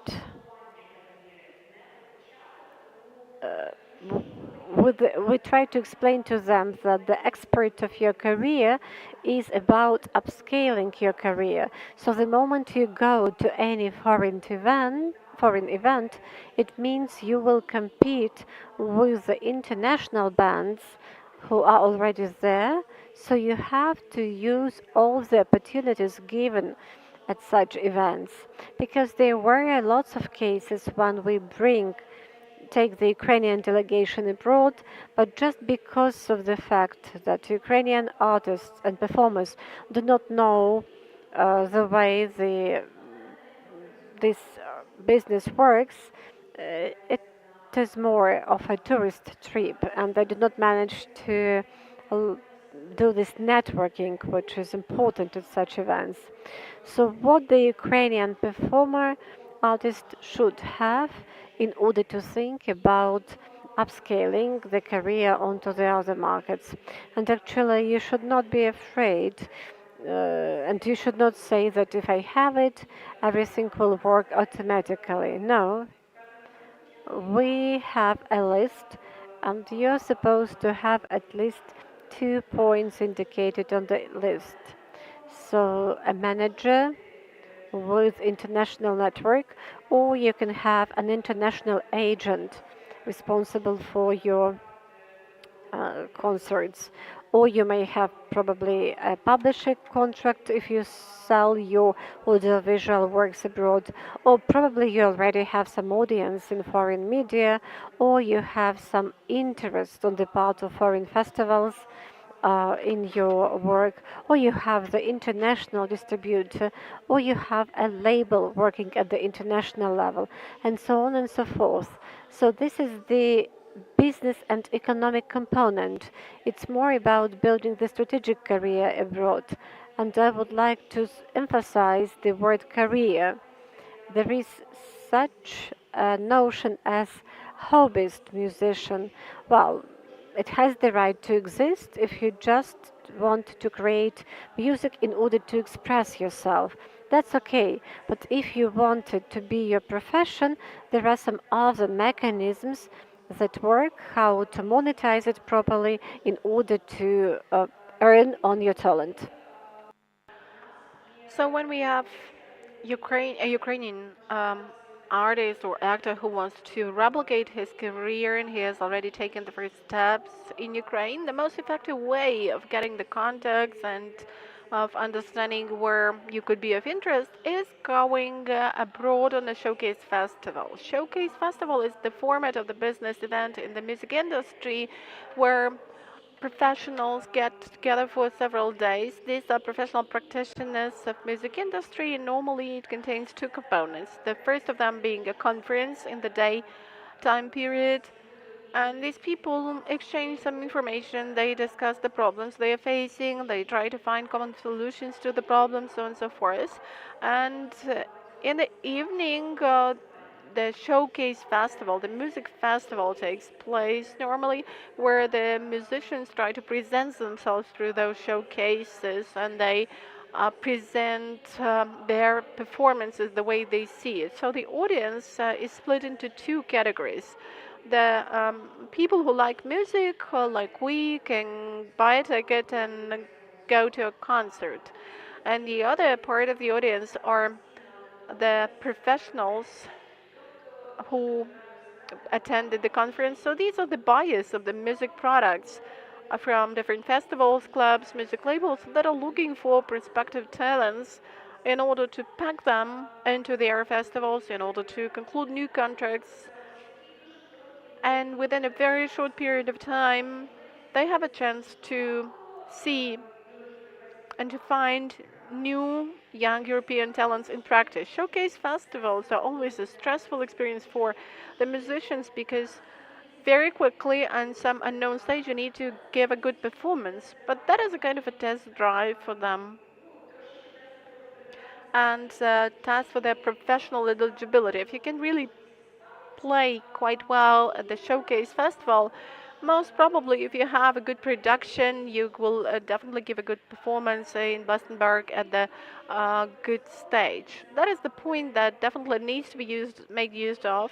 And over the previous 5 years, we have already presented Ukrainian artists at the largest, most important showcase festivals abroad. Of course, it all depends on the financial opportunities. These could be Ukrainian delegations with different receptions. There could be some smaller chamber format performances. These could be presentations of the Ukrainian music industry at the conference section. And if you're interested in any of those events, let's get together and we will help you with using all the opportunities available for you. And the other tool we are using is education, is awareness raising, because again, we have seen that it's rather difficult to make exports of music products, the same as many other products. In order to export those products, we need to prepare the background inside the country for our management to appear, for managers who will deal with your career to appear. That's why we invest quite a lot of time and effort into awareness raising educational projects to teach people how it works abroad and to learn the specificity of all the markets. Because suppose now I'm back from Bucharest, where we had the presentation of our project. We had networkings. We got together with our team at a profile event called Master in the Music Business. This is Romania, Bucharest. Well, it could seem to us, why do we need to export our music products to this country?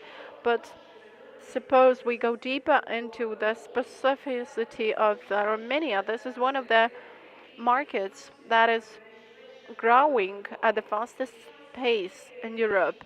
And if we take digital and concert industry of Romania, they are 10 times larger than we. This is the neighboring country which we know nothing of. We don't know where from we could take contacts, how we could work with this country.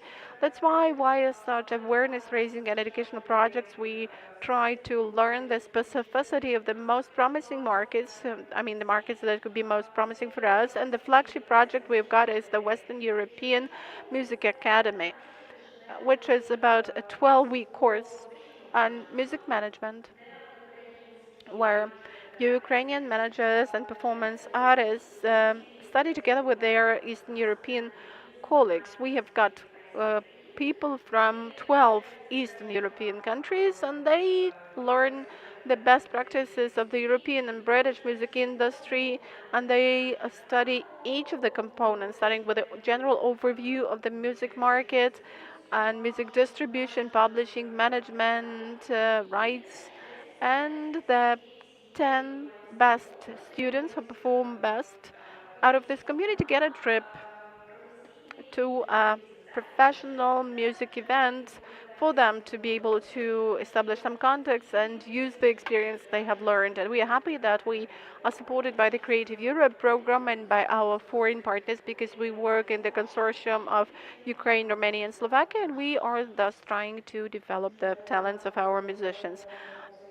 You made a very good statement about the career economic dimension, and you said that this is already the history of infrastructure. And if we speak about theaters, the situation is further aggravated in case this is a state-owned theater, not the independent or private one. So let me give the floor to Victoria and let her tell, how do you decide which of your performances will be represented to the outside? How do you make this choice, and what do you start with when you start your preparation? Well, you've been right in saying, in starting with this, because I actually wanted to start with this. This discussion could occur in a different period of time were it not for the war in Ukraine. And we could possibly be discussing some other needs and some other requests and demands and experiences, but the reality shows that this is our window of opportunities, which unfortunately got opened for us due to such tragic reasons as the full-scale invasion. And this window is being actively used, and thanks God, but I'm very strict about this. While Alona was giving her answer, I was trying to jot down on my phone the things I would like to voice. And when you ask about you are asked about the definition of the products, it's really important to get clear about what product you want to share with people from other countries. We have come to understand that we definitely could be doing great things, but something works here, is clear here, causes empathy, but it doesn't work. Well, maybe it works in Poland, but the further the worse. It doesn't work abroad. So I also don't like the word product, but I also don't like the term export product. But nevertheless, these economic terms are very much suitable here, because you need to understand what it's going to be like and how it's going to work.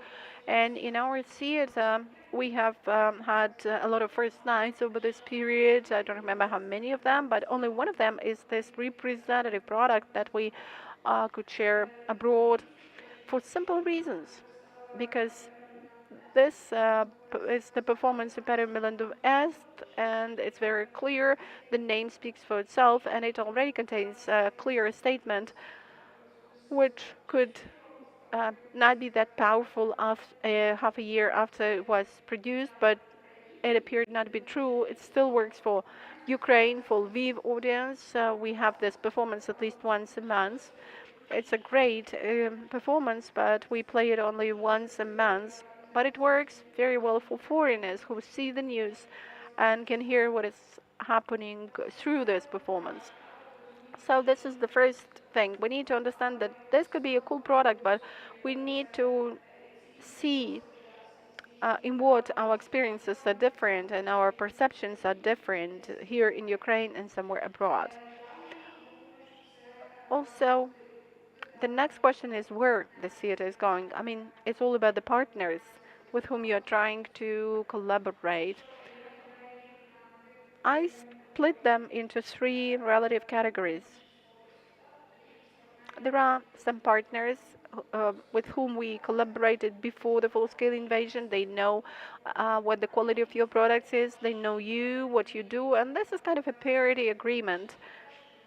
Our partners have also got more opportunities for asking us to come, so we can cooperate. So that's how we went to Urbank Festival in Germany, in Cologne, and we were invited and we staged our performance. The other type of partners is those who have cognized you over the period of invasion, because many Ukrainians have left for different reasons. Some of them have come back, of course, but also many more people have started coming to Ukraine in search for partners. Again, for different reasons. The reasons are to be discussed separately. But anyway, they came, we got acquainted, they saw us, they appreciated our performances, they saw that these are high quality products, and these are the things that need to be told to the world. And in that way, you find a path for going abroad and showing your performances on other stages, like it happened to us in Oslo, as I've already mentioned. And there is the third category of partners who also see this window of opportunities and who realize this mainstream component of having a Ukrainian theater included into the festival agenda. It's cool to have a Ukrainian theater on your agenda. Well, some are more lucky, some are less lucky, some of them find a better performance, some of them a less good performance, but it seems to me we had one experience like this. We went there just because we fit the agenda, we fit the program, and well, it's also a good experience for us anyway, no matter what the reasons for our going there are and for our being invited there are, because we want to have our voice, we want to be unmuted, and that's cool. We have not always managed to do this, but it's always good to have this additional opportunity for speaking. Of course, one thing is when you communicate with your partners, negotiate some stronger ties and contacts, but another good opportunity is when you have a public talk where you could either share some of your experience or do it jointly with your colleagues from other countries and have a discussion on the relevant issues. It seems to me that this is also of utmost importance, and well, over 18 months of the war, we have reached the stage when we could have some strategic planning about our going abroad, all the more that we are talking about theater, but in other fields probably the situation will be a little bit different. And here is the third important point. Of course, money. It's always about money, regardless of the sector, or regardless of whether it's about private or state-owned institution. And sometimes an independent NGO can have more opportunities. And in fact, the European context has opened a lot of opportunities for additional funding for NGOs. And there are not that many opportunities for state-owned institutions. So we also need to take this into account, because we had different options for applying for different grants. Like we had some co-funding principles followed, and well, I'm talking about Oslo. We have not yet gone there, but I'm telling about it because the partners applied for a grant to provide us with an opportunity to come there. So we need to take all this into account by the sources of your money as to who could provide those assets. And it's also related to your product, because the more people on the stage and beyond the stage, the larger the budget. And this is one of the trickiest and most complicated things in the planning of the creation of this product. Because sometimes for the performance to take place, you need 10 actors, because 3 actors will not do what you want. Well, we have a performance for 7 actresses, which is not too little, but I think that we have coped quite well. And for the next performance, we already agreed it with the producer that we should have fewer actors.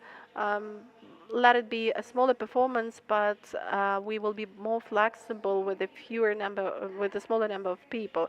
So these are the 3 items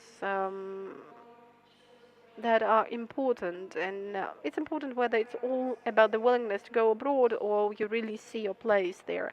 And the 2 things, like with whom you are partnering, what you are producing, the product, whether it's of high quality, and it's also about finance for theaters. Visual projects in this sense are probably even more large scale than theater projects. So let me ask the following question: how did it all start? How did you dare? How did you pass the decision that you would be showing such a large-scale visual project to the outside?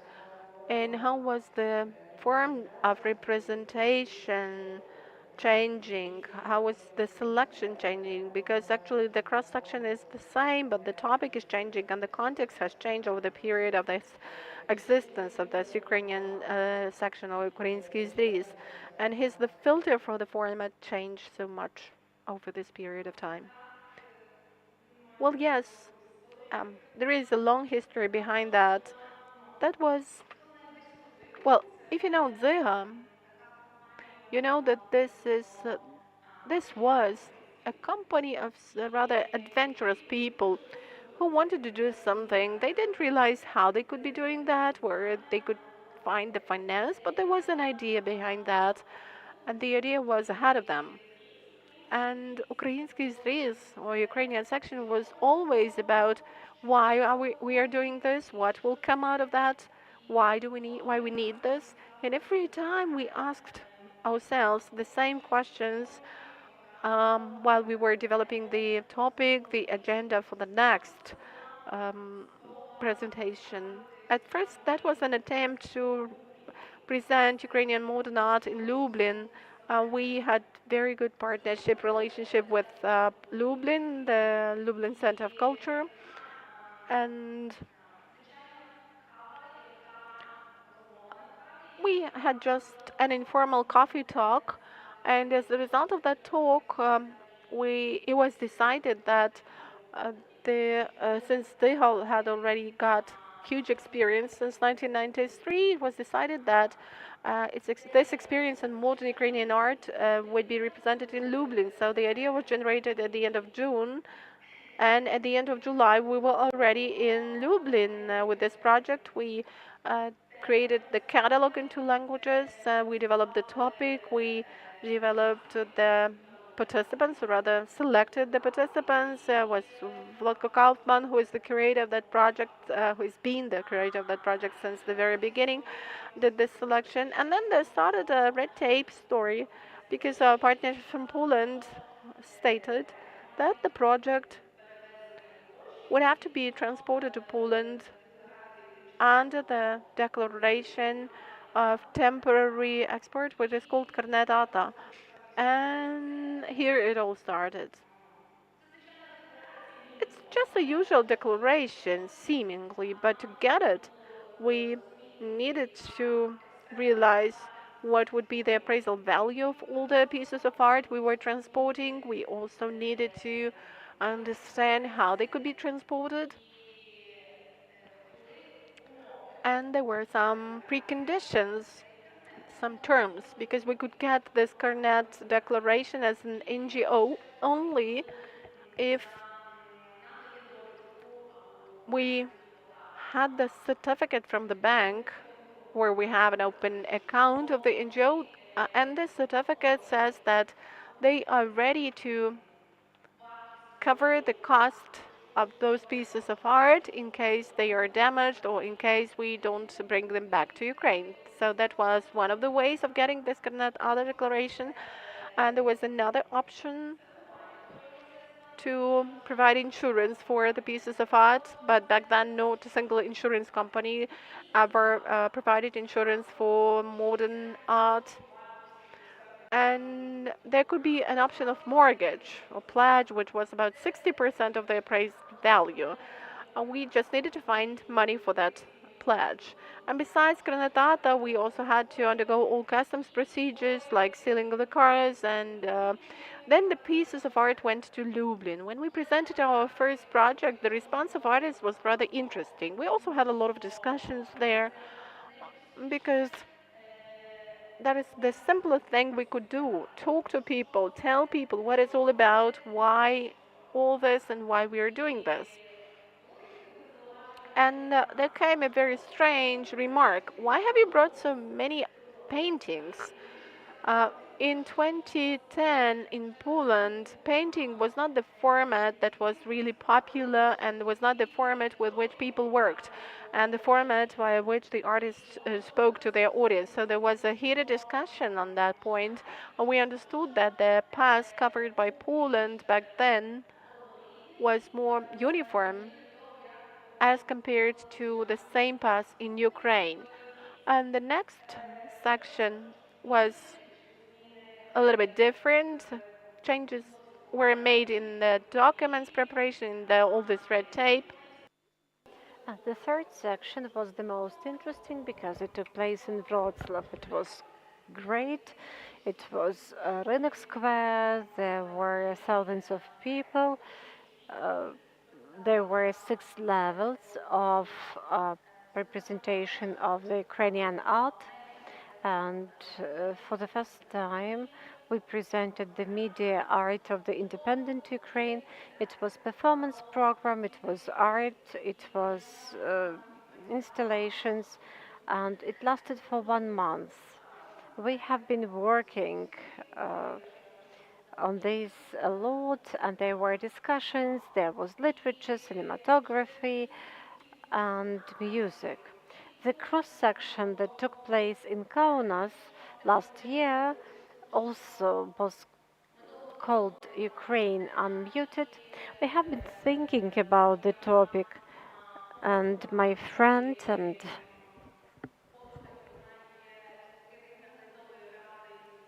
actually she is the member of the supervisory board of culture, actually formulated this topic, Ukraine Unmuted. And she was very good to present Ukraine through the modern Ukrainian art during the wartime abroad. That was the chance Victoria was talking about. So that was our chance to talk a lot about ourselves, and people were ready to listen to us. And I think now people are ready to listen to us. And the Ukrainian cross-section in Kaunas probably was a bit less complicated regarding red tape, but it was more complicated on the other hand because there were blackouts and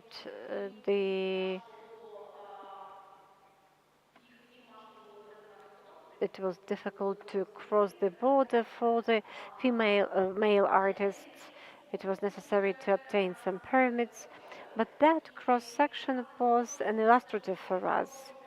And I fully agree with Victoria, because the partners under such circumstances, when there is a desire to present the project abroad, is number one, is a must-have actually, because the partners actually help you financially.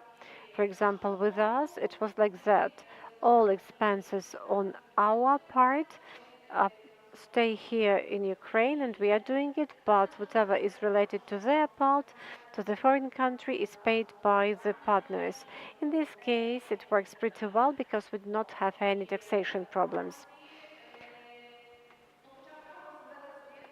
Actually, we brought our lightning to Kaunas. And in order to do the installation, we needed a budget of 50,000 euros. So the exposition required some lighting, some equipment, and some settings, for example, walls, etc. And there are some expositions that take place within the urban space, which you cannot violate in any way, and therefore you have, if you need, you have to build something additionally yourself. So it was necessary to pay 50,000 euros. So we were trying to understand how we could do it, and it was this additional difficulty for us in Kaunas. But in general, the project was very topical. It was visited by the presidents. It was the forum of the European capitals. There were a number of discussions. And the first forum, Ukrainian cross-section, Ukraine Unmuted, actually has shown the topic of the current Congress. So now we discover Ukraine for ourselves. Ukraine becomes unmuted. Ukraine speaks in a way it should speak, according to our opinion. One of the points which are very important for me is the following one. Apart from the partners with whom you will be working in another country, you should also think and research the risks you might run. How the partnership institutions work and what is their mode of cooperating with the other institutions. They have their own procedure. For example, we can work after 6. With them, you won't get any answer after 6 o'clock. For example, they cannot be very quick with responding to your letters. There are issues that have to be approved. For example, entrance of the vehicle to the center of the city. We think it can be done easily. Now it requires 1 month. And during this month, you have to think about everything. For example, about the man who will carry your stuff to this central space. And from every cross-section forum, we understand that this and this and this should be done also during the next forum. Some things become less topical, however, some things, vice versa, gain priorities. So the project in Kaunas resulted in the following decision.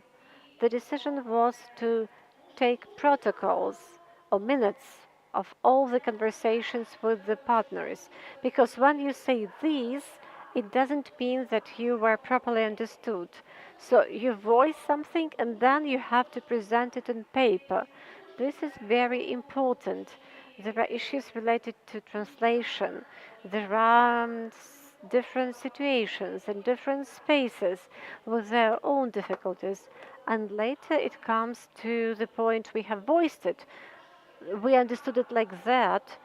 So these oppositions sometimes become disappointing. So it's necessary to communicate about everything and to put it in writing.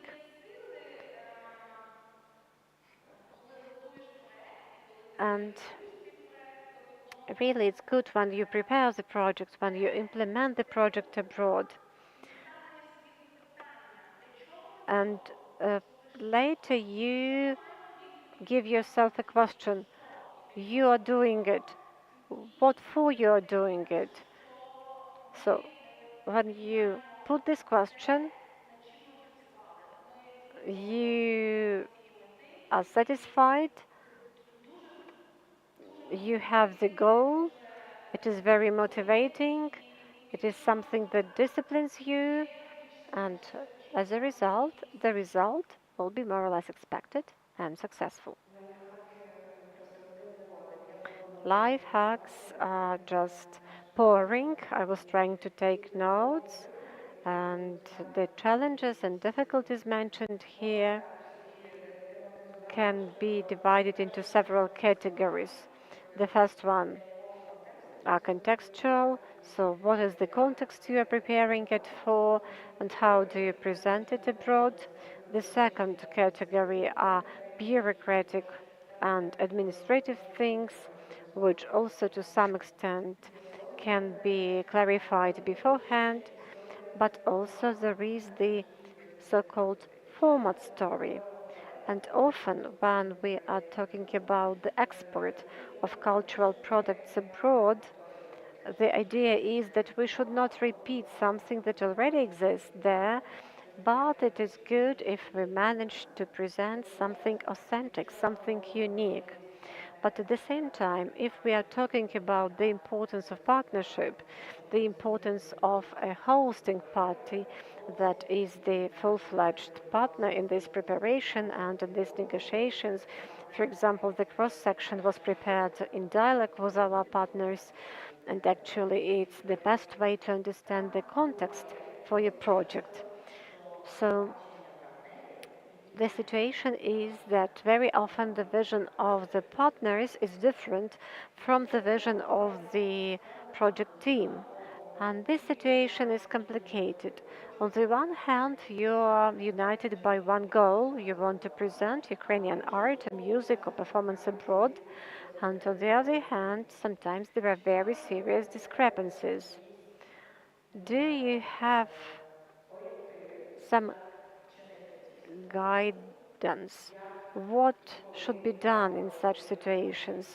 One, it's necessary to uh, agree about the conflict and protect your idea, or sometimes you have to compromise because you understand that your partners know the country inside, know the target audience, so probably they know better. So, what do you do in this situation? And do you have any recommendations for your colleagues? I will start from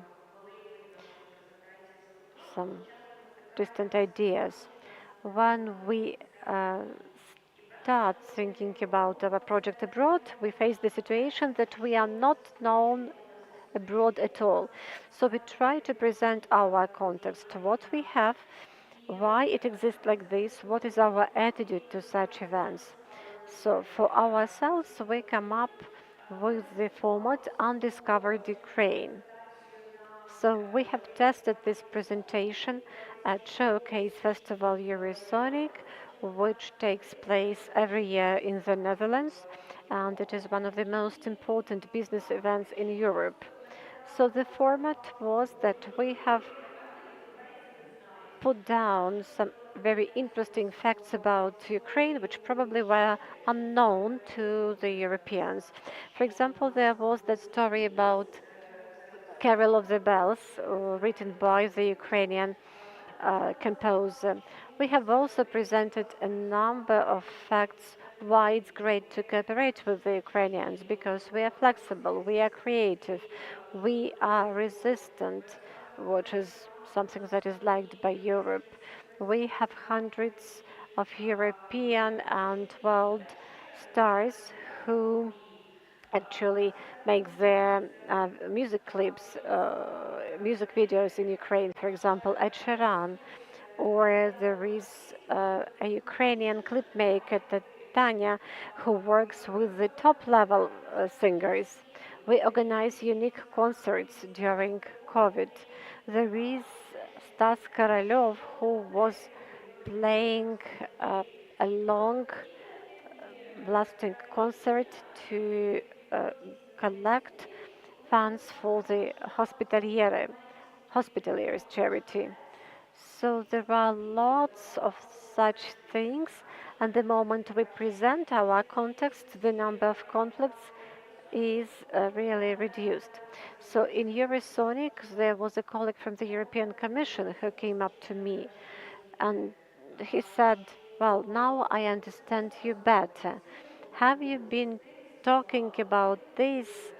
Those people were killed, those people were in exile, and now I understand why you respond in such a way to certain things we have here." So when you prepare this context, it is easier to send our message. but there should be some limits. We definitely understand that all foreign events should be done with with some performance from Ukraine, and there should no be talks about Ukraine without Ukraine, because we see that there are some old democracies who say we shall teach other peoples and countries what is democracy. It should not be the case. Ukrainians should speak for themselves. Definitely, there are some well-known rules, no dialogues with the Russians. There should be very good Ukrainian representation. It's necessary to consult the Ukrainian side in case you develop some formats. And I would like to share our epic fail, which took place at Showcase Festival of Folks. It was the festival of folk music taking place in Lisbon. And one of the British promoters, who has been living for many years in Turkey, and this person works with the Russian money, and he organized the discussion about music, about war, about social activity, social stance and war, etc., etc. So he highlighted such things which followed the best lines of Russian propaganda. And actually, all the Europeans and we were very much annoyed by this. He was quoting a Russian band that was very much envious to the Ukrainian bands, which are invited everywhere, and this Russian band couldn't go abroad. So that was a very distinguished music festival, but the concept was discussed without the Ukrainian participants. So the concept was developed by this British person, and it has shown us that we have to send our message ourselves. We sent the letter to the organizers, we signed it, and also we talked to our European partners. And during one day, we got 40 signatories of the European organizations that were present at that discussion in order to show that these are not Ukrainians who are overreacting, but that it was the European community that does not consider these narratives proper. So we were trying not to send our radical position, but we were trying to explain why it is not okay, why it cannot be tolerated, and why our foreign partners have their own responsibilities regarding such issues. We'll see whether it had any influence on the decisions making process, but so far we didn't have any conflict discussion. Great. I was just thinking that your theater is lucky you have just had in many partners. But then I recalled, you know, when we started having our tours, we took a very important step. We became a member of a very large ETC theater association. While entering it, we had to deliver a presentation. And when you have to deliver a presentation in English, we understood that this is going to be our first step as to look who we are and whether we are on the same page with you. So that was a very good step. But there are also two cases I have recalled. They related to two of our trips. One of them to Germany, to Burbank, to one of the festivals in Colonia. And our old partners have organized this festival. They have been supporting us for many years, and in May we had a joint project. We came to Münster, another German city, and they were developing the concept for this festival. And during some lunchtime we discussed whether it would be okay if at the same festival where they are inviting us with our performance, there would also be some Pussy Riot or some other groups from the Russian opposition. And very, very softly and gently, we were first trying to explain no, it wouldn't be ok.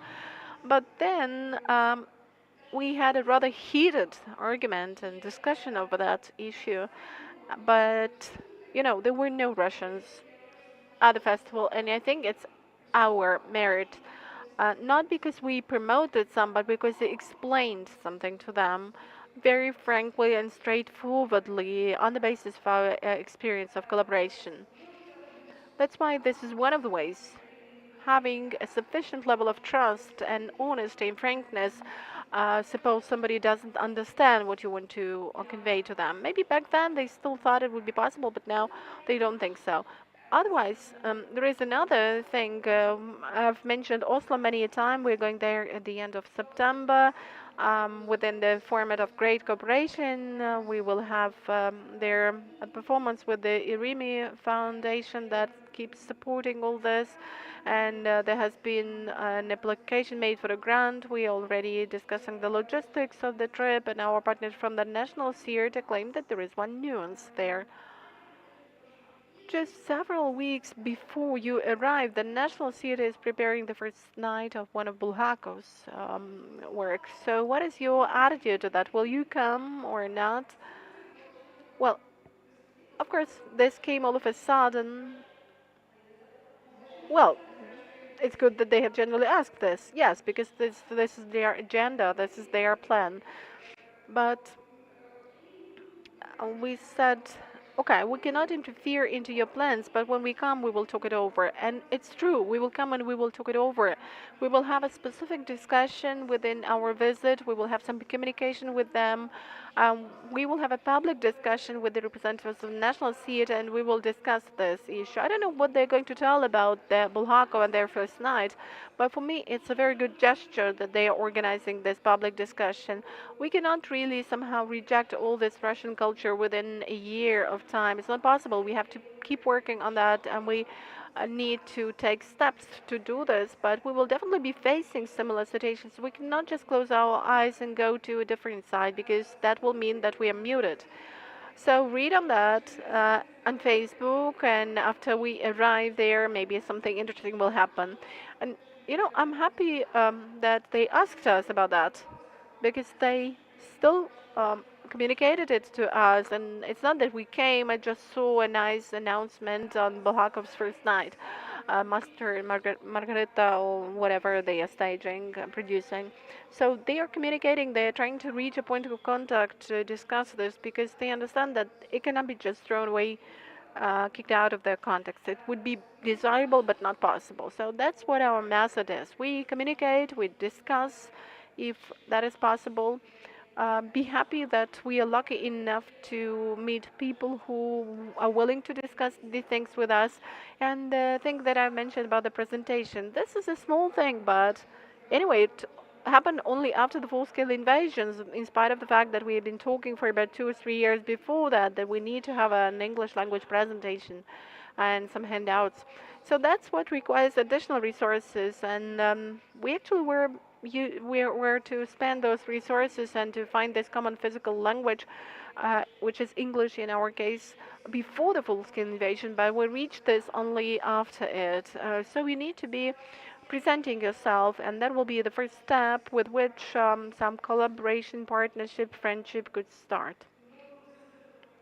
So it's always about communication and about being open and not expecting that, okay, I'm from Ukraine, so you need just to take me and to present me to the world. Because actually we have also seen this approach, not just in the field of theater activity. Unfortunately, that is also the case. So if you hear someone using this statement instead of taking some first steps in the development of some international partnerships, just tell this to them. You have mentioned this Granatata declaration. It's an interesting experience. I'm not talking about vision, mission, because that is all lyrical deviation. That is what it all starts with. You need to face all those awful words and procedures, but that is what it all relies on.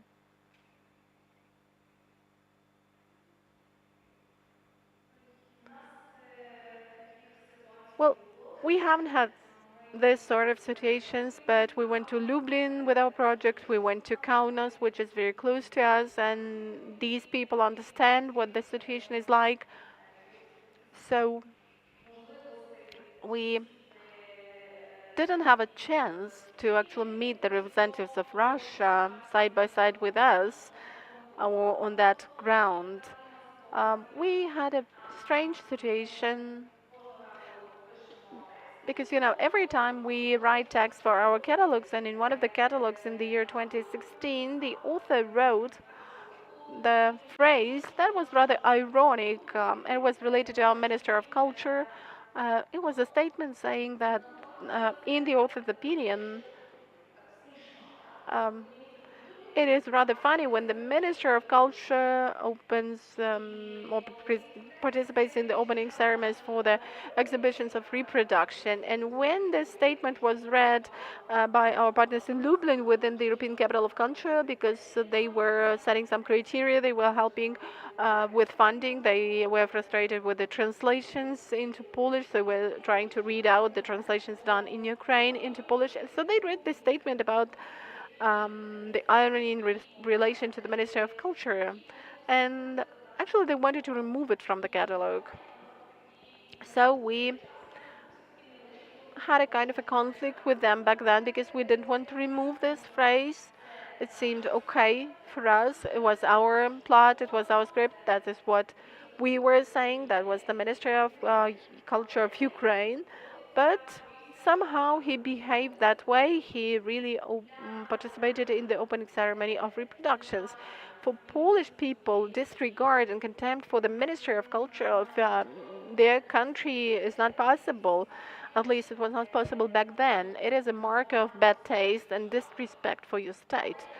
But somehow we found a way out of the situation. We decided that we would write this statement in the catalog that all the texts are the texts of the art union ZYGA, and we, as the organizers, the Bureau of the European Capital of Culture, may probably disagree with those statements. And since then, this phrase has been migrating from one catalog to the other, and this is perceived well. Otherwise, we haven't had any provocative items so in our relationship with partners. But concerning self-representation, we set the task for ourselves to tell a lot about ourselves, to share a lot of information and of different things about ourselves, not just necessarily about the past, but discussing what kind of art we currently have, what artists we have, how they think, how they create. And well, this could be a positive response to war. This could be also some other ways of showing your experience and feelings. We decided that our tool and our way of presenting ourselves is talking a lot about ourselves. And when in Kaunas there was the exposition and there were those discussions organized, the curator of the discussions organized it in the following way. There was one representative who was from out of Ukraine, and one was the representative of Ukraine. So they had this discussion, and this means that there were a lot of topics which were not clear and which were to be discussed. These are the topics which are there, but we are never discussing them. So this happened in Kaunas on their platform, and as an additional thing, there came a book because we understood that visual arts is still visual arts, and the explications for all works of art that explain what these pieces are about is one of the ways of covering them. But this time we also decided that we should develop a book of essays, and this book of essays was an attempt to make foreign readers fall in love with us, with our scripts, with our plots, with our stories. And it seems to me that it's related to what Mika said. You need to talk a lot, you need to write a lot, and you need to speak more about yourself rather than get involved in the conflict when they ask us, oh, let's talk about Russia. Let's focus on the information about ourselves in any format, in any genre. Thanks a lot. And now I will try to somehow wrap up and sum it all up. Concerning your life hacks, the most important life hack is partners. And the search for partners is now much broader because you can rely not only on the organizations that you are familiar with and not only in the communities that could be prospective partners, but you can also ask your colleagues. Because another question which was on our list and which we in fact didn't reach is about the ways of sharing knowledge, of disseminating knowledge. And I know that all people present here are really generously sharing their experiences and knowledge and their partnerships. So in case you have some practical issues concerning Karnat Atta, which I definitely didn't mean to ask them about because that would be a talk for about 2 or 3 hours with the presentation and nobody would like it. But you can actually ask them or ask them informally because it's worth the effort. And you need to really ask people who have done this, who have tried this out about that. I dealt with Karnat this year and last year, and Lida was my consultant, so she's a very good consultant. But besides that, besides partners, there goes preparation of some preliminary materials, some releases for showcases, which will generally tell what our context is. And also, you need to check what people's expectations for you are. And it seems to me that protocols are the best thing. The protocols of what has been discussed and specifications and clarifications. Because, when it goes by correspondence or via Zoom, it's not always the case that both parties mean really the same while using the same term, short term, which have a lot of underlying variations. So we need a lot of text, we need a lot of documents, and all those things need to be discussed right away. And as far as formats are concerned, it seems to me that this is a story about advocating our limits and boundaries, and we have really become skillful in that over the recent 18 months, and I hope that into the future we will take our confidence about our knowing what we want to say, and for the sake of what we are implementing our projects, for the sake of what we are generally dealing with Ukrainian culture and art. Thanks a lot, girls, for your participation in the panel. Please, if you have any questions, ask them informally because we should be within the timing. Our curator is already here and is watching us. So I think that we may go over to the final stage of our day, right? It's 5:30. Do we still have time for Q&A? Because we've just entered and I decided that I need to wrap up. So in case there are any questions in the room, please ask. And while you're thinking, oh, here is the question.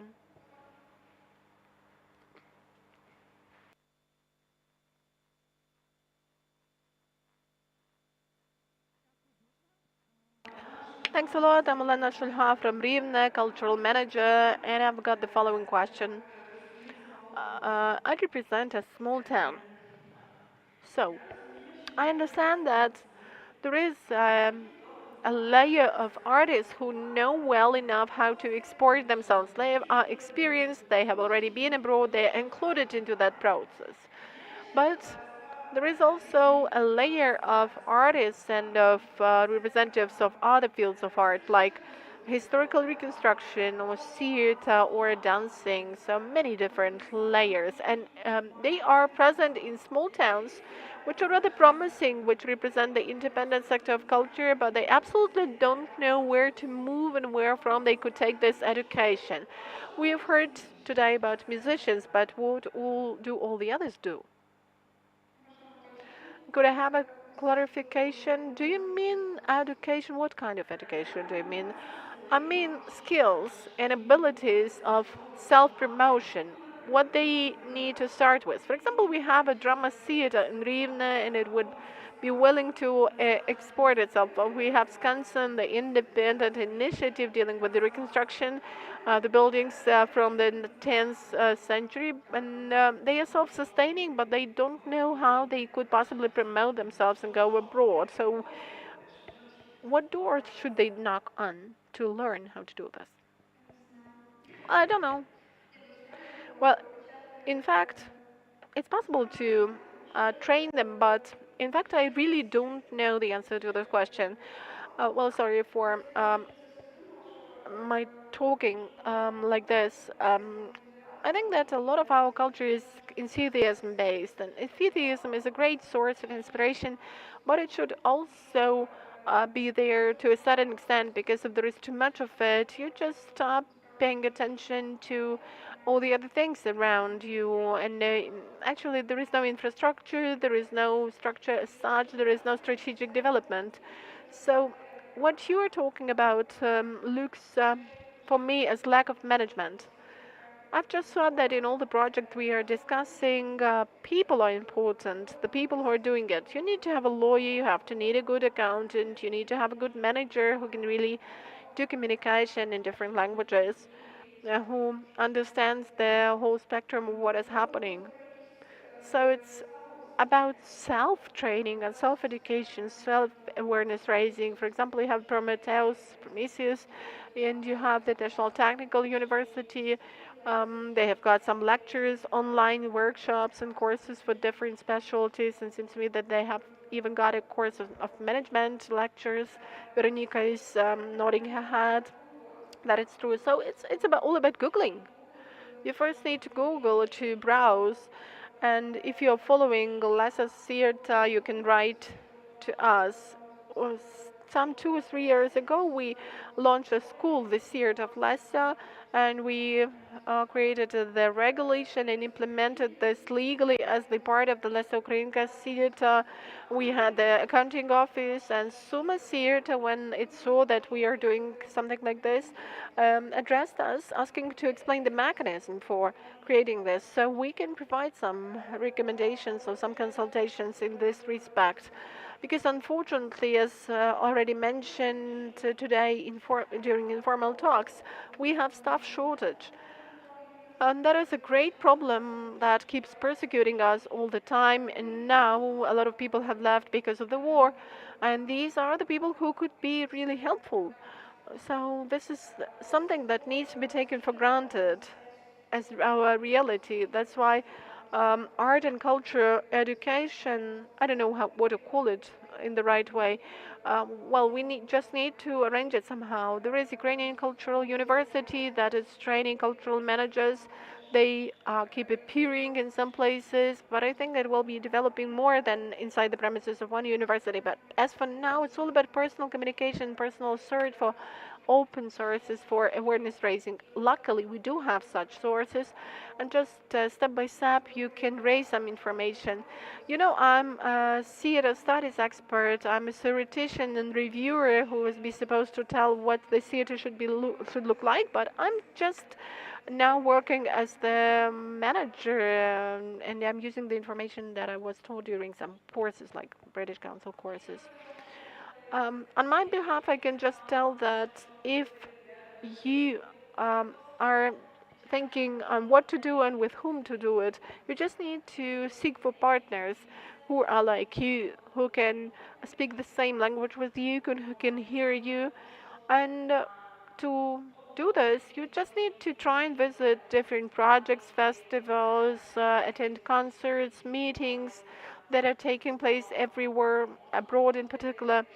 You can also try to use your intuition, your gut feeling, and go to some countries where you could probably find something similar, like what you are experiencing, and then it will be easier for you to get acquainted. So this is all about the search of people who are like you.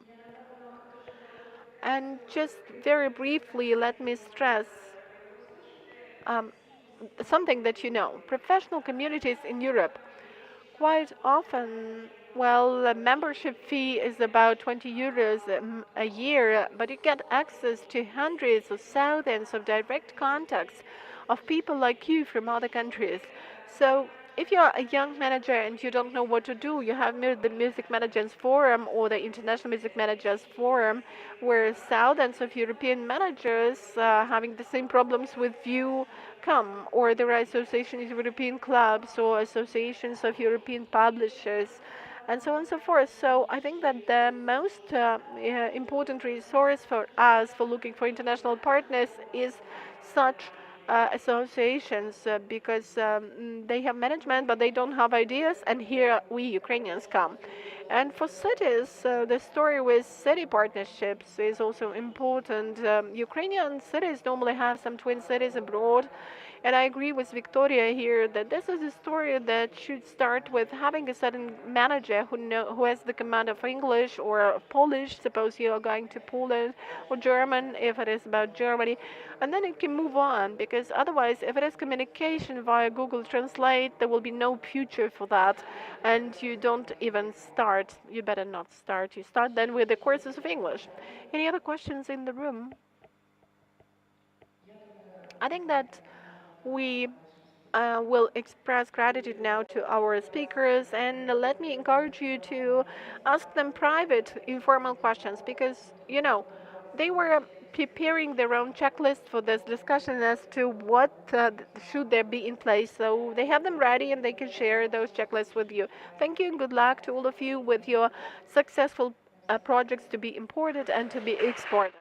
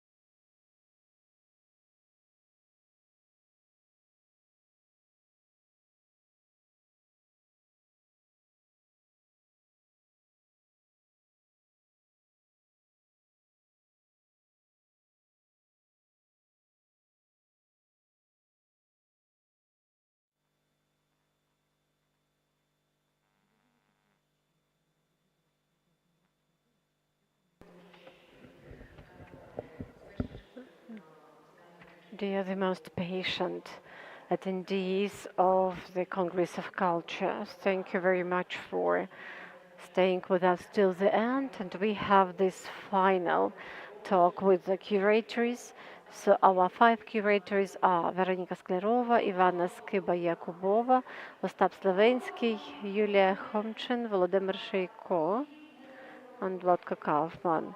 So we would like to reflect on these 3 very intensive and busy days. And we'll probably we'll invite Volodka here.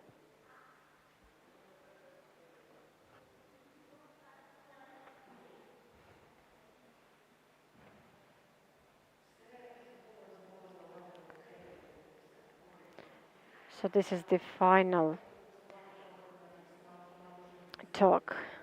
So we shall try to reflect on these 3 busy days of the Congress, and we have discussed with Ivanna SKYBA-YAKUBOVA that there have been lots of new people present here, and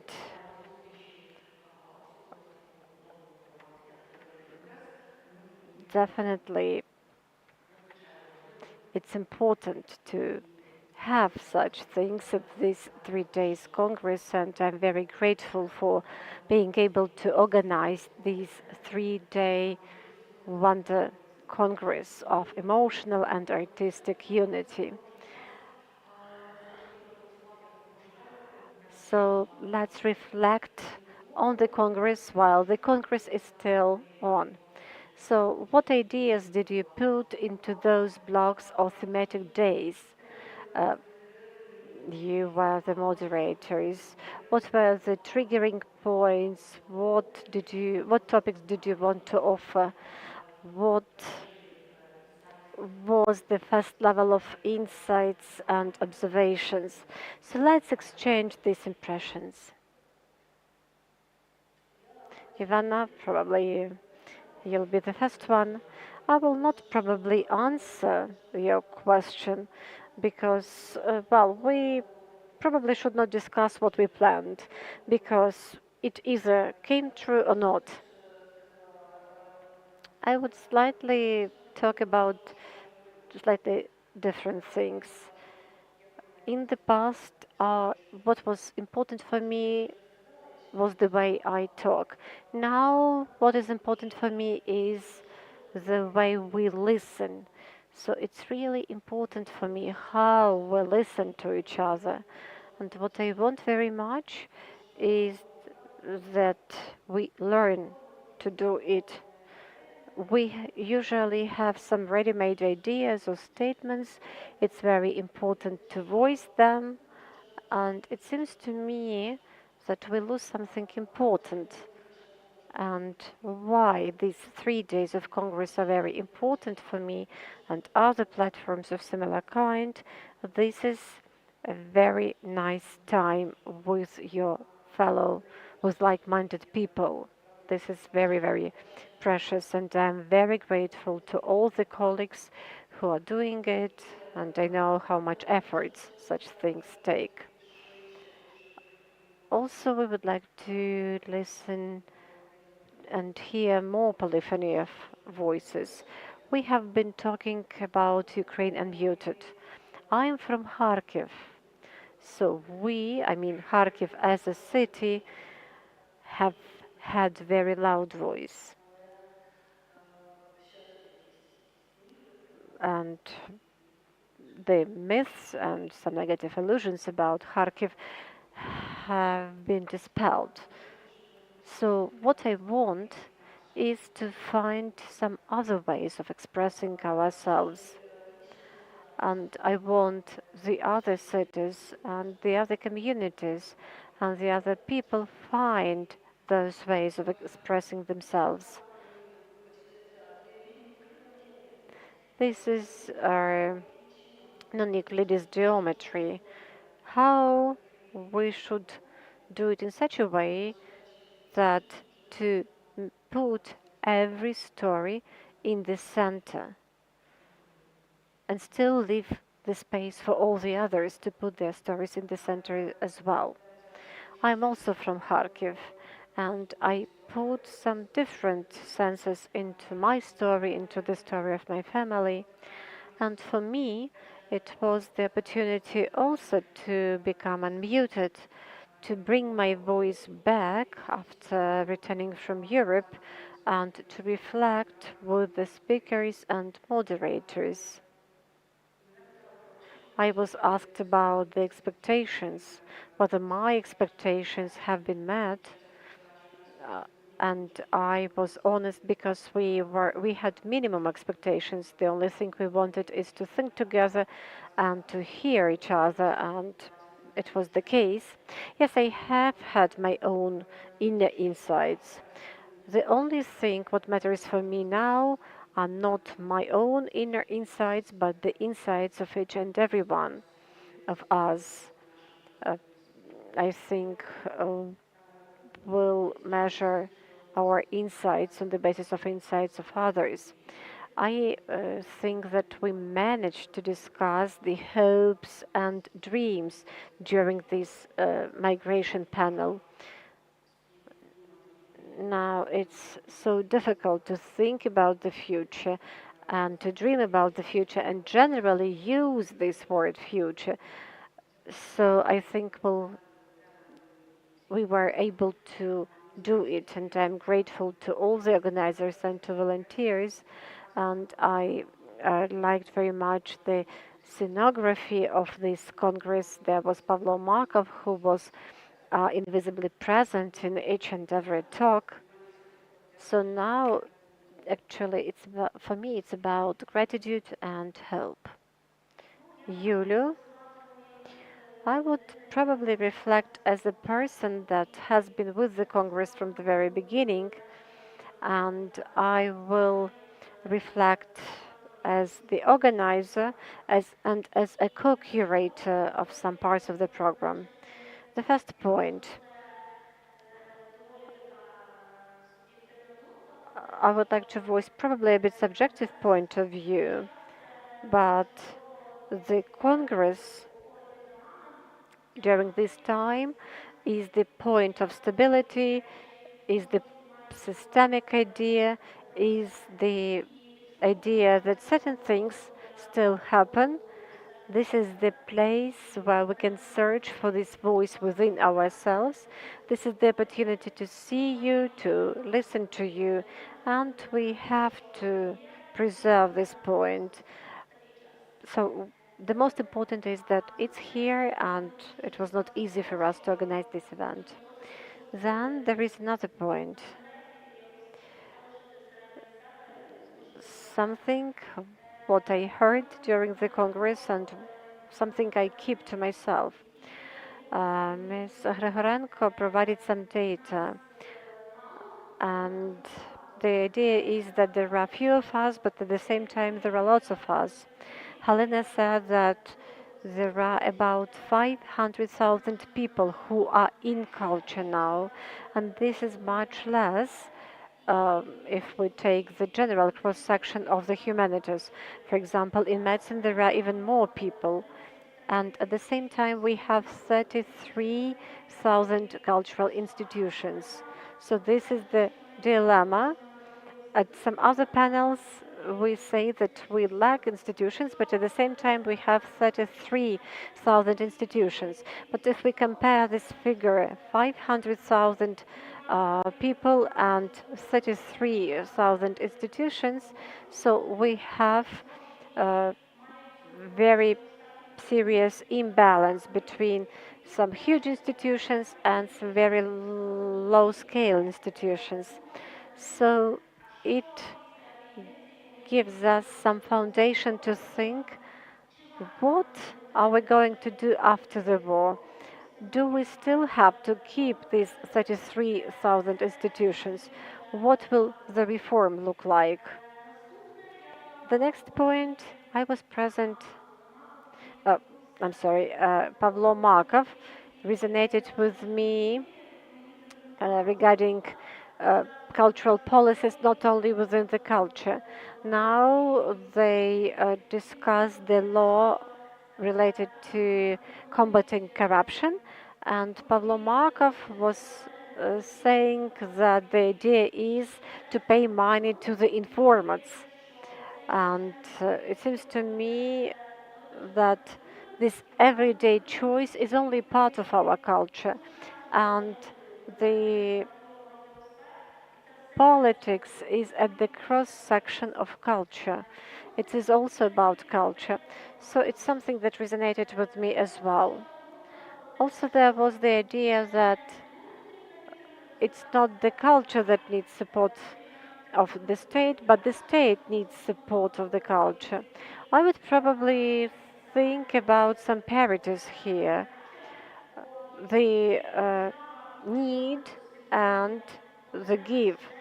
If the state becomes aware of the need for culture, then the state will actually have this mutual support, will give this support to the state, and the culture will give the state will give support to culture, and the culture will give support to the state. It will be reciprocal movement. And now we live during very unstable times. But still, we do need to have plans. We have to develop these plans. We have to build them together. And we should do it ourselves. Still, we need the expertise, and we should be able to look at ourselves. So we should be the main agents in building our plans. And in these plans, there should be some space for ambitions. And here we have been talking about the European capitals of culture. We said that we do have the right to these ambitions, and we have to strive for something more than just mere survival. And also I participated in a bit fragmentary way, but still, at the panel about humanitarian reform. And the primary idea was that now our civil society and society is in general is ahead of the decision-making authorities. A lot of things have been discussed related to dialogue, and actually it was said that we lack dialogue. So if the society offers certain solution, if the society knows the reform and gives the ready-made algorithm, still sometimes all these efforts are blocked because there are no ways to implement it. So this implementation stays behind the scenes. We have been discussing plans. So, for example, I have my experience, and as a result, the problems have not been settled for years. We discussed the same problems for years. We plan new reforms related to the old problems. So we have to understand that whatever plans we make about the future, we should make them very specific regarding implementation. So this is the point I wanted to make. Well, you have lots of notes, actually, some very serious ones. Another one, the blog of Zhanna Ozirnik. She said that probably we won't have any movies. And Zhanna was talking about the process of making a non-fiction film, fiction film. And this data is not new. This is a 4-year process. But if we go deeper into our circumstances, and an expert says that in 2 years we are not going to have any films developed, because now we already lack some elements at the background of our enemy making films every day, and we do not have any films at all. So this is something that makes me concerned. Well, definitely some attention should be paid to the search of a dialogue within the Congress of Culture. We, as the community, are now staying in the process of appointment of the new minister.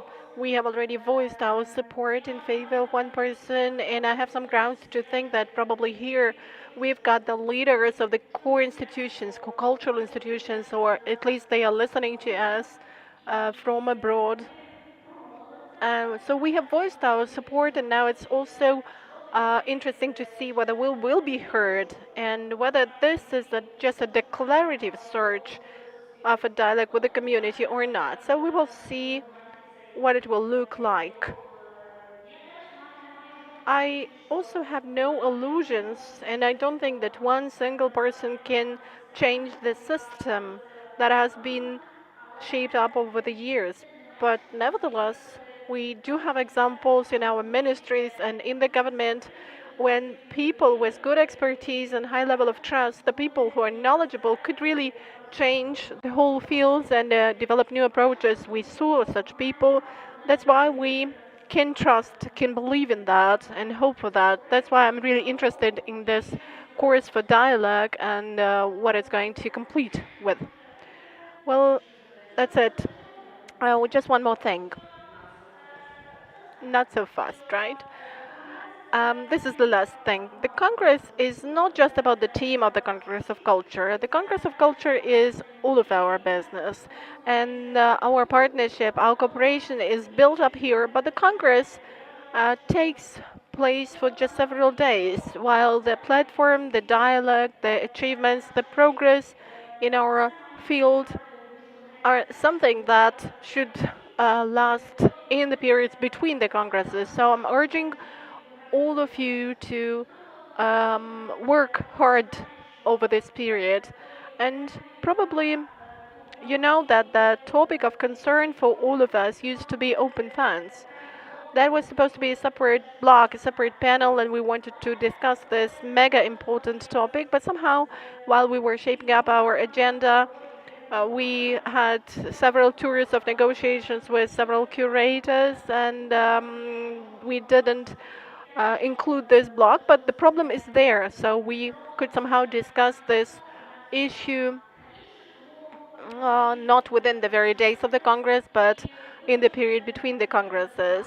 Well, sorry, probably there has been too much of myself and my talking, but I would really like to express my gratitude to the team of the Institute of Strategy of Culture and the people it was a pleasure to work with. This was Lida, Irina, Solomia, Marta, other colleagues, mainly women, who did it, who made it happen. And I would like to express my gratitude to the partners who have made it possible in terms of resources. And this is partnership not just within the resource support, but truly partner support. For the second time, we have been supported by the International Renaissance Foundation, Lviv Private Foundation, the Foundation of Changes, and we are also grateful to it. We also had some cooperation institutionally with the Ukrainian Institute in the supportive program. Thanks a lot again. And also our Lviv City Council volunteers supported us a lot. Lviv Polytechnic University supported us with the premises. And I'm grateful to every single person who has found some time and who has come here and supported us. Thanks a lot, and see you at the next Congress. Thank you, Yulia.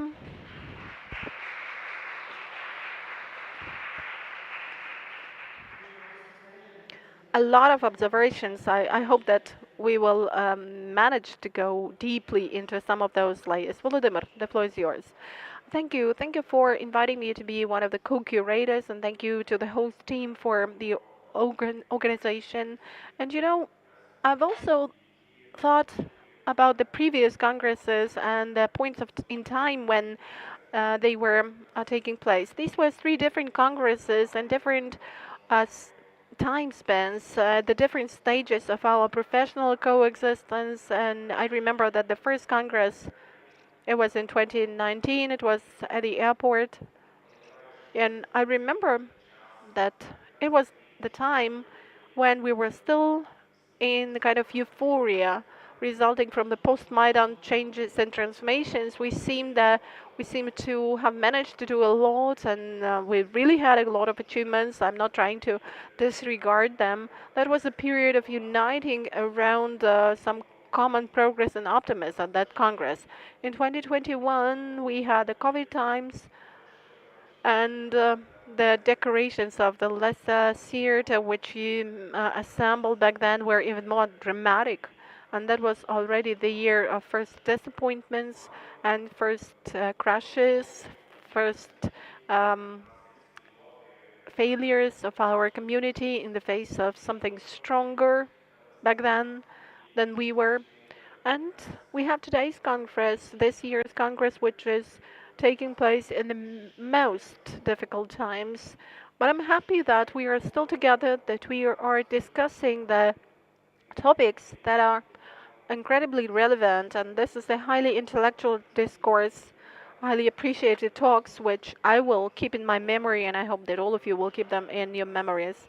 Unfortunately, there are fewer of us, and a lot of our landmark colleagues who used to come to the previous congresses are not here physically in person. Some of them have left, some of them have left the profession, and it's a sad fact to be recognized.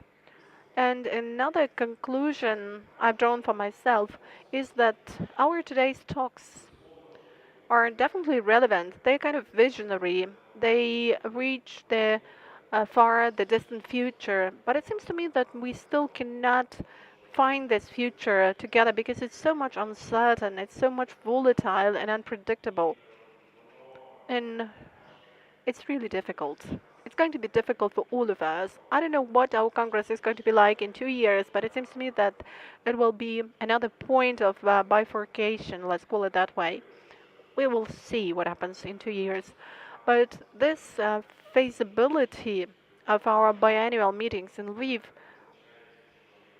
means something for me. It means some relevant points of discussions, talks, predictions.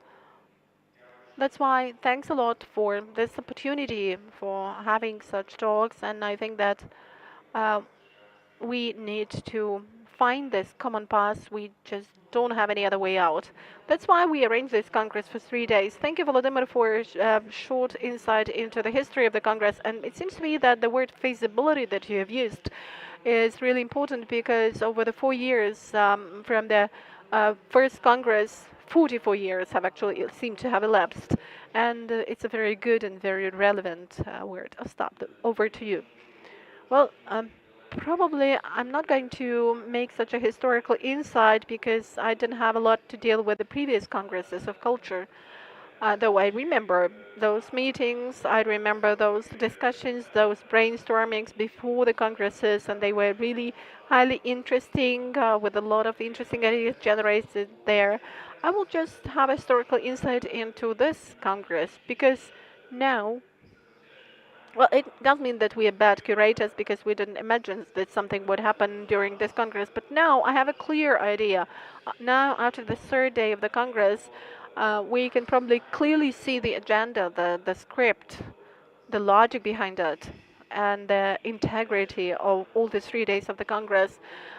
There was nothing that came just by accident. There were no accidental plots or scenarios. But there is something that seems very relevant for me as far as the Congress of Culture is concerned. This is this sense of community.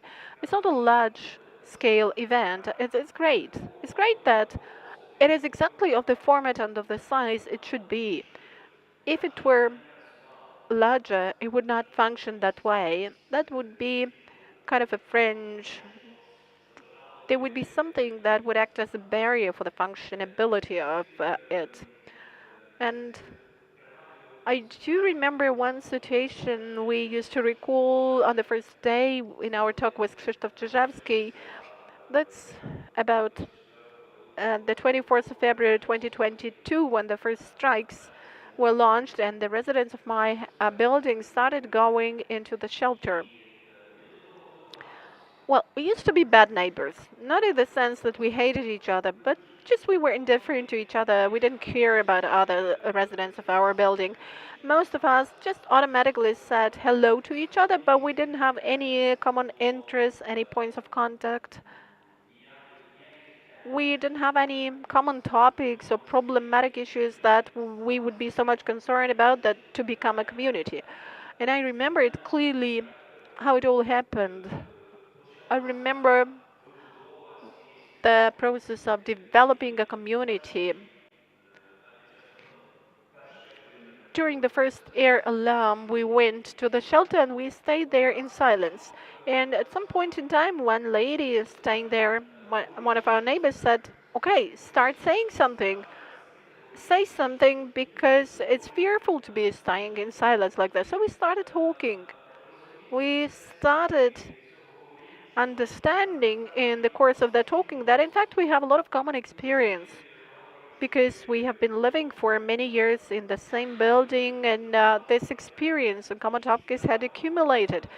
It was of interest to discuss them, but for some reason we didn't have the occasion to talk them over. And it seems to me that it's not looking for positive things and some optimism in war. No. God forbid, I think that we should not be looking for bad things in war because by default they cannot be there. But at the time of trials, there can be established a community, a sense of community that will never happen in any other times. But it's built through talking, through language, through speaking, through looking for the right words.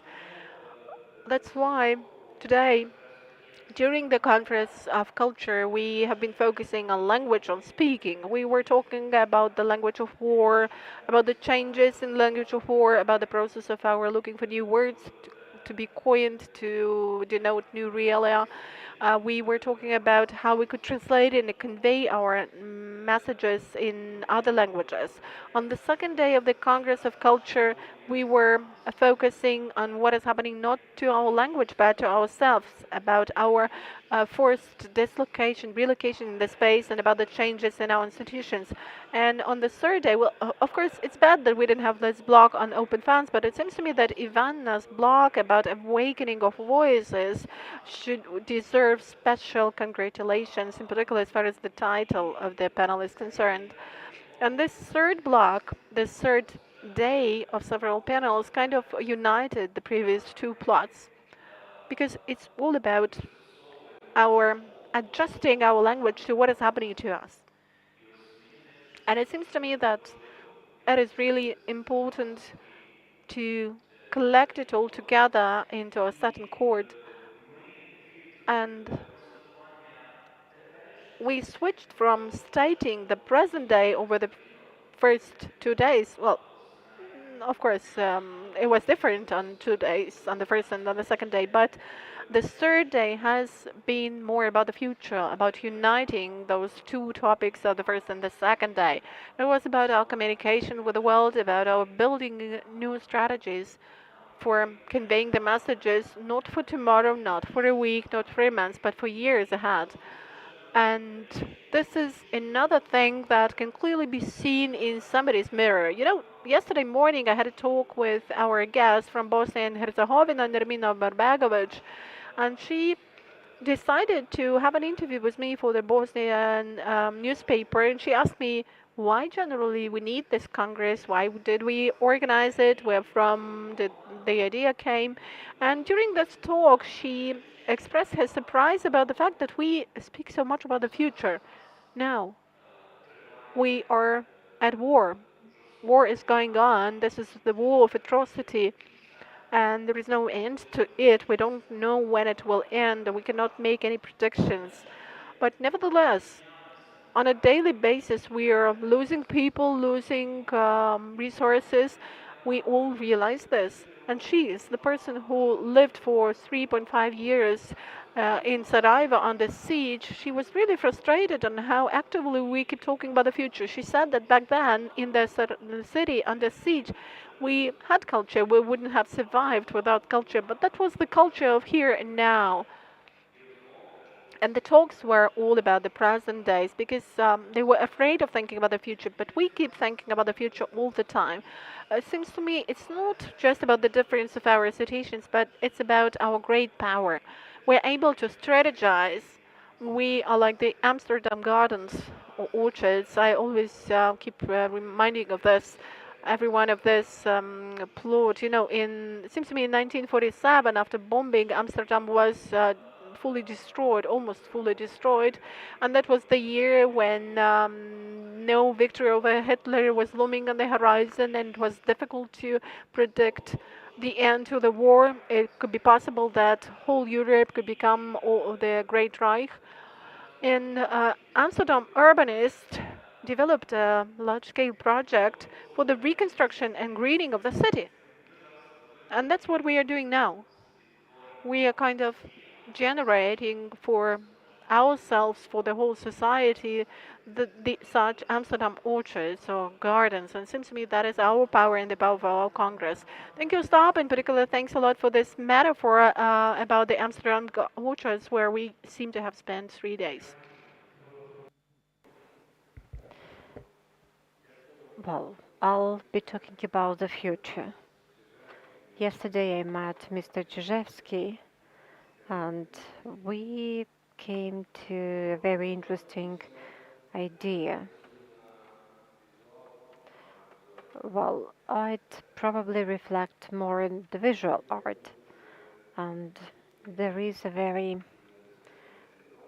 dangerous syndrome that actually accompanies our culture or representation of our culture in modern Europe, and this is a sort of paternalistic complex.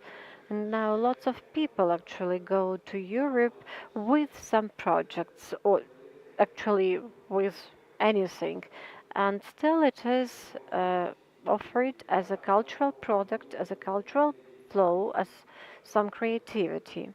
On the one hand, I understand people who have some catastrophic emotional condition, and emotions generate certain visual reflections, which for some reasons these people call creative works, and these people demonstrate them in Europe. Well, Europe can actually have its own ideas about the value of this creativity, and I am actually afraid, a bit concerned about these developments of events, and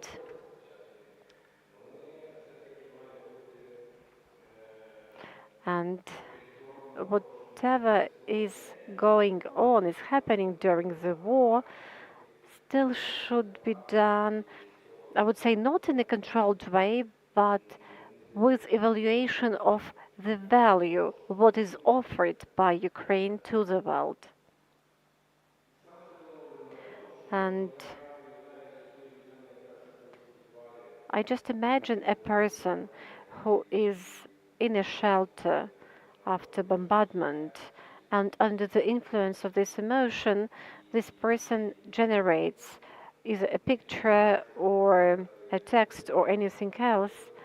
And definitely I cannot tell a person who created something like this that it's not good.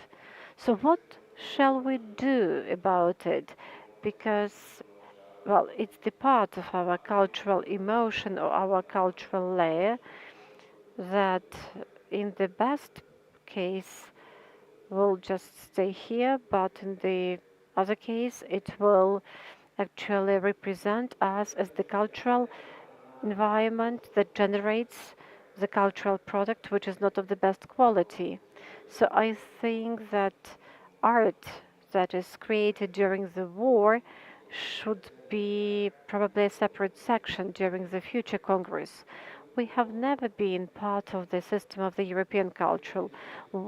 We have always been beyond it, because for some reasons we were just pushed on the periphery. We have always been shadowed by Russia, and whatever views we have about Russia as a nation or as a culture, still Russia is within this European system, a global system. Unfortunately, we are beyond this system. We are not part of it, and I'm really sorry for this. Why is it the case? I have my own explanation. For these 30 years of our independence, we have always been afraid of talking about certain things, and we should not have been talking about it. We should be shouting about it, but it has always been like that. Let's not talk about it. It's not the proper time. It's not that obvious. It's not that evident. So I think this is something we have to address during the next Congress. And this is my reflection on what is happening now. And well, I cannot actually react in a calm way to a certain creative work if it is not a creative work. And when the war broke out, we organized in Ziga a project. We have collected emotions, visual emotions on photos, on pictures, on some other carriers, and there were lots of proposals, huge number of proposals. We have selected some of them, and there were lots of similar reflections, and we have taken, in our opinion, some very loud ones, and these reflections were actually placed on the walls of our gallery. And there were lots of people who were actually very much angry that they were not selected. And we explained to them that we are a private institution and this is our vision. And still these people were offended that they were not evaluated.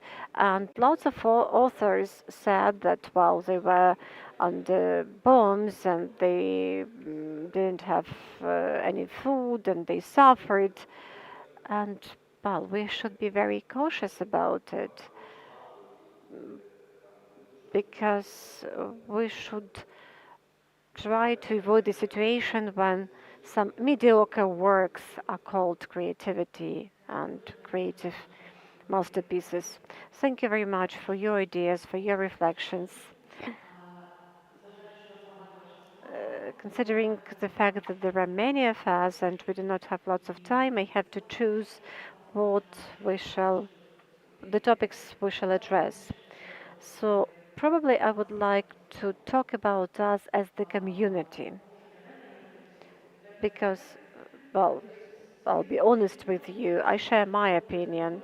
It seems to me that the Congress of Culture is very significant for the community, for the cultural community. Volodymyr just properly mentioned the previous congresses of culture. For example, I remember the Congress of 2019, it was held in the airport, and I also remember our progress of post-Maidan years. It was during that autumn when I felt how much progress we have made for these 5 post-Maidan years. I'm talking about the institutions created and about the problems we were ready to address. And I think that my generation at that time felt that we were the grown-ups in the room. And the Congress of 2021, Volodya, you have described it, that it was the door to the dark times. And at that time, again, I will share my impression. At that time, I had a feeling that it's too loud to call us the community. Probably we were more like the environment, the group. And I remember the text of 2021, and my editor said that it was written with blood. And we had this feeling that the dark times began. Do you remember that was the Congress of Culture when we established the coalition of artists? And I think that every Congress of Culture, if we are talking about the role of the community, the feeling of time by the community, when we are talking about the changes in the community, the way the community hears what problems should be addressed by the community, what is the future for the community. So every Congress is a very significant event. So I would like us to discuss these markers for the life of the community. So we may address different things. The happy atmosphere of staying together, and we can actually discuss whether there is generally a request for the feeling of community. Is our community united? What are the transformations the community undergoes? So what do you think about this? I think this is a very important topic that we should definitely cover. Anna?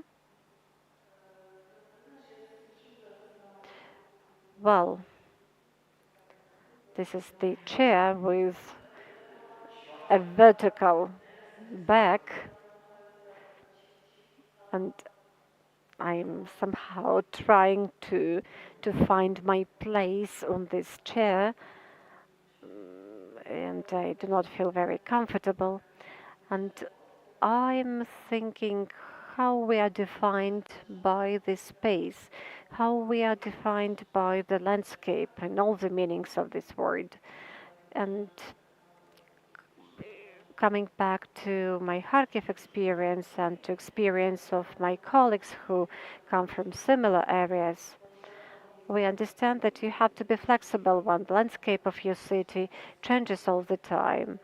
You try to cope with it. So you were talking about the community. So we all have the same chairs. And on the one hand, we sit in a different ways. Somebody is taller, somebody is shorter. For somebody, it is more comfortable. For somebody, it is less comfortable. But still, there is something common about this body feeling, body sensation. And for me, this body sensation is really important. So now I pay lots of attention to these body sensations, and I have already voiced this idea that now I actually try to feel these body sensations. Where is it painful for me? Ostap's day was about translation and speaking, and Ostap, I was thinking how I should translate this experience, how should I find the words to express what I feel, how I feel it, or how I talk to people who came from Mariupol. So it was like a dead end for me. It seemed to me that it was a very frightening period when the language seemed to me the totally dangerous area or absolutely inefficient instrument. And when I was here with you, it was very interesting for me to see how out of darkness comes something light, how we can talk about the future, because before the time we planned from the evening to the morning, from the morning to the afternoon. And once I was asked who we are going to be in 6 months, and my answer was, I hope we'll be alive. So it is interesting for me to observe how the word future is used. It is not frightening anymore.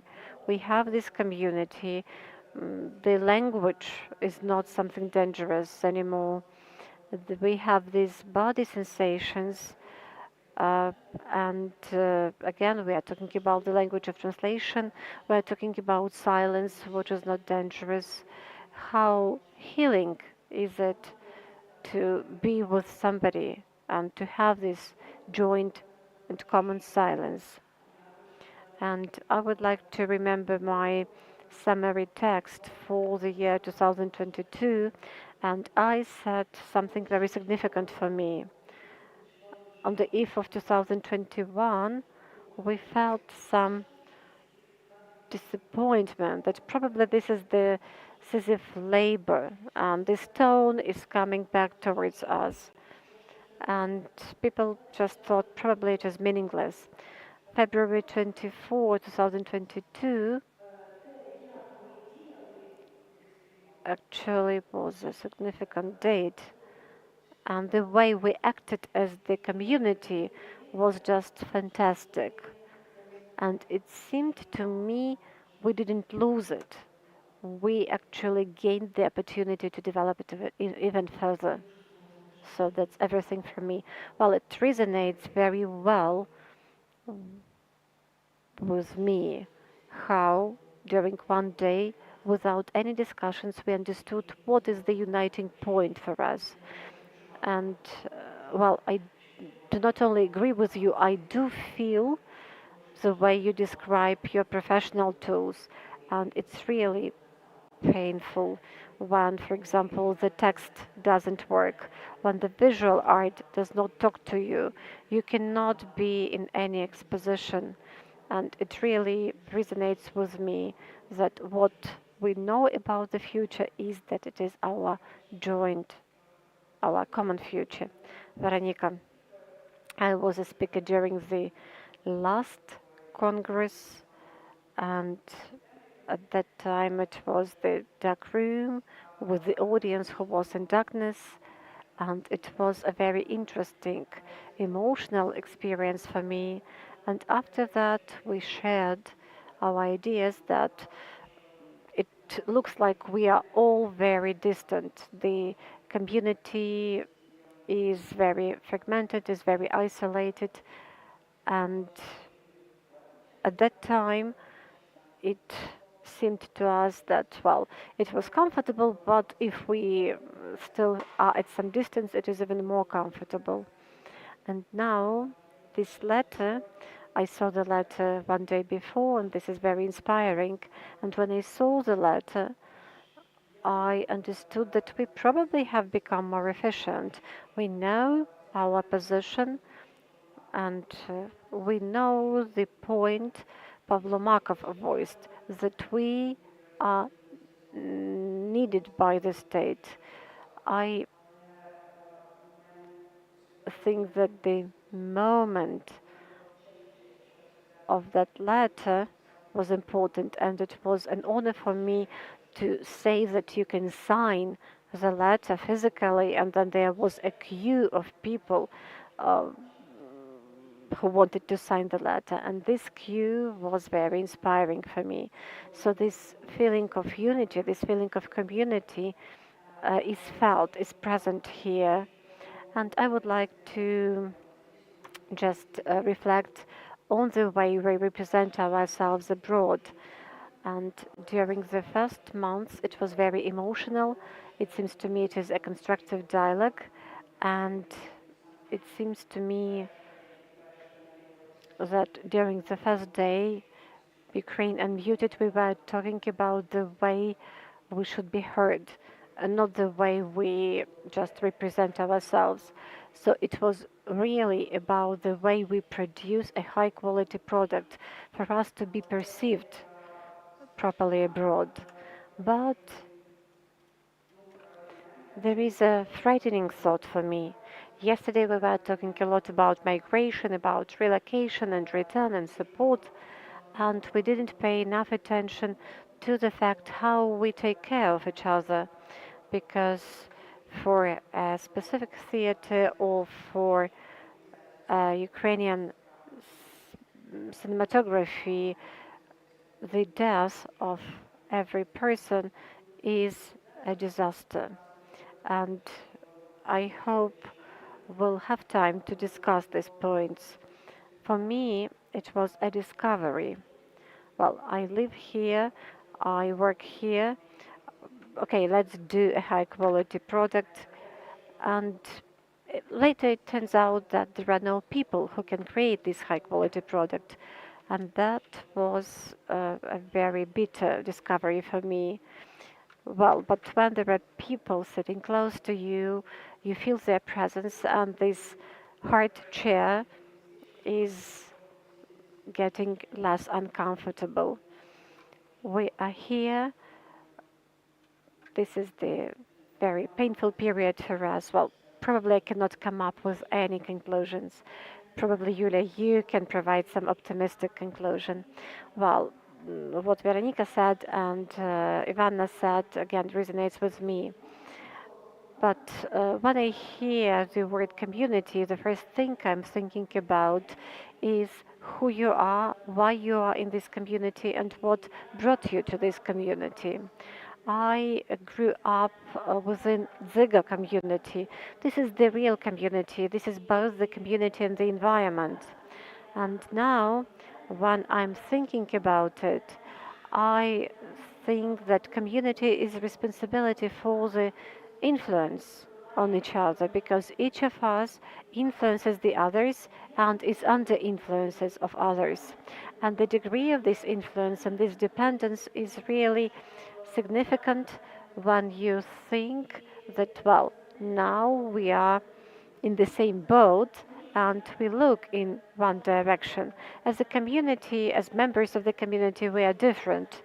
And if we take a look at those people who are here, on the one hand, we are united by something.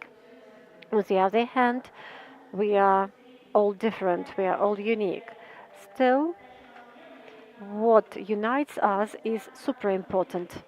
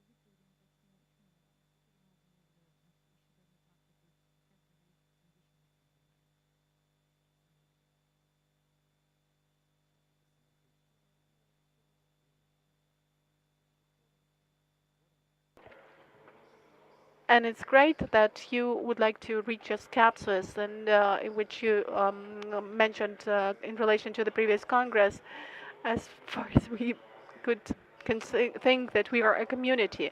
You probably meant our ability to articulate a certain common vision or common direction or common intentions. Yes, and the ability to sacrifice the secondary for the sake of the primary. That's how actually the 24th of February 2022 disappeared for us. Yes, and I actually share your skepsis on how the coalition of the cultural actors was launched and did not develop any further. That was a good intention for self-organizing, and that was a very good intention. That was the implementation or bringing into life of an idea that was really important for the community. That's why I mentioned it. But that was unity in response to the challenges we faced and in response to the euphoria of the previous 5 or 6 years, which actually failed because the circumstances were changing dynamically. Yes, sure, and that was our attempt to uh, show that we are a community, that we are a unit of people that can get self-organized and can further influence the policies and the political will, which in any way predetermines us, not fully, of course, but at least partially. And it's really true that the full-scale invasion changed this valency, our valency as a community. It fully changed it. I agree with this statement. And it seems to me that the most important element that still makes us a community now is some absolute trust in each other and trust in the principle that everybody is taking the whatever effort he can and working even beyond his or her opportunities to cover a certain area of a common task which we understand even not discussing it. That is the task of surviving. That is the task for the future. That's what Ostap actually mentioned. It seems to me that this trust in each other needs to be kept for the future. Well, we may be skeptical or critical about each other in some specific situations, but that is a secondary, a background phenomena. Now, what develops us as a community is this absolute trust in each other, in the fact that we do whatever we can in our place, be it in Kharkiv, Odessa, Dnipro, Lviv, or Kiev. We are we have some people whom we trust in all those cities, and we know for sure that we are all working on the verge of our opportunities, and there is no place for some unhealthy toxicity. We should reject this toxicity. It seems to me that the war has made us reject this possible skepsis concerning where we are moving together. And also, I think that we are shaped up as a community, unfortunately, by our losses, absence of our colleagues, absence of people in person, the people who have perished during the war. This is also something that cements us as a community because it shapes up the field of our belonging. And we also need to bear in mind the international dimension, and it's good that we had a parallel program at this Congress that also studied different ways of our interaction with the world, different ways of the world's solidarity. We have colleagues from other countries. It's a pleasure for me that I can see them here. It's good that we are talking a lot about the international level of our communication and partnership, which is also kind of a test for us, showing whether we, as the community of people, can articulate our needs, our voice, and be unmuted, and communicate with our foreign partners on whom our survival and our further program depends a lot. And that also predetermines a kind of a framework for our activity. What I'm drawing at is that we have acquired a lot of new attributes that define us as a community. We have acquired them after the full-scale invasion, and they drastically differ from what we used to have about 2 years ago. Thank you, Volodymyr. I really agree that today, 2 years after the previous Congress of Culture and a year and a half after the beginning of the full-scale invasion, we have an absolutely different sense of belonging to our community and an absolutely different sense of realization of the values of our community. And those shared experience you have been mentioning, and the sense of appreciation, the sense of trust and recognition of each other, that's what is something we really feel now. Stop. Well, since starting with the first day of the Congress, we've been talking about words, some words that have gained a new sense or that have just popped up from nowhere. because they became important for us. And today I would also like to focus on words. I was waiting when there appears the word boats in our talk, and Yulia actually mentioned this word. And yeah, in Lviv, that is just a matter of time whether you mention the word boat or not. Yes, that's true. And I've noticed, well, I'm a linguist, so this is my kind of professional deformation. I normally lend an attentive ear to people using different words.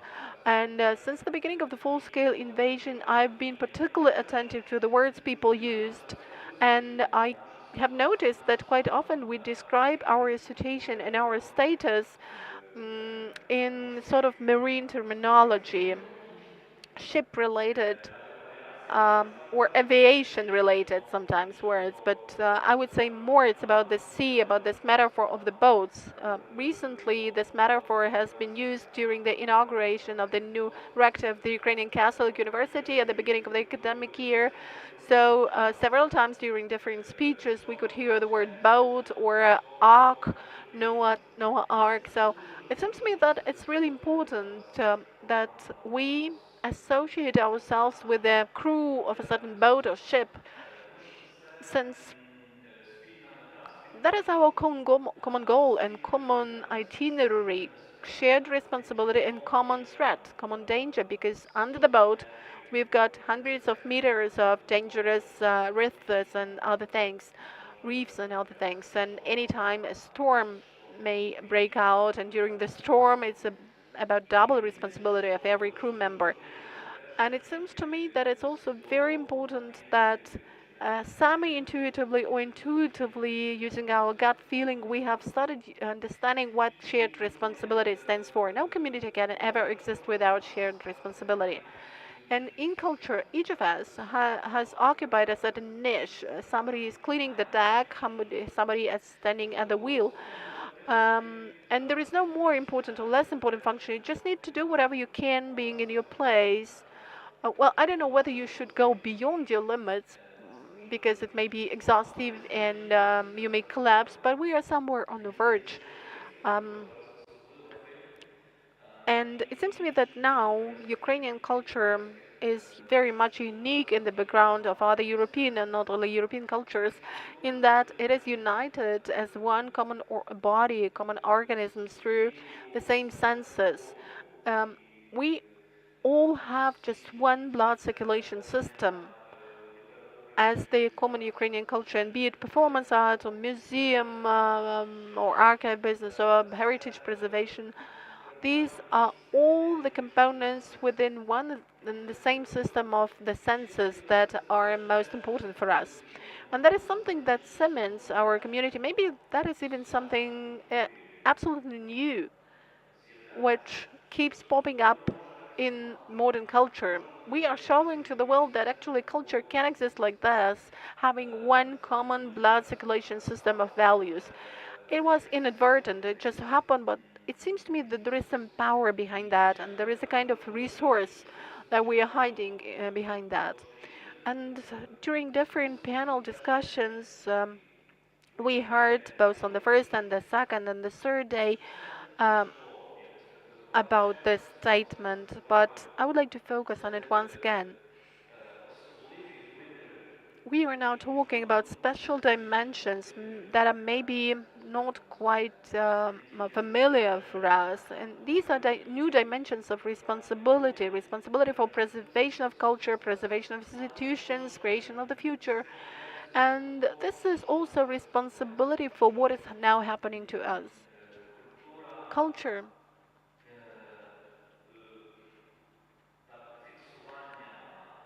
the culture of recording crimes, documenting crimes, and documenting the disasters that are happening to us now.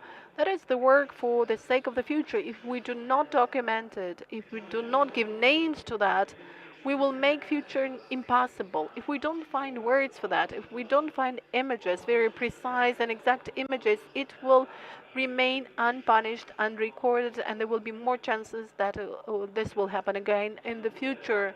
because it will not be marked through words as something absolutely impermissible and unacceptable. I think that that is what our mission is, and we are doing this. When I decided that I would try to collect all the most important things that have appeared in the Ukrainian poetry of the first year after full-scale invasion into one book, I got about 500 pages. And when I tell someone that, in Ukraine, within that year between February the 24th, 2022 and 2023, we got 500 pages of poetry written, and this is selected poetry. They don't believe that movies can be shot during the war period in Ukraine.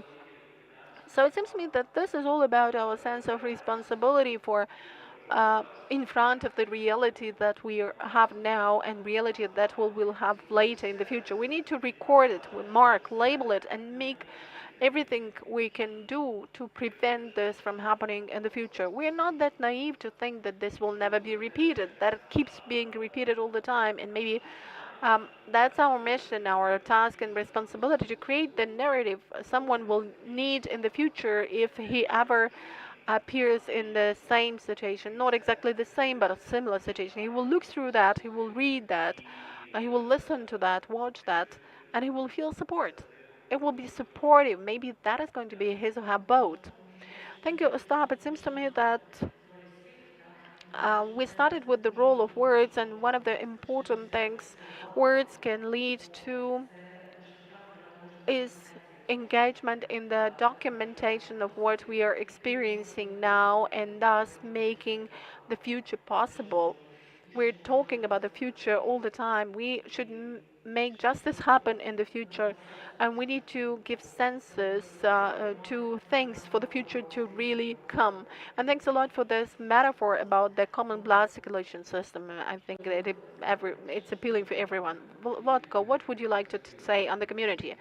Well, just a couple of words, not that much about the community because it goes without saying, but community consists of people who have some kind of self-realization.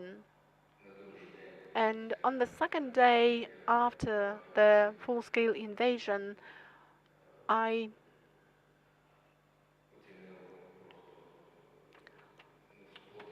just was surprised because some of my friends started speaking Ukrainian.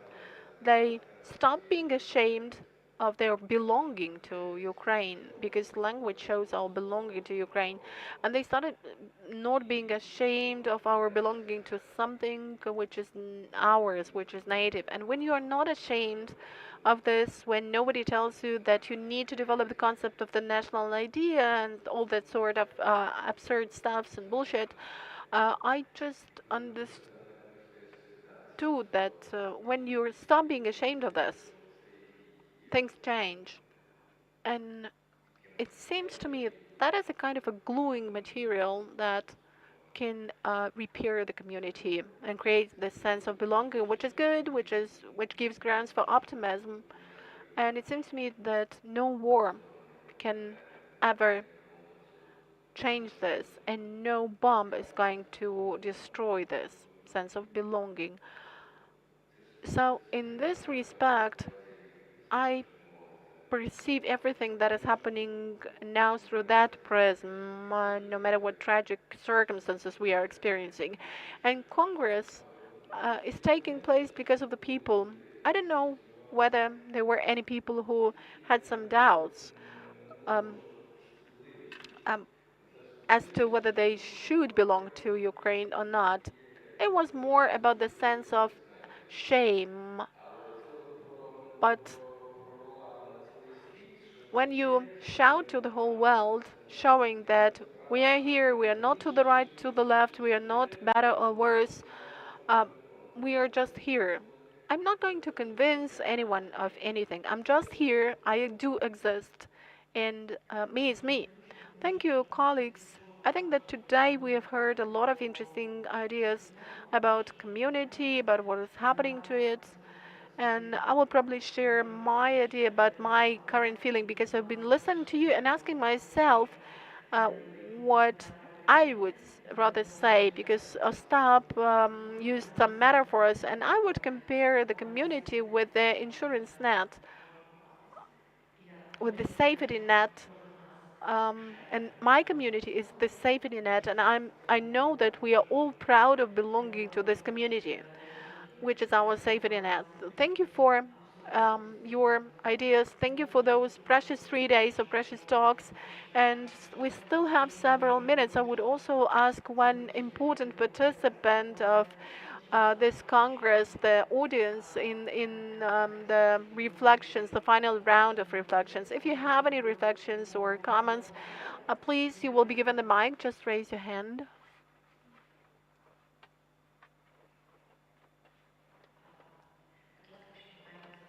So, suppose you have any questions or you want to voice some reflections, please. It seems to me Yevhen was the first to raise his hand.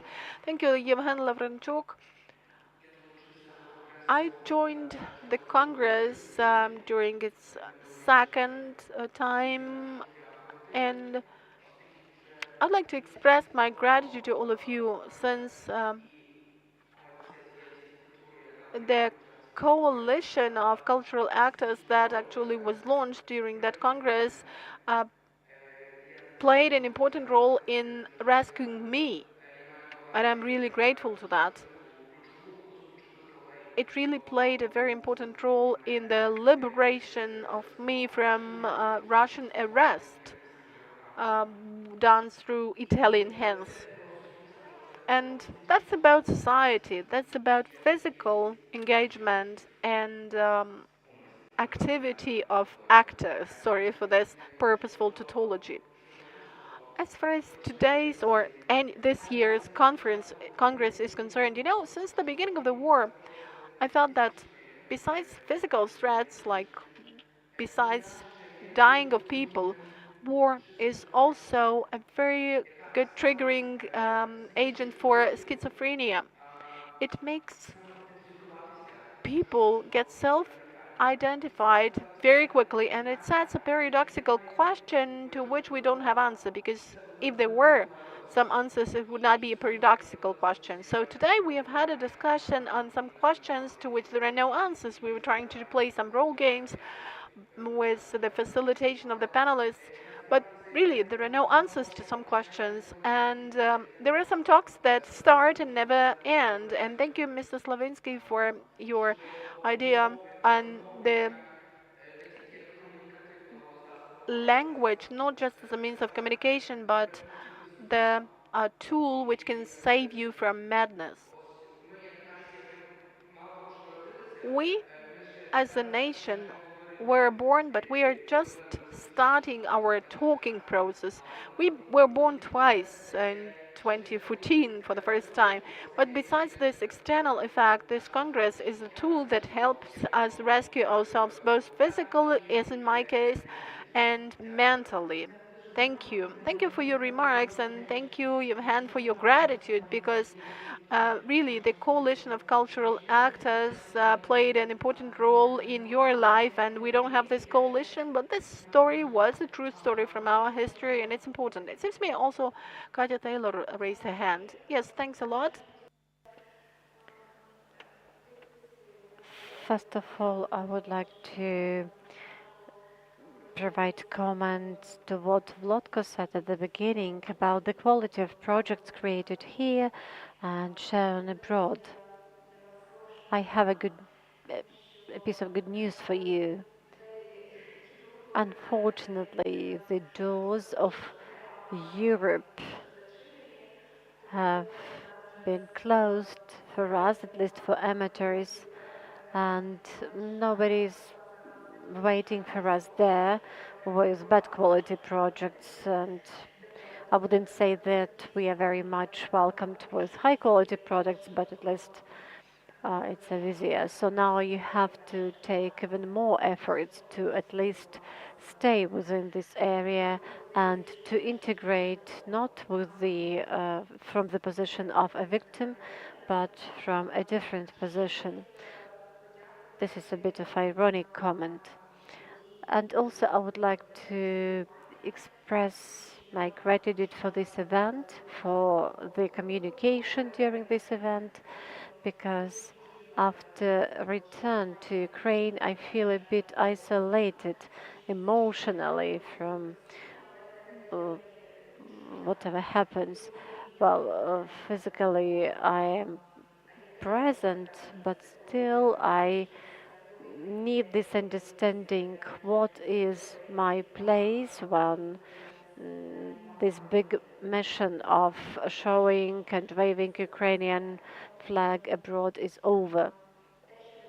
And what is happening here, and this communication, and this unity, and those common senses, and discussion of professional issues, and discussion of challenges we are all faced with,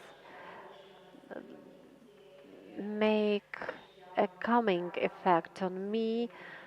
I feel calm that I'm here with the people. I share these values and share these senses. I'm not sure whether I'm ready to wait for 2 years to again even unite even more. I do hope it will happen in future. It will happen sooner. Do we have any other questions from the audience? Well, we are all a bit tired. So, dear friends, at the end of this conversation, I would like to express our gratitude to our organizers, to our participants, to our audience, and I also would like to express our gratitude to all those who are fighting for us. And I would like to ask you for a minute of silence to pay tribute to those who died in this war.